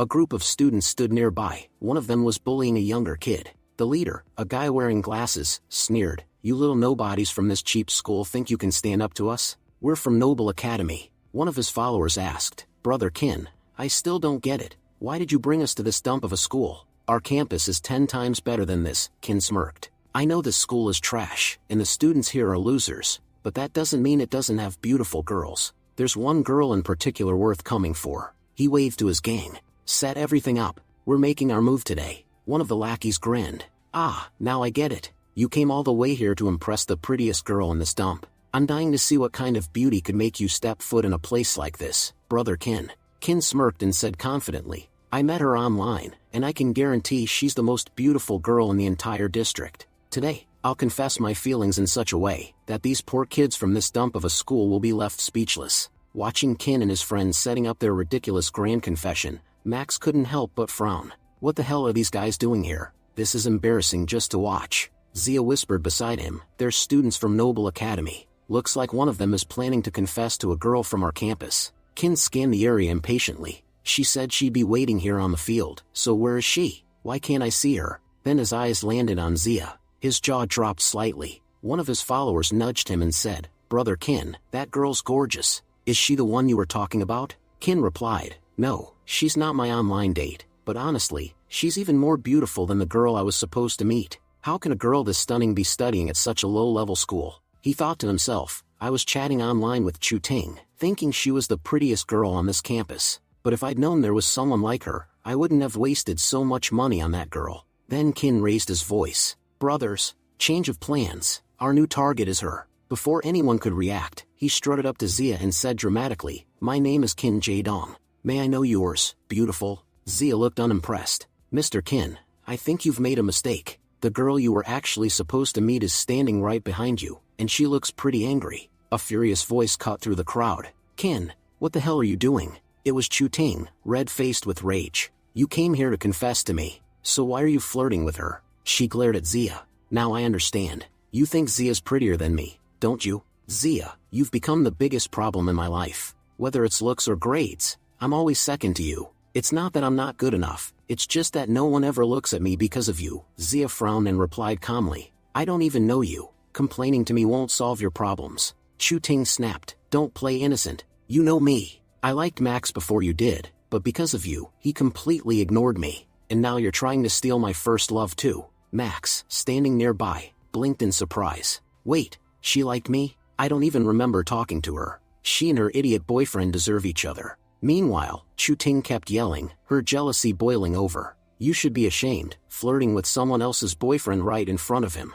And Max, everyone says you're so strong, but you can't even control your girl." Max finally lost his patience. His tone turned cold. "First of all, you should take a good look in the mirror, before calling anyone else out. And second, your mouth's filthier than the trash around here. If you don't stop running it about me and Zia, I won't hesitate to shut it for you, even if you are a girl." Chu Ting gasped. "Did you just threaten me?" She turned toward Kin. "Kin, he's threatening your girlfriend and you're just standing there? If you're really a man, fight him. If you win, I'll accept your confession." Kin's anger flared, but deep down, he smirked. "So if I fight Max and win, she'll be mine? Fine. Zia's out of reach anyway. Might as well take Chu Ting instead." He turned to his friends. "Let's teach this guy a lesson." "Go," Zia whispered nervously. "Max, these guys don't look too bright, so please, go easy on them." Max chuckled. "Trust me, if I actually hit them hard, they'll wet themselves before they hit the ground." Seconds later, he proved his point, one punch each, and all of Kin's friends were on the floor groaning in pain. Kin staggered back, stunned. This guy is a monster. Just then, a familiar voice shouted, "Stop right there." It was Leon, striding toward them. Max frowned. "Why is he here?" Kin, on the verge of tears, yelled, "Brother Leon, thank God you're here. This guy's dangerous. Please help me." A small crowd started gathering as Shinli and Kian arrived, curious about the commotion. Shinli recognized Leon immediately. "Hey, that's Leon, isn't it? Who's he planning to fight this time?" Kian smirked. "Don't worry, I dumped him ages ago. He's nothing compared to Max, remember? Max beat his whole gang like stray dogs." Shinli nodded. "You know, that King guy used to be one of Liang's old customers. I've heard he's actually the top fighter at Noble Academy. If the two of them team up, Max is in real trouble. I bet he's about to get destroyed." The crowd buzzed with anticipation as Max and Liang faced each other, tension thick in the air. Shinli grinned. "When two fighters like this go head-to-head, it's always a spectacle. This is gonna be fun to watch." Kin smirked. "Alright, Leon, Show him what you've got. But to everyone's shock, Liang suddenly turned and punched Qin square in the face. The entire crowd gasped. Qin stumbled backward, holding his cheek. Brother Liang, what are you doing? You hit the wrong person. You were supposed to attack him, not me. Liang cracked his knuckles. Oh no, I hit exactly the right person. He glared at Qin. Did you really think I'd ever lift a hand against my boss? Qian and Shinli were shocked. Boss? Liang continued, Boss, don't pay attention to what these useless people say. They're just using my name to turn you against me. By the way, I overheard that you're going out for dinner. Sister-in-law, could I join you guys too? As soon as Zia heard sister-in-law, she blushed deeply. She said, what nonsense are you people talking about? Liang apologized. I'm sorry, Brother Max. I think I ruined your date. Max replied calmly, we're only going out for lunch, nothing else. Anyway, tell me, why did you come here? Liang said, this isn't the right place to talk. Let's go somewhere else. And Kim, don't you dare look at our sister-in-law again. If I ever see you around this campus or anywhere near her, I won't spare you. Tears filled Kim's eyes. After this humiliation, I'll never come here again, he said, walking away. Once they reached a quiet alley, Max said, all right, tell me what you wanted to say. There's no one here who can overhear us. Liang said nervously, first, promise me you won't get angry.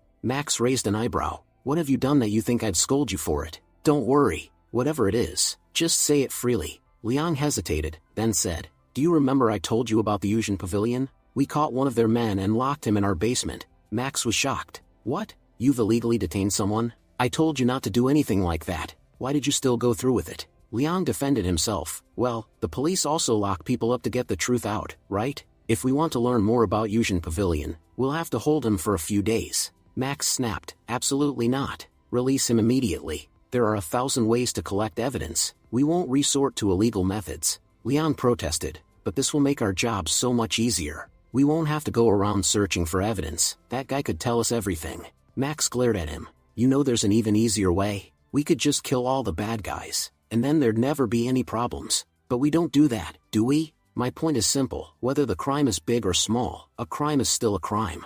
If you plan to continue doing things like this, I'll never support you. In fact, I'll stand against you. Liang quickly raised his hands. All right, don't be angry. I'll let him go. Just then, Max's phone rang. It was Captain Liu. Max answered, yes, Captain Liu. Do you need something? Captain Liu said. Do you remember that child you rescued from the mall fire? Max replied, yes, I remember. His name was Chen, right? Did something happen to him? Captain Liu said, no, his family just wants to thank you. They said that if it weren't for you, their child wouldn't have survived. I'm sending you the hospital's address. Please go meet them. Max said modestly, I didn't do anything that special, but if they want to meet me, I'll go. Still, Captain, I don't understand why you called me personally for such a small matter. Captain Liu replied, because that family's background isn't simple. You'll understand once you reach the hospital. When you meet them, make sure to tell them I sent you. Don't forget to mention my name. Max said, all right,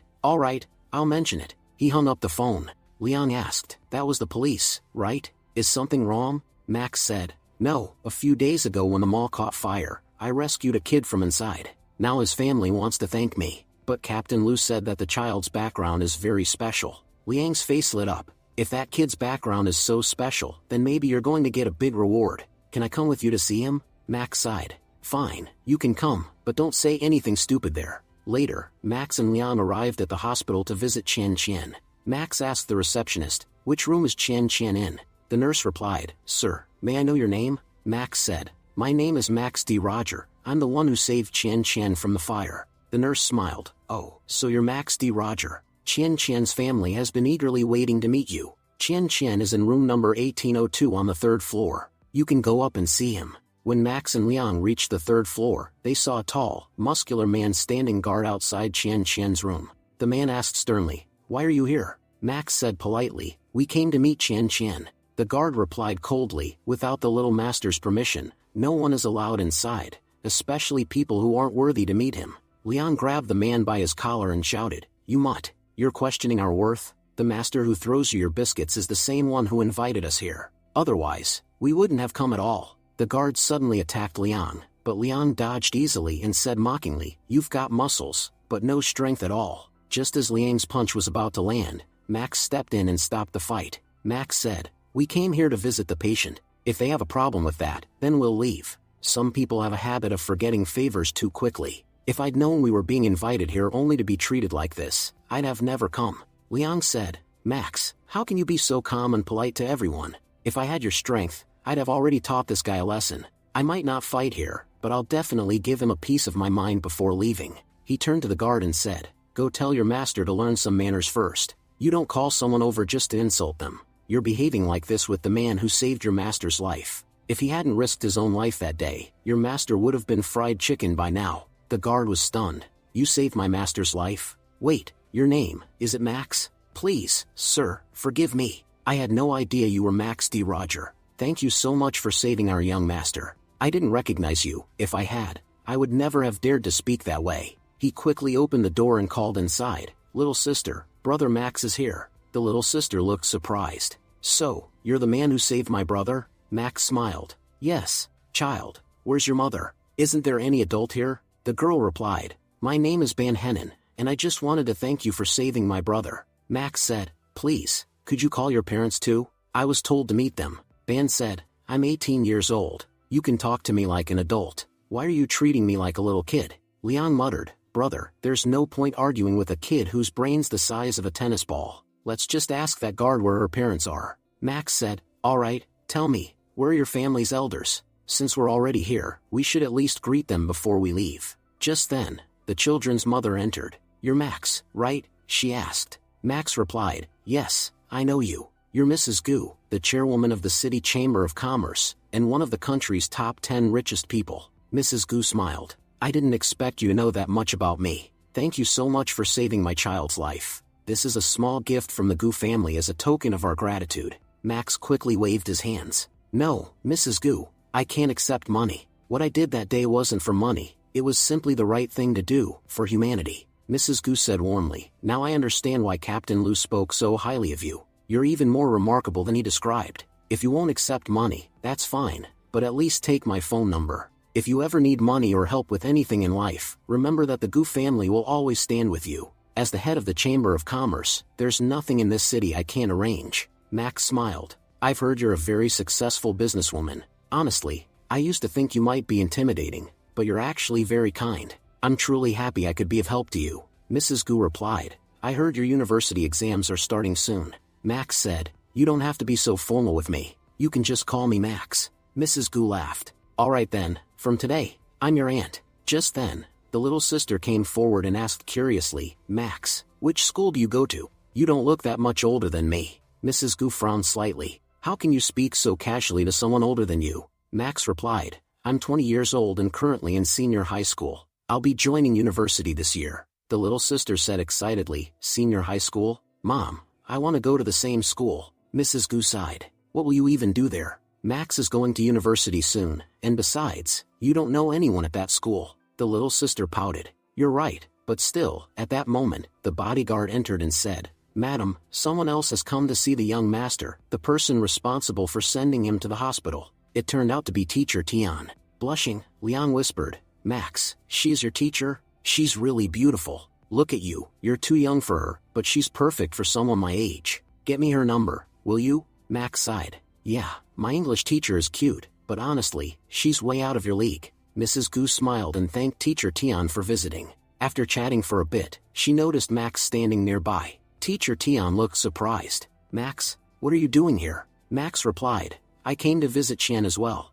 Mrs. Gu asked, Miss Tian, where do you work? Teacher Tian said, I teach at number 4 high school. The little sister immediately said, Mom, I've decided, I want to study at that school. Mrs. Gu frowned. But I already got you enrolled at number 1 middle school. You said you wanted to go there. Why are you changing your mind now? The little sister crossed her arms. I don't care. I'm going to number 4 high school. Even if Max isn't there anymore, Teacher Tian will be, and I'm sure she'll take care of me. Those people at number 1 school all seem so arrogant anyway. The bodyguard came in and said, Madam, the chairman of the Scholars Association, and the principal of number 1 middle school are here. They've probably come to discuss young Mrs. admission. Seeing the chairman, Max wondered, who's this now? Mrs. Gu smiled politely and said, we had to move to a new city rather quickly, and yet you still arranged admission for my daughter. I truly appreciate that. The chairman replied, I've prepared special study materials just for your child. Don't worry, with these, her exam scores will not drop at all. Mrs. Gu said, I'm sorry, but I can't accept that. I had initially planned to send my daughter to number 1 middle school, but she suddenly changed her mind. Now she says she wants to go to number 4 high school, and as a parent, I can't force her otherwise. So, we've decided to cancel the admission. The principal said, Mrs. Gu, our school is the best in the entire province. We've produced countless outstanding students. Why would you want to withdraw her? The little sister interrupted, my problem is with your face. And until you change that face, I'm not joining your school. The chairman's smile faded as she thought to herself, this child has clearly been manipulated. But by whom? Whoever it is, that scoundrel just stole Chairman Gu, one of our biggest donors, away from us. The donations we received for teaching dozens of students were nothing compared to what we got because of this one child. I'll find out who dared take that money from us. Then she said aloud, all right, Mrs. Gu, if your daughter isn't interested, we won't insist. Number 4 high school is quite a good school as well. Mrs. Gu smiled. I'm glad you understand. That makes me happy. The chairman replied, we still have other matters to attend to, so we'll take our leave. Hopefully, when it's time for young Chan's admission, you'll consider us again. As they left, the principal said in frustration, Chairman, how could you give up that easily? Don't you realize this girl is like a golden goose for us? The chairman scowled. Do you take me for a fool? There was never a real chance that Mrs. Gu's daughter would attend your school. I had kept the news about her admission strictly confidential. No one was supposed to know. Somehow, another school found out that Mrs. Gu's daughter was here. And you know what? I saw Miss Tian, the new teacher from number 4 high school, in the hospital ward earlier. It must have been her. She's the one who changed that girl's mind. The principal nodded. Yes, I noticed that woman too. What she did was completely wrong. When the time comes, we'll make sure she pays for it. Later, Max said, Aunt Gu, we'll be going now. Mrs. Gu smiled warmly. Thank you again, Max. When your university results come out, we'll celebrate at my house. Outside, Max and Liang walked together. Liang said, remember how you told me to let that guy go? We did it. The guy from Yushin Pavilion has been handed over to the police. Max replied, oh, are you talking about that Yushin Pavilion guy? Liang nodded. Yes, I just got a call from Yaosher. He said the man has been officially handed over to the authorities. Max said approvingly, that's good work, but you still haven't told me how you caught him. Liang explained, we got information that he's one of Yushin Pavilion's little bosses. It'll be hard to explain everything directly, so let me start from the beginning. Yushin Pavilion has been around for over 10 years. It started as a legitimate company, but later, they began doing awful things. They sank so low that they even got involved in human trafficking. The government has tried to take them down multiple times, but every time they managed to escape punishment, the blame always ended up falling on innocent employees. Many families of those victims were completely destroyed. They never recovered. Max frowned. From the way you're talking, it sounds like you have a personal history with Yushin Pavilion. If they've managed to keep doing such things, I'm sure they've got someone powerful backing them. Liang nodded. You're right. There's also a big rumor about them. People say they possess the world's most dangerous mind control drug. It can completely dominate a person's mind. Because of that, many employees and others have basically become their puppets, working for them against their will. The scene shifted to the Big Bull Gang's headquarters. The gang boss was on a call. Lord Ping, there's trouble. Our man Yun Yang has been arrested by the police, and now Yushin Pavilion is under investigation.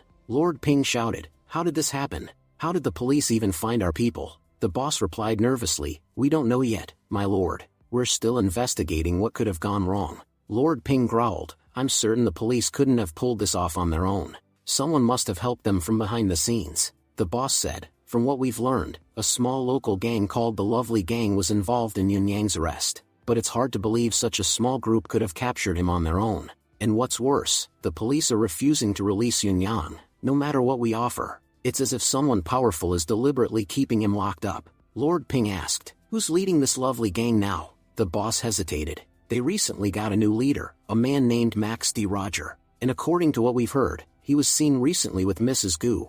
Mr. Ping said, the chairman of the Chamber of Commerce? You mean Gu Jiang, don't you? You're absolutely right. She's powerful enough to cause us serious problems whenever she wants. Honestly, I never thought the Chamber of Commerce would ever interfere with us. But if they've decided to get in our way, we won't spare them either. Anyone who thinks the Yushin Pavilion is just a 10-year-old organization is completely mistaken. They have no idea how deep our roots go in the underworld. Remember, we've always had one rule: if anyone refuses to bow their head before you, cut it off. And this time, it's no different. Go and wipe out the Lovely Gang.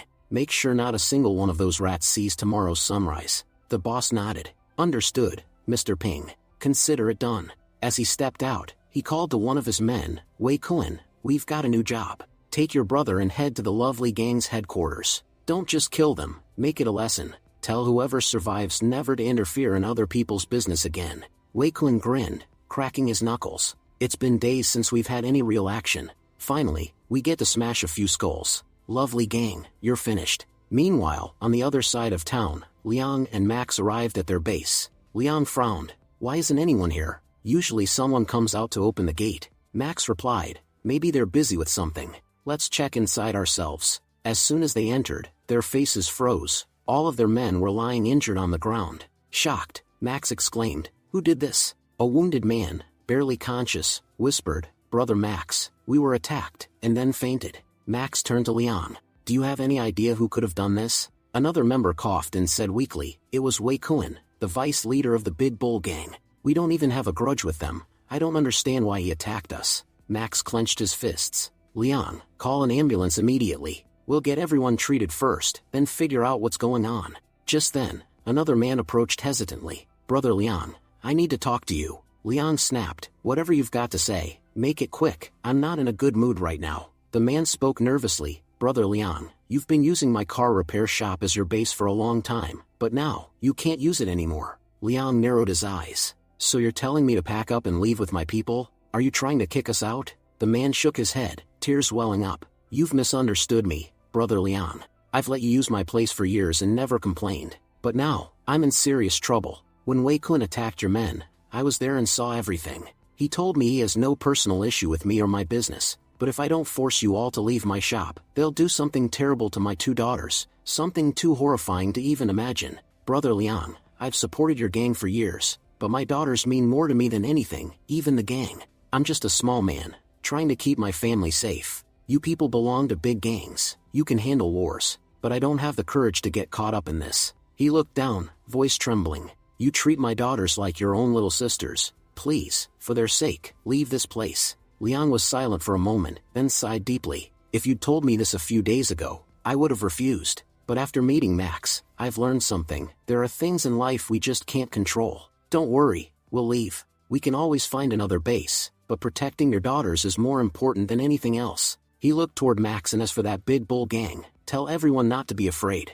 As long as even one member of the lovely gang is still standing, no one in this city can destroy us. Qin bowed deeply and said, Brother Liang, thank you so much. Your words mean a lot to us. Max smiled and said, Liang, I can see that you've really changed, but as far as I know, this is your only base. Where are you going to take all your men? Liang replied, we'll think about that later. Right now, everyone's badly injured. Later, Dalu and Bolu arrived to meet Max. Bolu asked, Brother Max, what happened here? Max said, this is all the work of the Big Bull gang. I called you both here because it's time to show them their place. My people are too injured to fight, and even if they weren't, they wouldn't stand a chance. You two are martial artists, your help will make a huge difference. Bola grinned, for you, we'd even walk through fire. This fight will be nothing. Max said, good. I'll go talk to Liang and decide when we move out. Max went to Liang and said, counting Dalu and Bolu, we now have 20 men.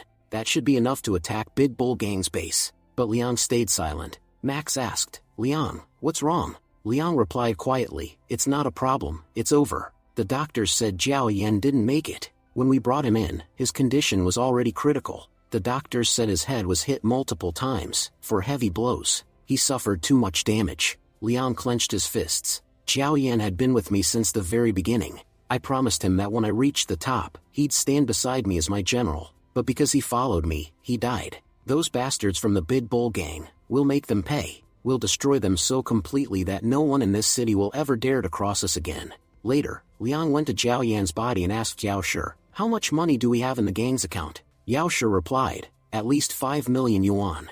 Liang said, give 800,000 yuan to Jiao Yan's parents. Yao Shi was shocked. 800,000? Even the biggest gangs don't compensate that much for a fallen member. Liang said firmly, I don't care about other gangs. A life was lost because of me, and honestly, even 800,000 is too little for that. Jiao Yan's dream was to give his parents a good life. We couldn't save him, but keeping his dream alive is now our duty. From now on, taking care of his parents will be this gang's responsibility. Yao Shi nodded. Understood, Brother Liang. It'll be done exactly as you said. Max asked, Liang, are you ready? Liang's eyes burned with fury. I was born ready to destroy them. Then Max led the gang toward the Big Bull Gang's base. Meanwhile, at the Big Bull Gang headquarters, Wei Kun returned and said arrogantly, Leader, why did you even send me to crush those ants? Even the weakest of our men could have handled that. Still, I have to admit, it was fun beating them like dogs. The leader warned, Wei Kun, don't get careless. After your attack, they won't stay quiet. Wei Kun laughed, you worry too much. Their gang only had about 12 to 15 members, and aside from 2 people, everyone was there. We beat them so badly that at least 2 or 3 of them won't survive the night. The leader said seriously, Wei Kun, do you even know who those 2 were? They're the gang's leader and vice leader. I've heard that one of them, Max D. Roger, is extremely powerful. The problem is his background. He's the son-in-law of Len Corporation, and even we can't afford to mess with them. That man's already accomplished some dangerous things in the past. Be careful, Wei Kun scoffed. Brother, you know the martial arts world and the normal world are completely different. The strongest people in the human world are like insects to us. A single martial artist can crush 20 ordinary men, and I'm the champion of the martial world. Do you really think anyone stronger than me exists? That's not arrogance, that's confidence. The only person who can defeat Wei Kun is Wei Kun himself. The leader sighed, all right, I have other matters to attend to. You've solved one of our biggest problems, the lovely gang.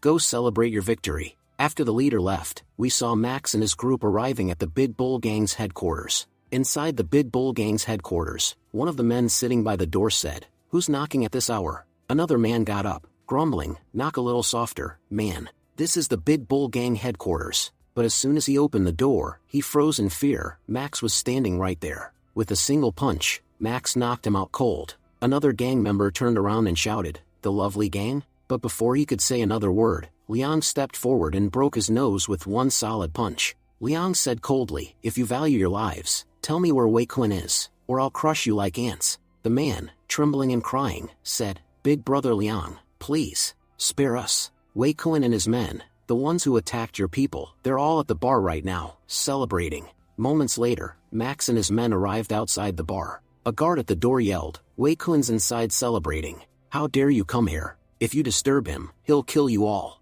Liang stepped up and smashed his fist into the guard's face. The guard spat blood and shouted, You dare attack us in our territory? Liang sneered, We're here to teach your boss some discipline. Tell him his fathers have arrived. Then, with one powerful kick, Max shattered the bar door. Wei Kun, sitting inside, smiled arrogantly. I've been waiting for you since yesterday. I thought you'd hide in some corner, too scared to face me. Glad I was wrong. Beating you was so much fun last time, even more than partying. But tonight, none of you are leaving here alive. Liang said firmly, Wei Kun, don't get too full of yourself for beating a few of my men. If Max had been there that day, you wouldn't have made it back to your base alive. Wei Kun laughed, You really believe you can stand up to me? I've ruled this underworld since before you were even born. No one, and I mean no one, dares look Wei Kun in the eye. And you think you can just walk into my headquarters and beat me? You won't even touch a hair on my head. Liang charged forward to attack, but Max shouted, He's stronger than you think, Liang. He's not your opponent. Still, Liang swung his bat, striking Wei Kun hard. But Wei Kun released a burst of energy and sent Liang flying across the room. Liang thought, This guy's incredibly fast. I doubt any gang has someone this quick. Yaoshe ran up, Brother Liang. Are you alright? Liang replied, It's just a scratch, I'm fine. Hand me that bat. Yaoshe said worriedly, Brother Liang, the bat's useless. Wei Kun's power bent it completely. Max stepped forward, Liang, take care of the others. I'll handle him. Liang nodded, You're the only one here who can match him anyway. Wei Kun smirked, So, you're Max. My boss warned me about you. I expected some terrifying gangster, but you're just a kid. Don't tell me my luck's so bad that I have to fear a child now. Max replied calmly, Dalu, Bolu, you know what to do. Then Max unleashed his full strength, multiplying his aura tenfold. Wei Kun grinned excitedly, Finally, someone strong. It's been a while since I had a real fight. Their clash began, powerful blows shaking the room. Max thought, shocked, I've increased my strength 10 times, but he's still keeping up with me. How powerful is this guy? Wei Kun said, mocking him, You've got impressive strength for someone so young. But what's the use of all that power if you can't even touch me? Then, Wei Kun summoned lightning energy and struck Max's shoulder, leaving a deep burn. Max smirked, thinking, Got you. Just then, Dalu and Bolu charged forward, each grabbing one of Wei Kun's arms. Wei Kun laughed, So that's why you didn't dodge my attack. You were setting a trap. You think teamwork will save you? You think you're the first to try this trick on me? Then, Wei Kun roared, releasing his full power. Lightning crackled through the air. Wei Kun shouted, "You can't restrain me that easily. You're not strong enough to stop Wei Kun." Dalu and Bola gritted their teeth. Damn, he's really strong. Then they activated their golden body technique, their bodies glowing with radiant energy. The tables turned. Wei Kun's attacks no longer affected them. Wei Kun's eyes widened. They told me the lovely gang was small and weak. Where did you people find such skilled fighters? I've never seen anyone master the golden body technique before. Max smirked. You know what happens next, right? Now you're going to get a non-stop beating. He lunged forward, pummeling Wei Kun with rapid strikes. Max shouted, Wei Kun, tell me where your boss is. I've wasted enough time on a dog like you. Wei Kun laughed maniacally. You think you've beaten me? That this is over? You fool, the real fight hasn't even begun. It's been years since I've gone all out. You'll die today, but I'll remember you. He broke free, throwing Dalu and Bolu aside, and his aura exploded. Max thought grimly, his power just spiked. I can see his aura clearly now. This is going to get dangerous, Wei Kun said arrogantly. My Tai Chi technique has one incredible feature. I can absorb the strength of others, and you three have given me plenty of it. I've never felt this powerful before. Even if you summon the martial god himself, you still wouldn't be able to defeat me. Max replied calmly, Dalu, Bolu, get ready. Looks like I'll have to use my real power now. He clenched his fists. I've never used my full strength before, because it's too dangerous. If I strike a normal human with even a fraction of it, they'd die instantly. That's why I've always kept it hidden. But now, there's no point in holding back. Then Max began recalling every martial art he had ever learned. Using his system's power, he instantly mastered all of them, reaching the martial level of perfection. Wei Kun watched in disbelief. How did this kid suddenly become so strong? The last time I saw such raw power was my master. He gritted his teeth, remembering. My recklessness once got me expelled from a martial school. My master threw me out. But I can tell you this, just like my master, this boy's end won't be any different. Meanwhile, Max thought to himself, my perception is sharpened so much, I can see through his body. Every weak spot, every movement. He's gathering energy in his left hand. That means his next attack will come from there. As Wei Kun charged, Max dodged effortlessly. Wei Kun was stunned. How is that possible? That was my fastest attack, one that could kill anyone. How did this boy evade it? Max said firmly, Wei Kun, kneel down. I can see every one of your moves. Anything you try now will only bring you closer to death. Even if I fight you with my eyes closed, you won't be able to touch me. Hearing those words, Wei Kun froze. They echoed the same warning his master once gave him. He muttered bitterly, when my old master expelled me, he said the exact same thing.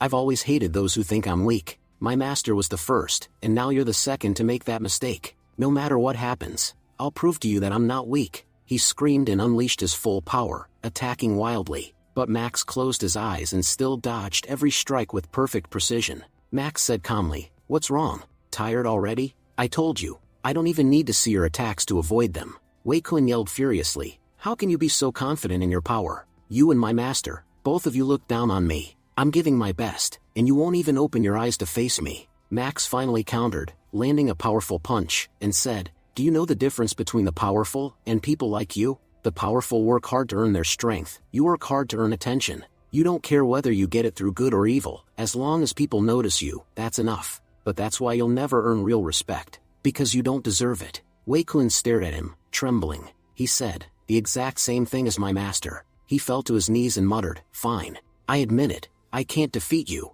My master was like you. I could never beat him in martial arts. But do you know what's stronger than martial arts? A tiny gun. He pulled a pistol from his belt, smirking. One bullet is all it'll take to blow your skull apart. My master underestimated me too, and I ended his life with a knife in his back. The satisfaction I got that day, I've never felt again. You'll be the second person I kill this way. If you don't kneel, I'll end you right here. He fired the gun.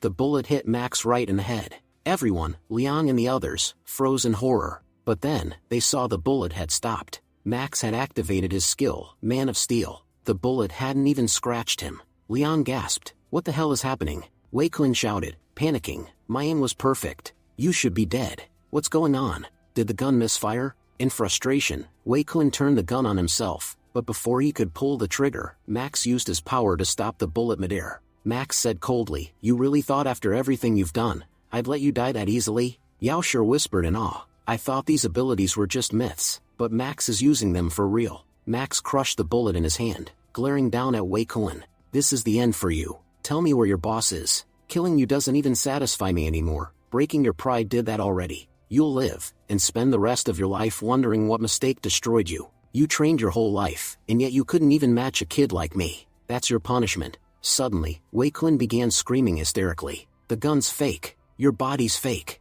This whole world is fake. Nothing is real anymore, nothing. Max said, why is he acting like a complete lunatic? Liang replied, because he has gone insane. Max, we've fought enough for today. Our brothers are exhausted, we should head back now. Forcing another fight right now would be pointless. Max nodded, you're right, we've already punished the main guy. It's time to leave. After Max and his team left, the Big Bull Gang's commander, Wu Feng, arrived at the scene. He shouted, what the hell happened here? And where's Max and his men? One of the surviving thugs replied fearfully, they beat up Master Wei Kun, and then left. Look at him, sir, he's in terrible condition. Seeing Wei Kun's state, Commander Wu Feng sighed and said, Wei Kun, forgive me. I couldn't save you, but I swear, as your brother, I'll avenge you. Later, the Big Bull Gang's leader arrived at their headquarters. The leader asked, what happened to Wei Kun? Wu Feng answered, the doctor said his brain has completely shut down. There's no chance of recovery. The fight must have given him severe psychological trauma. The leader frowned. Our men told us what happened, but what could possibly drive Wei Kun to lose his mind? Wu Feng replied, when I arrived, everything was already over.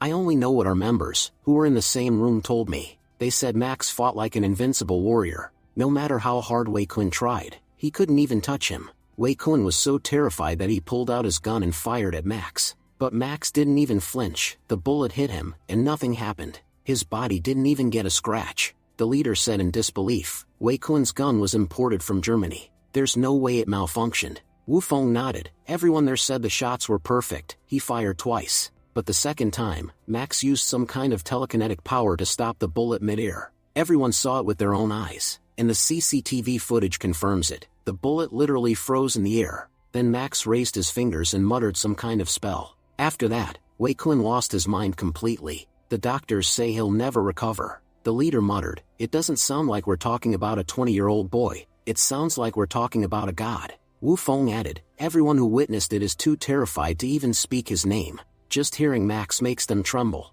The leader said gravely, looks like we'll have to consult a martial arts master. We can't interfere with someone like that ourselves. Meanwhile, on the other side, Max had taken Liang to the hospital. Max thought to himself, ever since I got that pen, everything about me has changed. At first, I thought it would only help me with my studies. But today, it gave me God-level power, just for a moment. At that time, I felt like nothing was impossible. It's a mystery how far this pen can take me. Its power truly feels unlimited. While he was lost in thought, he suddenly heard Liang screaming from the treatment room. Liang shouted, Doctor, that hurts too much. Please be a little gentler. Later, after treatment, Liang came out, and Max asked, how's your injury? Liang smiled, I'm fine. What about you? That bullet hit you. Are you okay? Max chuckled, small things like that can't even scratch me. You're the one who needs to rest and recover. How's everyone else? Liang replied, they're all being treated and recovering. Max said, good. Everyone should stay here at the hospital tonight.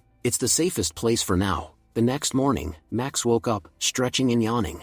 I was planning our gang's next move all night. I barely got 2 hours of sleep. As he stepped outside, Lenzia called out, I've made breakfast. Go wash up and come eat quickly. Max, following her instructions, went to wash his face, but then froze. Max asked in shock, Lenzia, what are you doing in my house? Lenzia smiled and said, last time, I couldn't do anything for your parents, so I came to show them my cooking skills. Max frowned. Do you really think I'm stupid? I know you're here for a reason. Lenzia sighed. My family suspects there's something going on between us. So now they're trying to introduce me to another guy. I thought if we got engaged, it would stop all this trouble. Max's parents, overhearing, were stunned. What? You two are getting engaged? When were you planning to tell us? Max said quickly, Mom, Dad, relax. It's just a fake engagement. His parents looked even more shocked. What do you mean fake? Tomorrow you'll get married and say that's fake too? You can't treat everything like a joke. Max sighed. Look, Lenzia, my parents don't agree with this, and I can't help you right now. I haven't even joined the university yet. How can I think about getting engaged? Lenzia replied, frustrated. By the time you finish university, I'll be too old. I'm not asking you to marry me. Just meet my family. They want to see you. Max hesitated. A family meeting? Lenzia nodded. Yes. some of my uncles and aunts are coming today. You have to meet them. Max groaned. Today? And when were you planning to tell me this? He turned to his parents helplessly. What should I do? His mother smiled and said, Lenzia is a lovely girl. If you're pretending, that's fine. But even if it's not acting, it's okay too. Do what your heart says. Max sighed in defeat. Alright, I guess I have no choice then. Lenzia said hurriedly, come on quickly, they're waiting for you. I also have to take you to our family shop to get some new clothes before we go. Scene shifts to the Len family residence. We see the Grand Len family gathered in the main hall. Second Grandpa said, this concerns our family's little girl, of course we had to come. Whoever marries her will hold the future of Len Corporation in his hands. But until that man passes our family's test, he will not be allowed to move forward with Lenzia. An aunt nodded. Yes, Second Grandpa, you're absolutely right, Uncle added. I've heard that Lenzia chose some poor boy for herself. His father used to belong to a gangster family, and now he sells vegetables for a living. Did Lenzia forget that she's part of the Len family? How could she possibly choose a pauper for herself? Grandpa replied firmly, even if that boy doesn't come from a remarkable background, he's an impressive young man. Do you think our Len family was always rich? During your great-grandfather's time, we were poorer than most. It was only 3 years of hard work that he and I built Len Corporation from nothing. I believe that even one capable person from a generation can change an entire family's destiny. Aunt scoffed, you always say that, but times have changed. Without even meeting the boy, I won't judge, yet I doubt he's suitable, Uncle shouted. Uncle, Dad, your time was completely different. Back then, there was no such thing as competition. People only had to worry about filling their stomachs. But now, everyone's fighting to survive. In this age, succeeding without a background is impossible. If someone starts with nothing, they'll never go beyond a few thousand. The days are gone, when people could rise from zero to the top. Let's be real, even you couldn't achieve that today. That's why I'm saying this for her own good. If Lenzia chooses a poor man, she'll live her entire life in poverty. I only want what's best for her, and being with a man like that definitely isn't. Second Grandpa agreed. Yes, I agree. That Max boy's family seems greedy. I'm sure they've trapped our Lenzia just for our wealth and property. Brother, I don't understand. How could you let your daughter get caught like this? Do you really want our Len Corporation to fall into the wrong hands? Grandpa said sternly, if you've forgotten, let me remind you, I built this company from the ground up. Don't act like you care more about it than I do. I know perfectly well how to protect my own company. The aunt stepped in quickly, trying to calm everyone down. Please, everyone, stop. We're here to meet Lenzia's future husband, not to argue over property. Grandpa sighed. A few days ago, I used to think like all of you, that money was everything. That's why I once arranged a marriage between Lenzia and a wealthy man. But when I discovered that man's true character, I was ashamed of myself. I realized I was about to hand my granddaughter over to a monster, just for money. So I decided to let Lenzia choose for herself. Unlike us, she doesn't measure everything in terms of wealth, and that's exactly why I trust her to find a truly good partner. So stop pretending that you care so much. This isn't about the company, it's about her happiness. Second Grandpa shouted furiously, you've gone mad. You're talking about destroying Len Corporation. Don't you realize that most of the company's shares belong to you? If you don't choose the right successor, everything will collapse. Grandpa replied calmly, you're right, most of the business is in my name. And from your words, I now see the truth. You didn't come here for Lenzia. You came for the property. You already took your share of the family assets long ago, while I kept the company. Now that Len Corporation has flourished, you're jealous. You just want me to choose someone you can control. Well, you can keep dreaming. At that point, Sinsen shouted angrily, what is wrong with you all? Can't we have a single family meeting without fighting? The property was divided years ago. What are you still so bitter about? At least for Lenzia's sake, can't you all calm down for one day? Just then, Lenzia and Max entered the room. Aunt whispered, surprised, oh, so this is Max? I must admit, now I see why Lenzia likes him. He doesn't look ordinary at all. He looks like the prince of some noble family. And I have to say, he's very handsome. If I were 15 or 20 years younger, I'd probably fall for him myself. Uncle scoffed. Just as I thought, she fell for his looks. Sinsen rolled her eyes. Uncle, if you'd just talked to him once, you'd understand, there's more to him than just his face. Then Max stepped forward, looking at the table full of extravagant dishes. He thought nervously, all this food, I've never even seen dishes like these before. I don't even know how to eat them properly. If I mess up, Lenzia will be embarrassed in front of everyone, but it all looks so delicious. There's no way I can just leave it untouched. Lenzia smiled and said, let me introduce you to my whole family. This is my second grandfather, my grandpa's younger brother, and this is my eldest aunt, the coolest person in our family. The one who looks so serious over there, that's my uncle. He just looks strict, but he actually has a very kind heart. And of course, you already know Sen and Grandpa, they're both amazing people. Max said politely, it's a pleasure to meet all of you. But inside, he was panicking. How am I even supposed to eat this food? I don't even know which hand I'm supposed to hold the knife with. Aunt smiled warmly. Our Max is so shy. He hasn't even taken a single bite yet. Don't worry, dear, we're all family here. There's no need to be nervous around us. Then, Uncle suddenly asked coldly, Max, your ancestors were gangsters, weren't they? And your father abandoned that path to become a vegetable seller. Tell me, in what world do you think you're worthy of becoming the Len family's son-in-law? Do you realize there's a difference between your status and Len Zia's like earth and sky? People say love is blind, but it's better when love also has sense. Don't you think you've overstepped your boundaries? Before Max could reply, Aunt cut in sharply. We're here to meet, not to insult anyone. Enough with this nonsense. Max thought to himself, why do I keep running into people like this everywhere I go? Then he spoke calmly, Uncle, I admit my background isn't impressive, but judging my future by my background isn't fair either, is it? The uncle sneered. Oh, now you're going to give me one of those motivational speeches? Don't bother, I've got no interest in hearing it. Let me tell you something, boy. In life, no matter how far you go, your foundation, your family's power, determines how high you climb. Do you seriously believe that someone who's probably never seen 100,000 rupees in his life can manage a company worth millions or billions? Max replied confidently, the Len Corporation you're so proud of exists because of your ancestors' hard work. But if I asked what you personally did for it, what would your answer be, Uncle? You wouldn't have one. Honestly, I haven't even started my career yet, and you think Len Corporation is the pinnacle of success. But let me tell you, there are companies out there far greater, built in less time than yours. And I can guarantee this, making me your son-in-law would be the best decision of your life. Because if I built my own corporation from scratch, I'd create one to rival Len Corporation within 10 years. But if I worked within Len Corporation, I'd take it to heights you can't even imagine. It would reach a level of success you people have never dreamed of. And even if I don't become part of the Len family, I'll still make my own mark in the world. But if you reject me, the biggest loss won't be mine. It'll be yours. Everyone fell silent. The uncle, impressed, said with a grin, you've got quite an attitude, young man. I like that. But second Grandpa said sternly, I'm not like your uncle, who's easily pleased by confidence. You claim you can build something greater than Len Corporation? Do you even realize what kind of genius it takes to achieve that? Tell me, what were your grades in school? Because a person's report card often tells us their true potential. Len Zia immediately stepped in.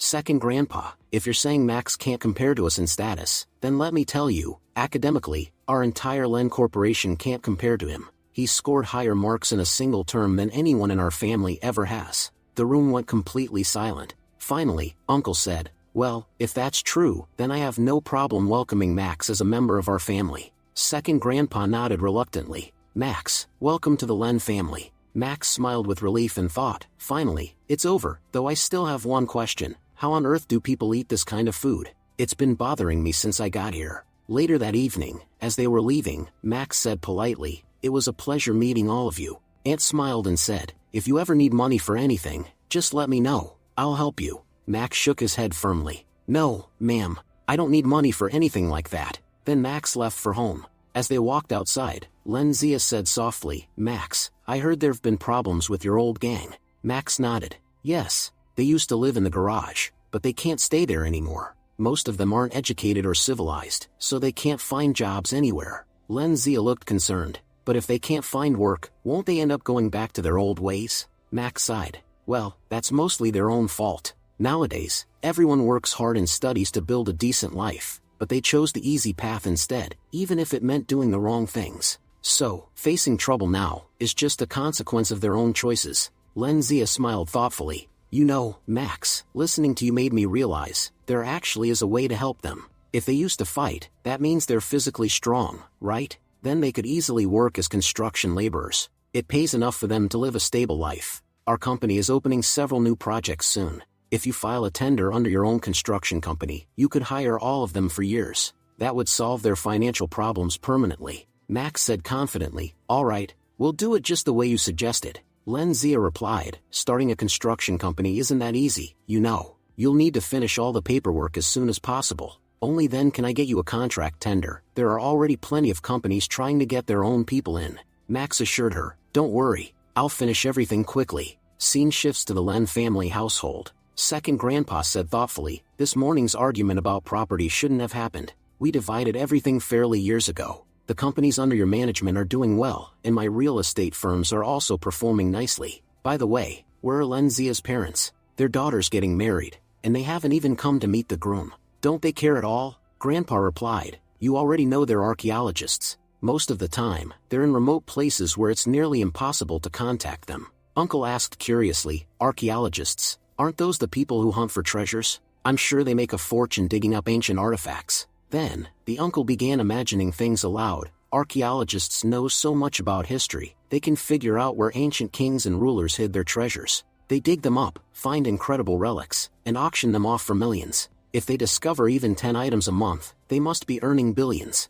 He smirked and added, no wonder they didn't bother coming, they must be rolling in money. Grandpa frowned and said firmly, you're completely mistaken. Sinsen sends them money every month so they can survive. If it weren't for her, they'd probably be begging on the streets right now. Sinsen interjected quickly, Grandpa, please don't say that. Sometimes they do find valuable items. Grandpa sighed, even then, what they make in a whole year isn't as much as what your company earns in a single day. Just then, the uncle's phone rang. His secretary said, Sir, our chief engineer has made some changes to the construction site plans. He wants to discuss them with you. The uncle replied, all right, ask the translator to join the call too. You know I don't speak English. How else am I supposed to talk to him? The secretary reminded him, Sir, you forgot. Our translator is on leave for a month. The uncle snapped irritably, why on earth did you give him leave at such a critical time? Where am I supposed to find another translator this fast? The secretary said timidly, Sir, you were the one who approved his leave. Second uncle muttered, oh, right,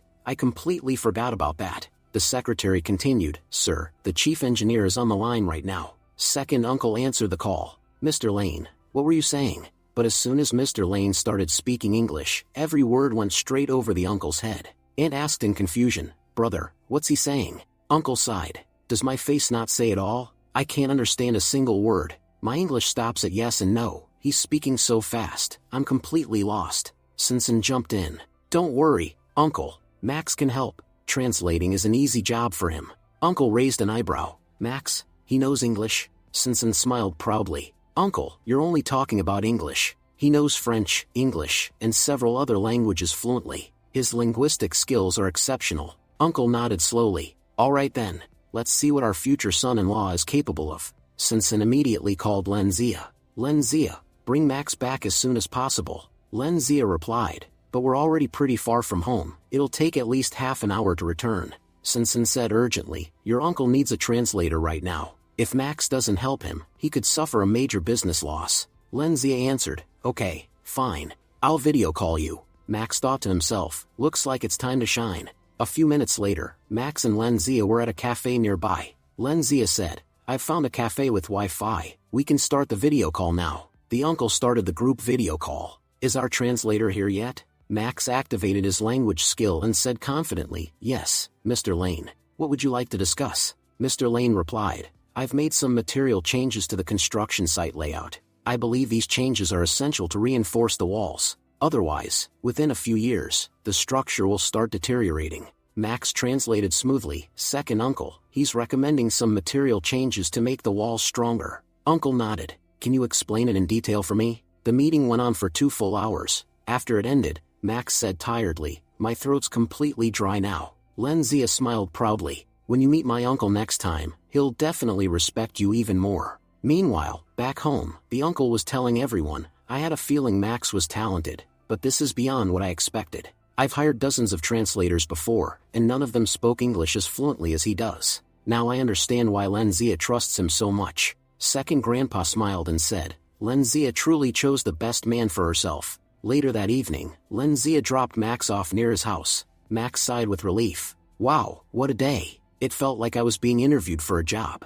Anyway, I should call Liang and check how everyone's doing, and tell him the good news that work is coming soon. But just as he was about to make the call, his phone lit up. Mrs. Gu was calling. Max muttered to himself, why is Mrs. Gu calling me? Don't tell me she wants me to meet her son again. He picked up the call and said politely, yes, Mrs. Gu, what's the matter? Mrs. Gu said warmly, Kian has been discharged from the hospital. Tomorrow is his birthday, and he really wants to invite you to his birthday party. It would mean a lot to us if you could come.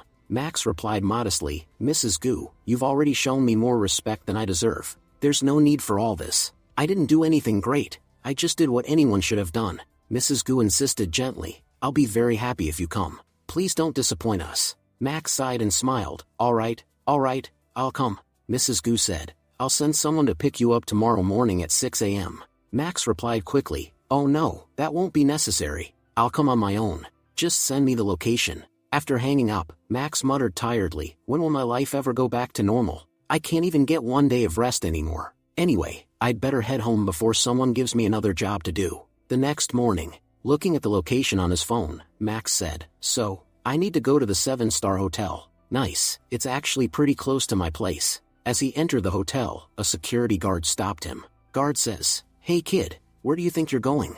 People like you can't just walk in here. Max frowned and said firmly, first of all, speak respectfully. Second, I'm not here uninvited. Mrs. Gu personally asked me to come. The guard scoffed, oh really? You think Mrs. Gu has fallen on such hard times that she'd invite someone like you? I'm being polite right now, but leave this place quietly, or I'll have to throw you out myself. Max glared and said sharply, how dare you talk to me like that? If I said I was invited, then I was invited. You could at least go confirm it inside before mouthing off. The guard sneered, I'm the head of security here. I've been doing this for years, and I know exactly who's allowed to enter. Someone like you isn't even fit to wash dishes here, let alone be a guest. Now get out before I'm forced to take action. Max locked eyes with him coldly. The guard smirked, what's wrong, kid? Angry now? If Mrs. Gu really invited you, then go ahead, punch me in the face. Without hesitation, Max threw a powerful punch, sending the guard crashing to the ground. Max said coldly, some people don't deserve polite conversation.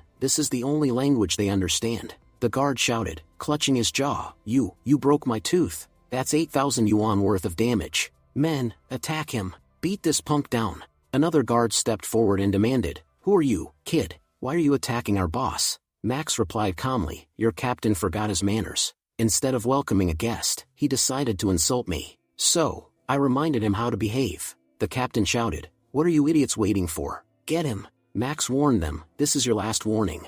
I've tried being reasonable, but if anyone takes another step, I won't hold back. When they ignored him, Max swiftly knocked one guard unconscious with a single hit, and sent the rest scattering. One frightened guard raised his hands and yelled, I'm not fighting him, no one wants to take on someone that strong. The captain screamed, you're all useless. You can't even handle one kid. He turned to Max angrily, listen, boy, as far as I know, we've never met. So why are you attacking my men for no reason? Max snapped, how many times do I have to say it in different languages? Mrs. Gu invited me here. If you don't believe me, go confirm it instead of running your mouth. The captain grumbled, why would Mrs. Gu invite a broke kid like you anyway? Just then, Mrs. Gu arrived, looking furious. Mrs. Gu said firmly, yes, I invited Max. And Max, I'm so sorry, my guards clearly weren't trained to behave properly. The captain immediately bowed. Mrs. Gu, please forgive me. I didn't realize you'd invited him. Mrs. Gu said coldly, when I hired you, you were poor too, remember? Yet I gave you this job. And now you're judging someone by his clothes? I'm deeply disappointed. It feels like I hired the wrong person. She turned to Max. Tell me, Max, what should I do with him? His behavior today was completely unacceptable. The guard dropped to his knees, crying, ma'am, please forgive me. I didn't know you had truly invited him. If I lose this job, I won't be able to pay my loans this month. Everything will be ruined. Max said seriously, all right, I understand your situation, but you should never treat people like that again. Honestly, I feel wrong not letting you face consequences, because if I were someone else, I'd probably have been beaten up instead. You're begging for your job now, but you just sent 5 men to attack a high school kid. That's not something to take lightly. Still, since this is your first mistake, I'll forgive you. But Mrs. Gu, if he ever behaves like this again, you should fire him immediately. Everyone deserves basic respect. The captain bowed deeply. Thank you so much for giving me another chance. Mrs. Gu smiled slightly. All right, let's go inside now. Kian must be waiting for us. As she opened the door, Mrs. Gu called out, Kian, look who came to see you. Kian's face lit up with excitement. My hero came. Brother Max, please teach me martial arts. I want to become as strong as you. Max thought to himself with a smile, this kid wants to learn martial arts now? Mrs. Gu laughed. My Kian has always been a huge martial arts fan. He spends all day reading novels and comics. If he says something childish, please don't take it seriously. Kian said cheerfully, I'm only able to celebrate this birthday because of you, Brother Max. That's why I want you to help me blow out the candles. Max smiled fondly, thinking, he really believes I'm some kind of superhero, the guy who jumped into the fire to save him. Well, maybe that wasn't such a bad thing after all. Just then, Kian stopped his mother and said, "Mom, where's my sister? I'm not blowing out the candles until she comes back." Mrs. Goose smiled and replied, "Your sister went to school, dear. She'll be back very soon." Max thought to himself, so, they're talking about that kid. Funny, I thought she was still in a lower grade, but turns out she's 18, only 2 grades behind me. Moments later, the little sister arrived cheerfully and said, "Kian, look what I brought for you. It's your favorite book, the one you've been wanting for so long." Overjoyed, Kian exclaimed, "This is the legend of Luo Wuji, the story of how he conquered both the human world and the immortal world. Sister, you're the best. You really got this for me." The little sister smiled and noticed Max. "Oh, Max, you're here too." As Max was about to say hi, he suddenly realized, he didn't even know her name. Meanwhile, Kian said excitedly, "All right, I'm blowing out the candles now." Max thought to himself, is Mrs. Gu returning my favor, or just wasting my time? I thought this would be the chairman's son's grand birthday party, surely something huge and fancy, but it's just the 3 of us here. Even though it's a 7-star hotel, there's barely any decoration at all. After the cake was cut, Mrs. Gu said, "Look, Max, I know I wasted a lot of your time. You have your university exams coming up, and yet I called you here just for a child's birthday, but I really appreciate that you came. If you ever need anything, don't hesitate to ask." Max smiled politely and said, "It's fine, really. Spending time here isn't a waste at all. Kian is a very sweet kid." Mrs. Gu nodded softly. "I have to work so much, I barely get time for him. You know, I didn't truly understand the meaning of family until that incident with Kian happened. I used to think money could buy everything, but now I realize that time lost can never be bought back. Being able to spend time with my family now feels wonderful. And honestly, it's all thanks to you, Max. Your voice inspired me. By the way, I heard there were some issues between you and Yuzhen Pavan. Would you mind telling me what happened?" Max replied, "Yes, there were a few problems, but nothing serious enough for you to get involved." Mrs. Gu smiled in relief. "I'm glad to hear that." Max continued, "For now, there's only one real problem I'm facing. The members of my lovely gang need jobs. Their situation is really bad. If I can't help them find work soon, they might turn to crime. I did find one possible solution, but the process for registering a company is complicated, and I have no idea where to start." Mrs. Gu laughed gently. "Is that all? You seem to have forgotten. I'm the president of this city's Chamber of Commerce. Every new business requires my approval, and of course, I'll give it to you." Max looked surprised. "Thank you so much." Mrs. Gu smiled and said, "You know, opening a company isn't easy. The most important thing you'll need is money. Many people back out just because they can't afford it. So, always be financially prepared." Scene shifts to Lenzia. She sighed. "Oh no, I completely forgot to tell Max that opening a company requires capital. Where will he get the money for registration?" She quickly called him. "Max, I just remembered, to open a company, you'll need investment capital. Do you have that money?" Max replied, "I was just talking to Mrs. Gu. She said I'll be managing a company that will employ many people, but registration alone will cost at least 20 million. Do you really think I have that kind of money? Even if I sold everything I own, I wouldn't have 20 million. Lenzia laughed softly. "Only 20 million? I thought it would be much more. Mrs. Gu gave you a really good deal. Don't worry, I'll transfer you the money. That's actually a very cheap price to start a company." Max, shocked, said, "Wait, 20 million is cheap to you?" Lenzia chuckled. "Come to my house tonight. Grandpa wants to talk to you about something." Later, Max met Mrs. Gu again. She asked, "So, did you manage to arrange the funds?" Max nodded. "Yes, I spoke to a friend, and she agreed to lend me the money." Mrs. Gu smiled warmly. "That's wonderful. I'll ask my secretary to help you with all the paperwork. Don't worry, everything will be ready soon." Then Max asked, "By the way, is Kian free today?" Mrs. Gu replied, "Yes, he's been recovering lately, so he's free today." Max grinned. He mentioned wanting to learn about martial arts. "Since you've done so much for me, I'd like to return the favor by teaching him a bit. Honestly, this would make the perfect birthday gift for him." Mrs. Gu's eyes lit up. "That's a brilliant idea. You know, Kian has always been physically weak. He's obsessed with martial arts because he wants to be strong. You saw how happy he was when his sister gave him that book. If you teach him even a few techniques, he'll be overjoyed." She turned to her son and said, "Kian, do you remember we planned to go to amusement park today? Well, we might have to cancel that, because your brother Max is going to teach you martial arts instead. So, tell me, would you rather go to the park or learn martial arts?" Beaming with excitement, Kian shouted, I want to learn martial arts. That evening, Max was teaching Kian a few martial arts moves. Max smiled and said, if you practice these every day, you'll definitely become stronger and stronger. Excited, Kian replied, Brother Max, you're such an amazing teacher. Just then, Mrs. Gu entered the room and said kindly, Max, since you're still here, why don't you stay for dinner? Max smiled apologetically. I'm sorry, Mrs. Gu, but I promised to meet a friend tonight, so I should get going. Mrs. Gu nodded. Alright, then. I'll ask my security team to escort you home safely. As Max walked toward his car, his phone rang. It was Lenzia. She asked, so, did everything work out? Max replied, yes. Mrs. Gu said she'll send her secretary tomorrow to help me with all the paperwork. Don't worry, the registration process will be handled easily. By the way, you mentioned your grandpa wanted to talk to me. Where are you guys? Should I come over? Lenzia replied, come to my house. We've made seafood tonight. My grandpa cooked his special crab dish, and he wanted you to try it himself. Max's eyes lit up. Crab? That's my favorite. I can't wait. Forget the car. I'm running there right now. A little later, Max arrived at the Len family's residence. From inside, Sinsen said curiously, who could that be at this hour? When she opened the door, she saw Max standing there, drenched in sweat. She asked in surprise, why are you sweating so much? Were you being chased by someone? Max laughed, a bit embarrassed. No. I just got too excited when I heard about the crab. It would have taken 5 minutes to call a taxi, so I just ran all the way here. Lenzia chuckled. Well, good thing you did.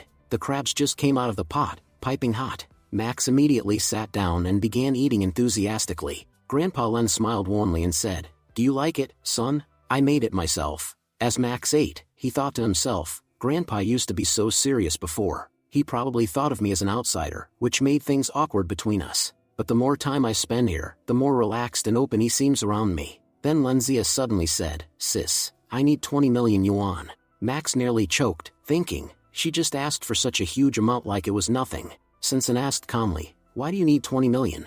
Lenzia replied, Max is opening a construction company, so he needs the money for that. Sinsen smiled brightly. Oh, that's wonderful news. Until now, we had to outsource all our projects, because we didn't have a construction company of our own. But now that Max is starting one, we can handle everything through him. Still, Max, are you sure 20 million will be enough? From what I know, opening a construction company usually costs much more. Grandpa Len chuckled and said, Mrs. Gu is very fond of Max, so she's helping him set everything up at a much cheaper rate. Max thought silently, they're talking about 20 million like it's just a couple of coins. The world of the rich really is something else. At home, I've seen people stress over just 10,000 yuan, but these people are casually investing 20 million without hesitation. Now I understand why Uncle always said background matters. A person's background truly helps them move forward in life. And if these people trust me this much, then I'll make sure I never break that trust. No matter what it takes, I'll turn my construction company into the best in the world. Looking outside, Max muttered, the weather's really getting bad today. Grandpa Len said, the news reported that this rain won't stop anytime soon. You'd better stay here tonight. Driving in this weather would be too dangerous. Later that night, Max and Lenzia were shown inside a room together. Max thought, when Grandpa told me I'd be staying here, I didn't expect this. There are so many rooms in this mansion, and yet they've put me and Lenzia in the same one? He said awkwardly, Lenzia, you can take the bed. I'll sleep on the floor. Lenzia shook her head. No, Max, the floor is too cold. You should sleep on the bed too. Max replied, then what? You'll sleep on the floor? You're not used to that. You take the bed, I'll manage. Lenzia smirked and said, who said I'd sleep on the floor? We'll share the bed. Max's eyes widened. Are you serious? Soon after, both of them lay down, trying to sleep. Max thought, what's happening here? Why do I feel like I'm getting trapped in this Len family's web? Suddenly, Lenzia turned toward him, placed her hand on his chest, and asked softly, Max, what do you think of me? Max hesitated. Why are you asking me that right now? She looked into his eyes. Do you not like me? Max quickly turned toward her and said, who said I don't like you? She smiled faintly and whispered, then, why can't you be my real boyfriend? Just as things were about to escalate, the door opened suddenly. Grandpa Len entered the room holding a TV remote. Sorry to interrupt, kids, the TV stopped working. Max, could you help me fix it? Max jumped up immediately. Of course, sir. I'll fix the TV and then sleep afterward. As he left, he turned back to Lenzia and said, you go ahead and rest, okay? The next morning, Max arrived at the City Chamber of Commerce. He called Mrs. Gu and said, Mrs. Gu, I've got the money ready, and I'm standing outside the Chamber of Commerce. What should I do next? Mrs. Gu replied, my secretary, Mr. Jing, will be inside wearing a red suit. He's already prepared your documents. Just go in, sign the papers, and deposit the money. Everything will be done.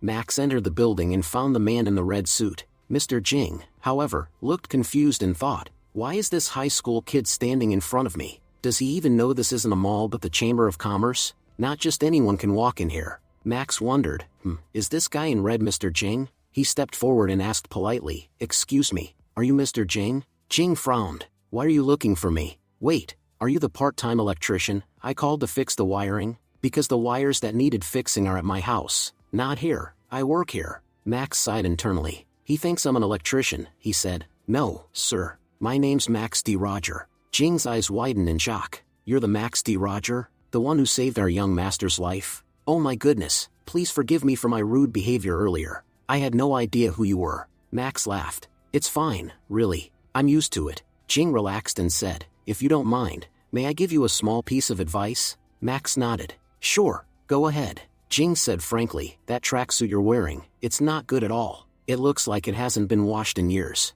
If anyone sees you like this, they'll underestimate you immediately. Max looked down and replied, but this is my school uniform. What's wrong with it? Jing showed him a photo on his tablet and said, see for yourself. Don't you look poor in this picture? Who would believe that someone dressed like this could deposit 20 million yuan? Max chuckled. Now that I see it, you're absolutely right. Jing smiled. Well, all the paperwork for your company is done. Just sign here, and also here for the transfer, and you'll be all set. Max nodded gratefully. Thank you so much, Mr. Jing. Half an hour later, Max asked, Mr. Jing, has my company been successfully registered? Jing replied confidently, as far as I know, there won't be any problems. You'll receive official approval within a week. Scene shifts to the approval office, where an officer was reviewing Max's company documents. He said, there's no issue with this file at all. I'll approve it. Just then, another officer walked in and asked, are you reading the application for Max D. Rogers' company? The first officer smiled. Yes. Can you believe it? A high school student opening his own company. He started with a massive investment, and has even helped the police solve several cases. He's a good kid, ambitious and capable. There's no reason not to approve it. His future looks incredibly bright. The second officer nodded.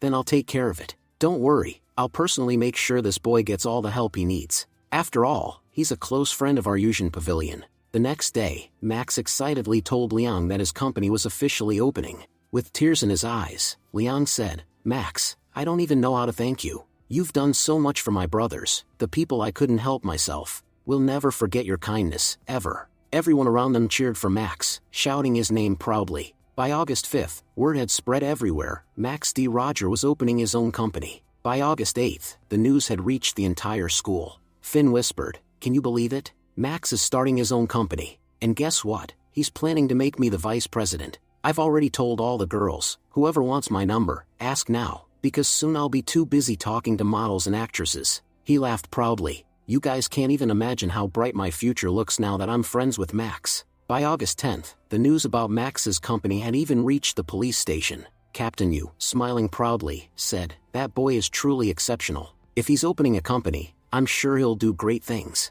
However, as the days passed, Max's company still hadn't received approval. By August 15th, there was still no sign of progress, no confirmation, no updates. Meanwhile, Sarah was packing her things when she said, ever since I got promoted, my workload has doubled. Max walked up to her and asked, I heard you're getting a promotion? Sarah grinned. Not getting, I already got it. I'm no longer intern Sarah, now I'm editor Sarah. You know, I'll be in charge of all the late night shows on our channel, ABC News. I'll decide who goes on air and when.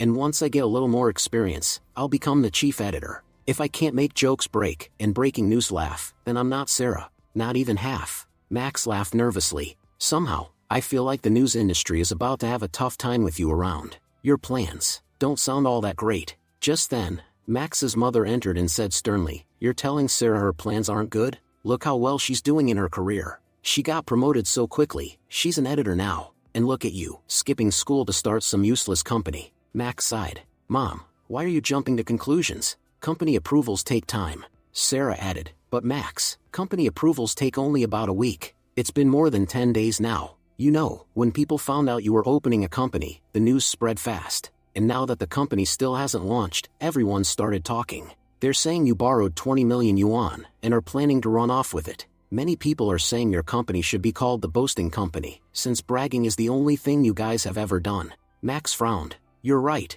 If I don't clear this up soon, people will just keep gossiping. I'll go find out why the approval hasn't come through yet. Sarah said, I'm coming with you. When they reached the Chamber of Commerce, the receptionist looked puzzled and said, there's no record of any company registered under the name Max D. Roger. Max was shocked. What? That can't be. I deposited 20 million yuan. How can there be no record of my company? The receptionist replied, Sir, there's no record of your payment or any registration under your name. Max said, check the records for August 5th. That's the day I registered. After checking, the receptionist said, on August 5th, only one company was registered, Big Bull Construction Company, owned by Ben Yuji. A deposit of 20 million yuan was made for that registration. Max froze. Big Bull Group? He thought to himself, it must be the Big Bull Gang. They've done something shady. Sarah asked, but how could your company get registered under someone else's name? Max clenched his fists. Seems my blind trust has backfired. I can't understand how something like this happened, especially with Mrs. Gu involved. How could my company be registered under another person's name? Sarah said, then talk to your contacts, find out what really happened and what you should do next. Max replied, the Big Bull Gang isn't powerful enough to pull this off alone. I'm sure there's more going on here. I know Mrs. Gu, she would never intentionally do something this cruel to me. He turned to Sarah and said, you go home for now. I'll talk to my people and get to the bottom of this. Sarah nodded. All right, I'll head to my office. Please, be careful. Later, Max went to see Liang and told him everything. Liang frowned. Max, you need to talk to Mrs. Gu about this. She's the president of the Chamber of Commerce. Nothing happens there without her approval. Only she can tell you how this really happened. Meanwhile, on the other side of the city, Mrs. Gu looked visibly worried. Just then, her phone rang. It was Max. She answered, yes, Max, what is it? Max said, Mrs. Gu, do you remember when I met your secretary to register my company? There's been a serious issue with the registration. Mrs. Gu's tone suddenly changed. Look, Max, I know I'm the president of the chamber, but I can't interfere in personal matters. Helping you before already put me at risk. I'm not getting involved again. Her words stunned Max. He had never heard Mrs. Gu speak to him like that before. For the first time, he realized something was deeply wrong. Liang looked at Max and asked, what's wrong, Max? Why do you look so upset? Max sighed. Mrs. Gu, the same woman who treated me like her own son just yesterday, today she didn't even want to talk to me. I could hear in her voice, she sounded tired, defeated. Something bad must have happened to her. Liang frowned. She helped us so much, and now something's happened to her? No way, we can't let that slide. We know the Big Bull Gang has powerful people behind it, and Mrs. Gu is a good woman. She's never done anything wrong. If they're threatening her, she's bound to be scared. Even if she's rich, there are things money can't fix, illegal things that can't be handled legally. And no matter how many bodyguards she hires, they're no match for real gangsters. We need to find out what's going on. Max nodded seriously. You guys stay here. I'll go take a look, quietly. A while later, Max reached Mrs. Gu's house. He muttered to himself, what's the Big Bull Gang's car doing outside her house? I knew it, they're behind all of this. As he crept closer to the window, he heard voices from inside. Mrs. Gu said, so, what do you want from me now? I already did everything you asked. I can't do any more than this. Max's eyes widened. What are they talking about? Then one of the gang members said coldly, we're just here to remind you that your lovely children are still with us. We haven't fed them for 3 days now, and I'll admit, they're pretty tough kids. 3 days without food, and they still didn't cry. Max was shocked. What? They kidnapped her children? Now I understand why Mrs. Gu sounded so hopeless. The gangster continued, there's only one thing left for you to do. After that, your family will be free. Lure Max to your house, and kill him. Once you do that, hand over his body to us, and you can take your precious children home. Mrs. Gu shouted, horrified. What nonsense are you talking about? How could you ask me to kill an innocent boy? The gang leader motioned to his men. You two, wait outside. Director Gu still doesn't seem to understand me. I'll make her see things my way. He smirked and said, look, Director Gu, now it's just you and me. No witnesses. No one to save you. Mrs. Gu's voice trembled. What? What do you mean by that? The man leaned closer, grinning. You know, I'm not like those other guys. I don't judge people by appearances. I actually like strong women, women with fire in them. And you've got that fire. I think I'll enjoy breaking that strength. He grabbed her roughly by the arms. Crying, Mrs. Gu said desperately, God, if this is what happens to good people, then one day, no one will believe in goodness anymore. Just then, Max burst in. Before the thug could react, Max kicked him so hard that he flew across the room and collapsed, unconscious. Mrs. Gu gasped in relief. Max, you finally came, Max said firmly. Don't worry, Mrs. Gu. As long as I'm here, no one will lay a finger on you, the gang leader shouted angrily. So you think you're smart, attacking from behind, huh? But Max stepped forward and stomped his head into the floor, knocking him out cold. Max said coldly, Liang, make sure not a single one of them escapes alive. As Liang entered the room, he replied coldly, you really think I'd let anyone escape? I've been right behind you this whole time. Max said urgently, Ms. Gu's children are in danger. No matter what, we have to save them. Liang asked, but how are we supposed to find out where they're being held? Max replied, we're surrounded by big bull gang members. One of them will definitely know something. If they refuse to talk, use their phones. I'm sure they have a group chat. Send a message and find out where the kids are. He looked at the terrified gangster and added, don't worry, ma'am. I'll save your children. Then, Max tied up the gangster and hung him upside down. Max said, smirking, so, do you want to talk now? Or would you rather keep hanging there? The gangster cried out, all right, I'll tell you everything. Max replied mockingly, good, you're our guest, after all. At least let us show you some hospitality. Yao sure, bring the crabs. Yao sure threw a bucket full of live crabs onto the man's body. The gangster screamed, I already said I'd tell you everything. Why are you still torturing me? Max smiled cruelly, because now it's finally getting interesting. You know my question, so start answering.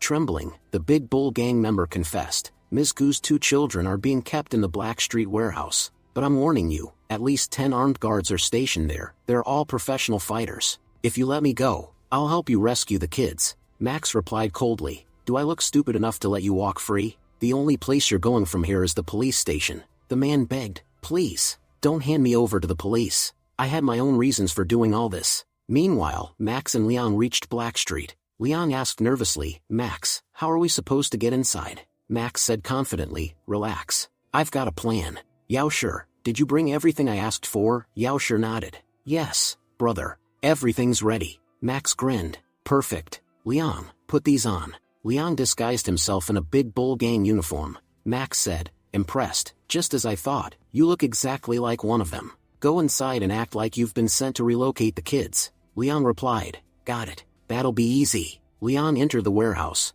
As he walked in, several gang members greeted him, brother Son. Welcome, Liang replied in a serious tone, good work, everyone. But there's been a change in the plan. I've been assigned as the new in charge of those 2 kids. The boss wants them moved, this place might get attacked any minute. The men nodded. Understood, brother Sunday. We'll bring the kids out right away. Just then, Wei Kun arrived. Wei Kun said with a grin, son, you're here. Come, let's have a drink together. Liang replied quickly, not today. I've got urgent business to handle. The others laughed awkwardly. Brother Son, don't be angry. The boss told us to let brother Wei Kun get some fresh air. You go ahead with your work, we won't bother you. Liang nodded. Fine. I'm here to take the hostages anyway. I'll catch up with brother Wei Kun some other time. One of the men said, all right, the kids will be here in a minute. Liang thought to himself, he might be stupid, but this Wei Kun guy is incredibly strong.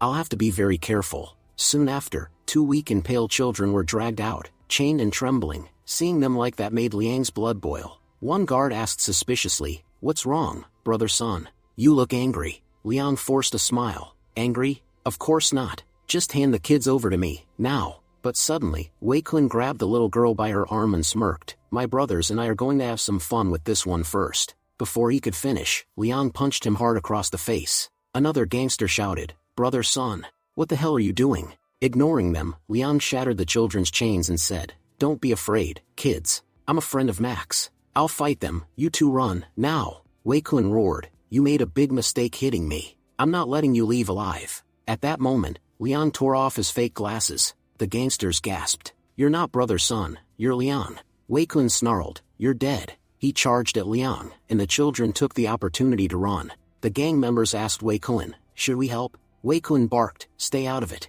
Seeing his behavior, the others whispered among themselves, he's lost his mind. If Liang kills him, we won't have to deal with his craziness anymore. The fight between Liang and Wei Kun began violently. Liang thought, he's crazy, can't even use his martial arts properly. But after years of training, his body is like iron. He's much stronger than an average man. but he still can't beat me. Wei Kun growled, I'll kill you. You know, I've learned something new recently. He lunged forward, striking Liang with a powerful blow that sent him flying backward into a wall. Wei Kun laughed mockingly and said, You still can't handle me, Liang. But just then, Liang struck him directly in the eye, blinding him temporarily. Wei Kun growled, Nice trick, clever idea. But everything in this world is fake, so how could these eyes be real? I don't need eyes to see. This world itself is an illusion. Saying that, he prepared to launch another deadly attack on Liang. But before he could strike, Qian appeared suddenly, and kicked Wei Kun hard between the legs, crushing him.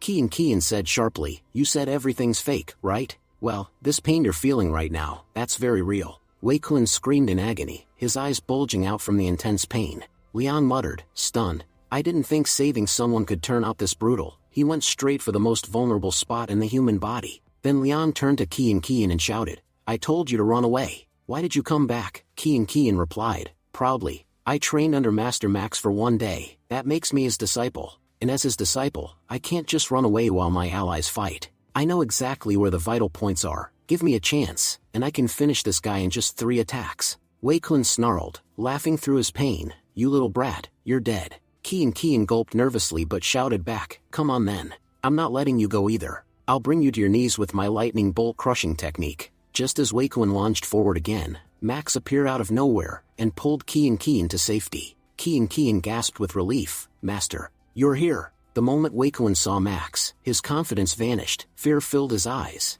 and he turned to flee. Liang shouted, If we don't chase him now, he'll escape. But Max stopped him. You're in no condition to fight, Liang.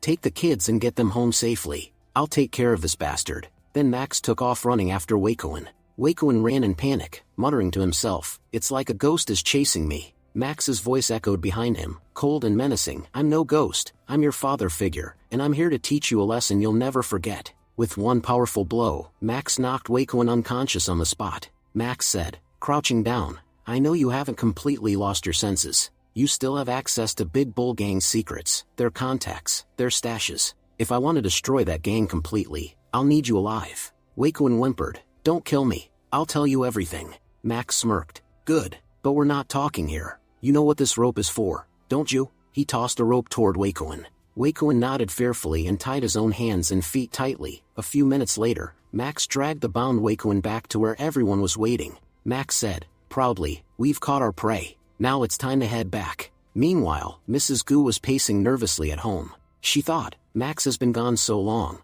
I don't know if he or my children are safe. Their lives were already in danger. What if I've sent Max into danger too? If something happens to him, I'll never forgive myself. Just then, Max entered the room, smiling. Mrs. Gu, I'm back, and look who I brought with me. She turned, and upon seeing her children, she ran forward and hugged them tightly, tears streaming down her face. Mrs. Gu said, crying, Max, I don't even have words to thank you. You have no idea how big of a thing you've done for me today. Max smiled humbly. Honestly, if Liang hadn't been with me, rescuing them would have been nearly impossible. If you want to thank someone, thank him. Liang shook his head quickly. No, there's no need for that. I'm not the kind of person who deserves anyone's gratitude. Facing all of this made me realize how many mistakes I've made in my past, how many families suffered because of me. What I'm doing now is just my way of making things right. Mrs. Gu said gently, Please, Mr. Liang, don't say that. I don't know about your past, but what you did today was good, truly good. Everyone makes mistakes, but those who accept and correct them are the greatest kind of people.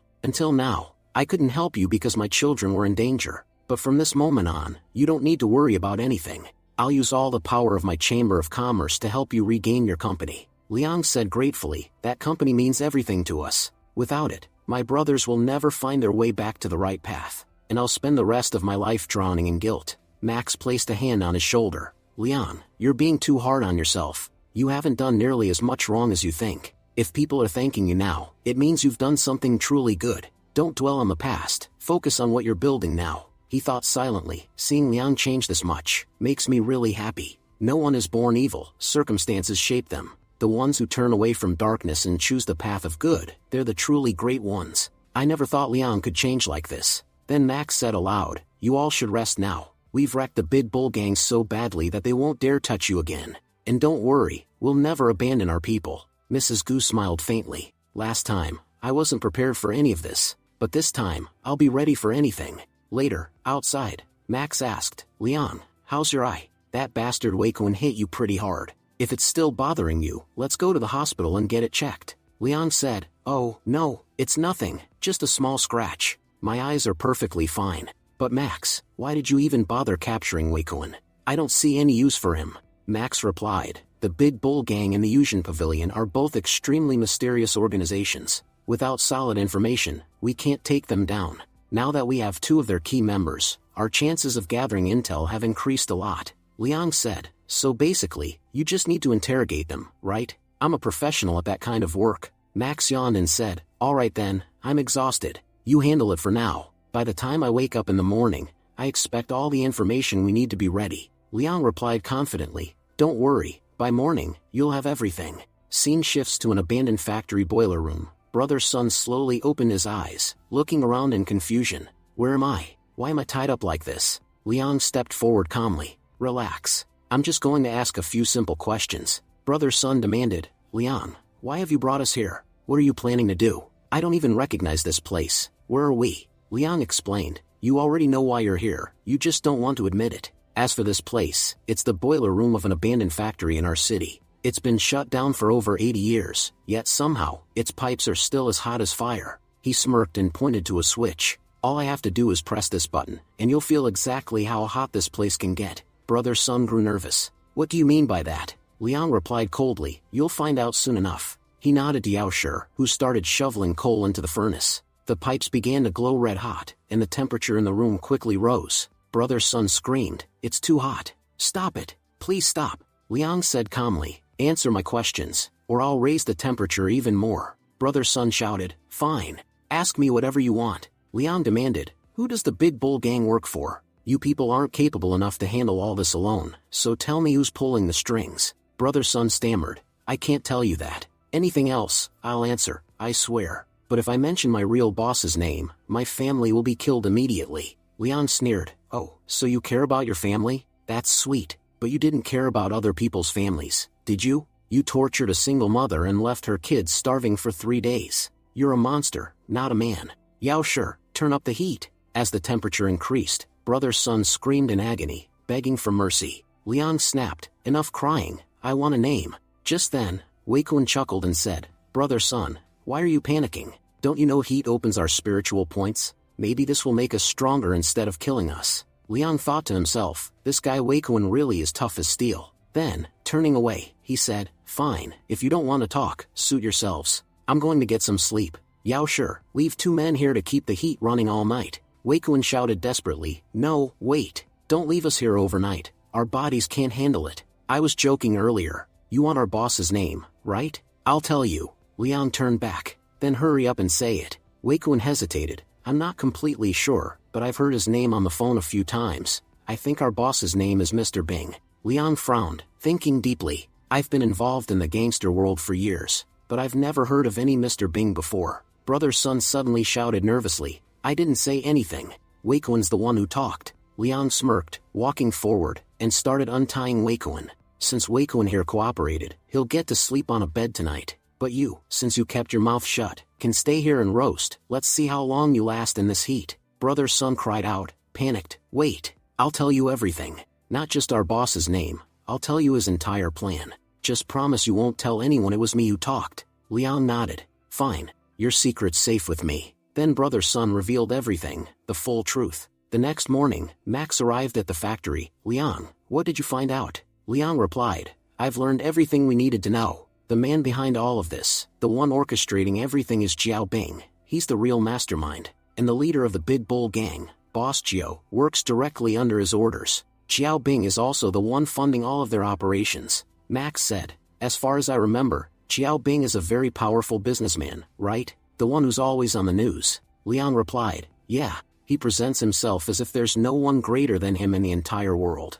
But Sun told me all about the filthy things he's done, and trust me, there's no evil he hasn't committed. If we hand his crimes over to the police, he'd spend the rest of his life behind bars. Max said seriously, from what I know, he's far too powerful. The police won't help us, they never interfere with people who have that much influence. Liang asked, but aren't you the one who always says, we should let the police handle things? So what do we do now? Max replied, before we try to destroy Xiaobing, we need to find out the full extent of his network, who he's connected to, and how far his reach goes. Only when we bring down everyone tied to him will he be truly finished. If we don't take him down completely, we'll keep facing new problems every day. Scene shift to the black market. We see Xiaobing and Jiao, the boss of the Big Bull gang, arriving at a shadowy underground market. They stop outside an assassin shop. The man at the counter greets them politely. "Mr. Bing, welcome back. It's been a long time since your last visit." Xiaobing replied coldly, "I need 2 strong assassins today." The shopkeeper chuckled nervously. "Ah, I see.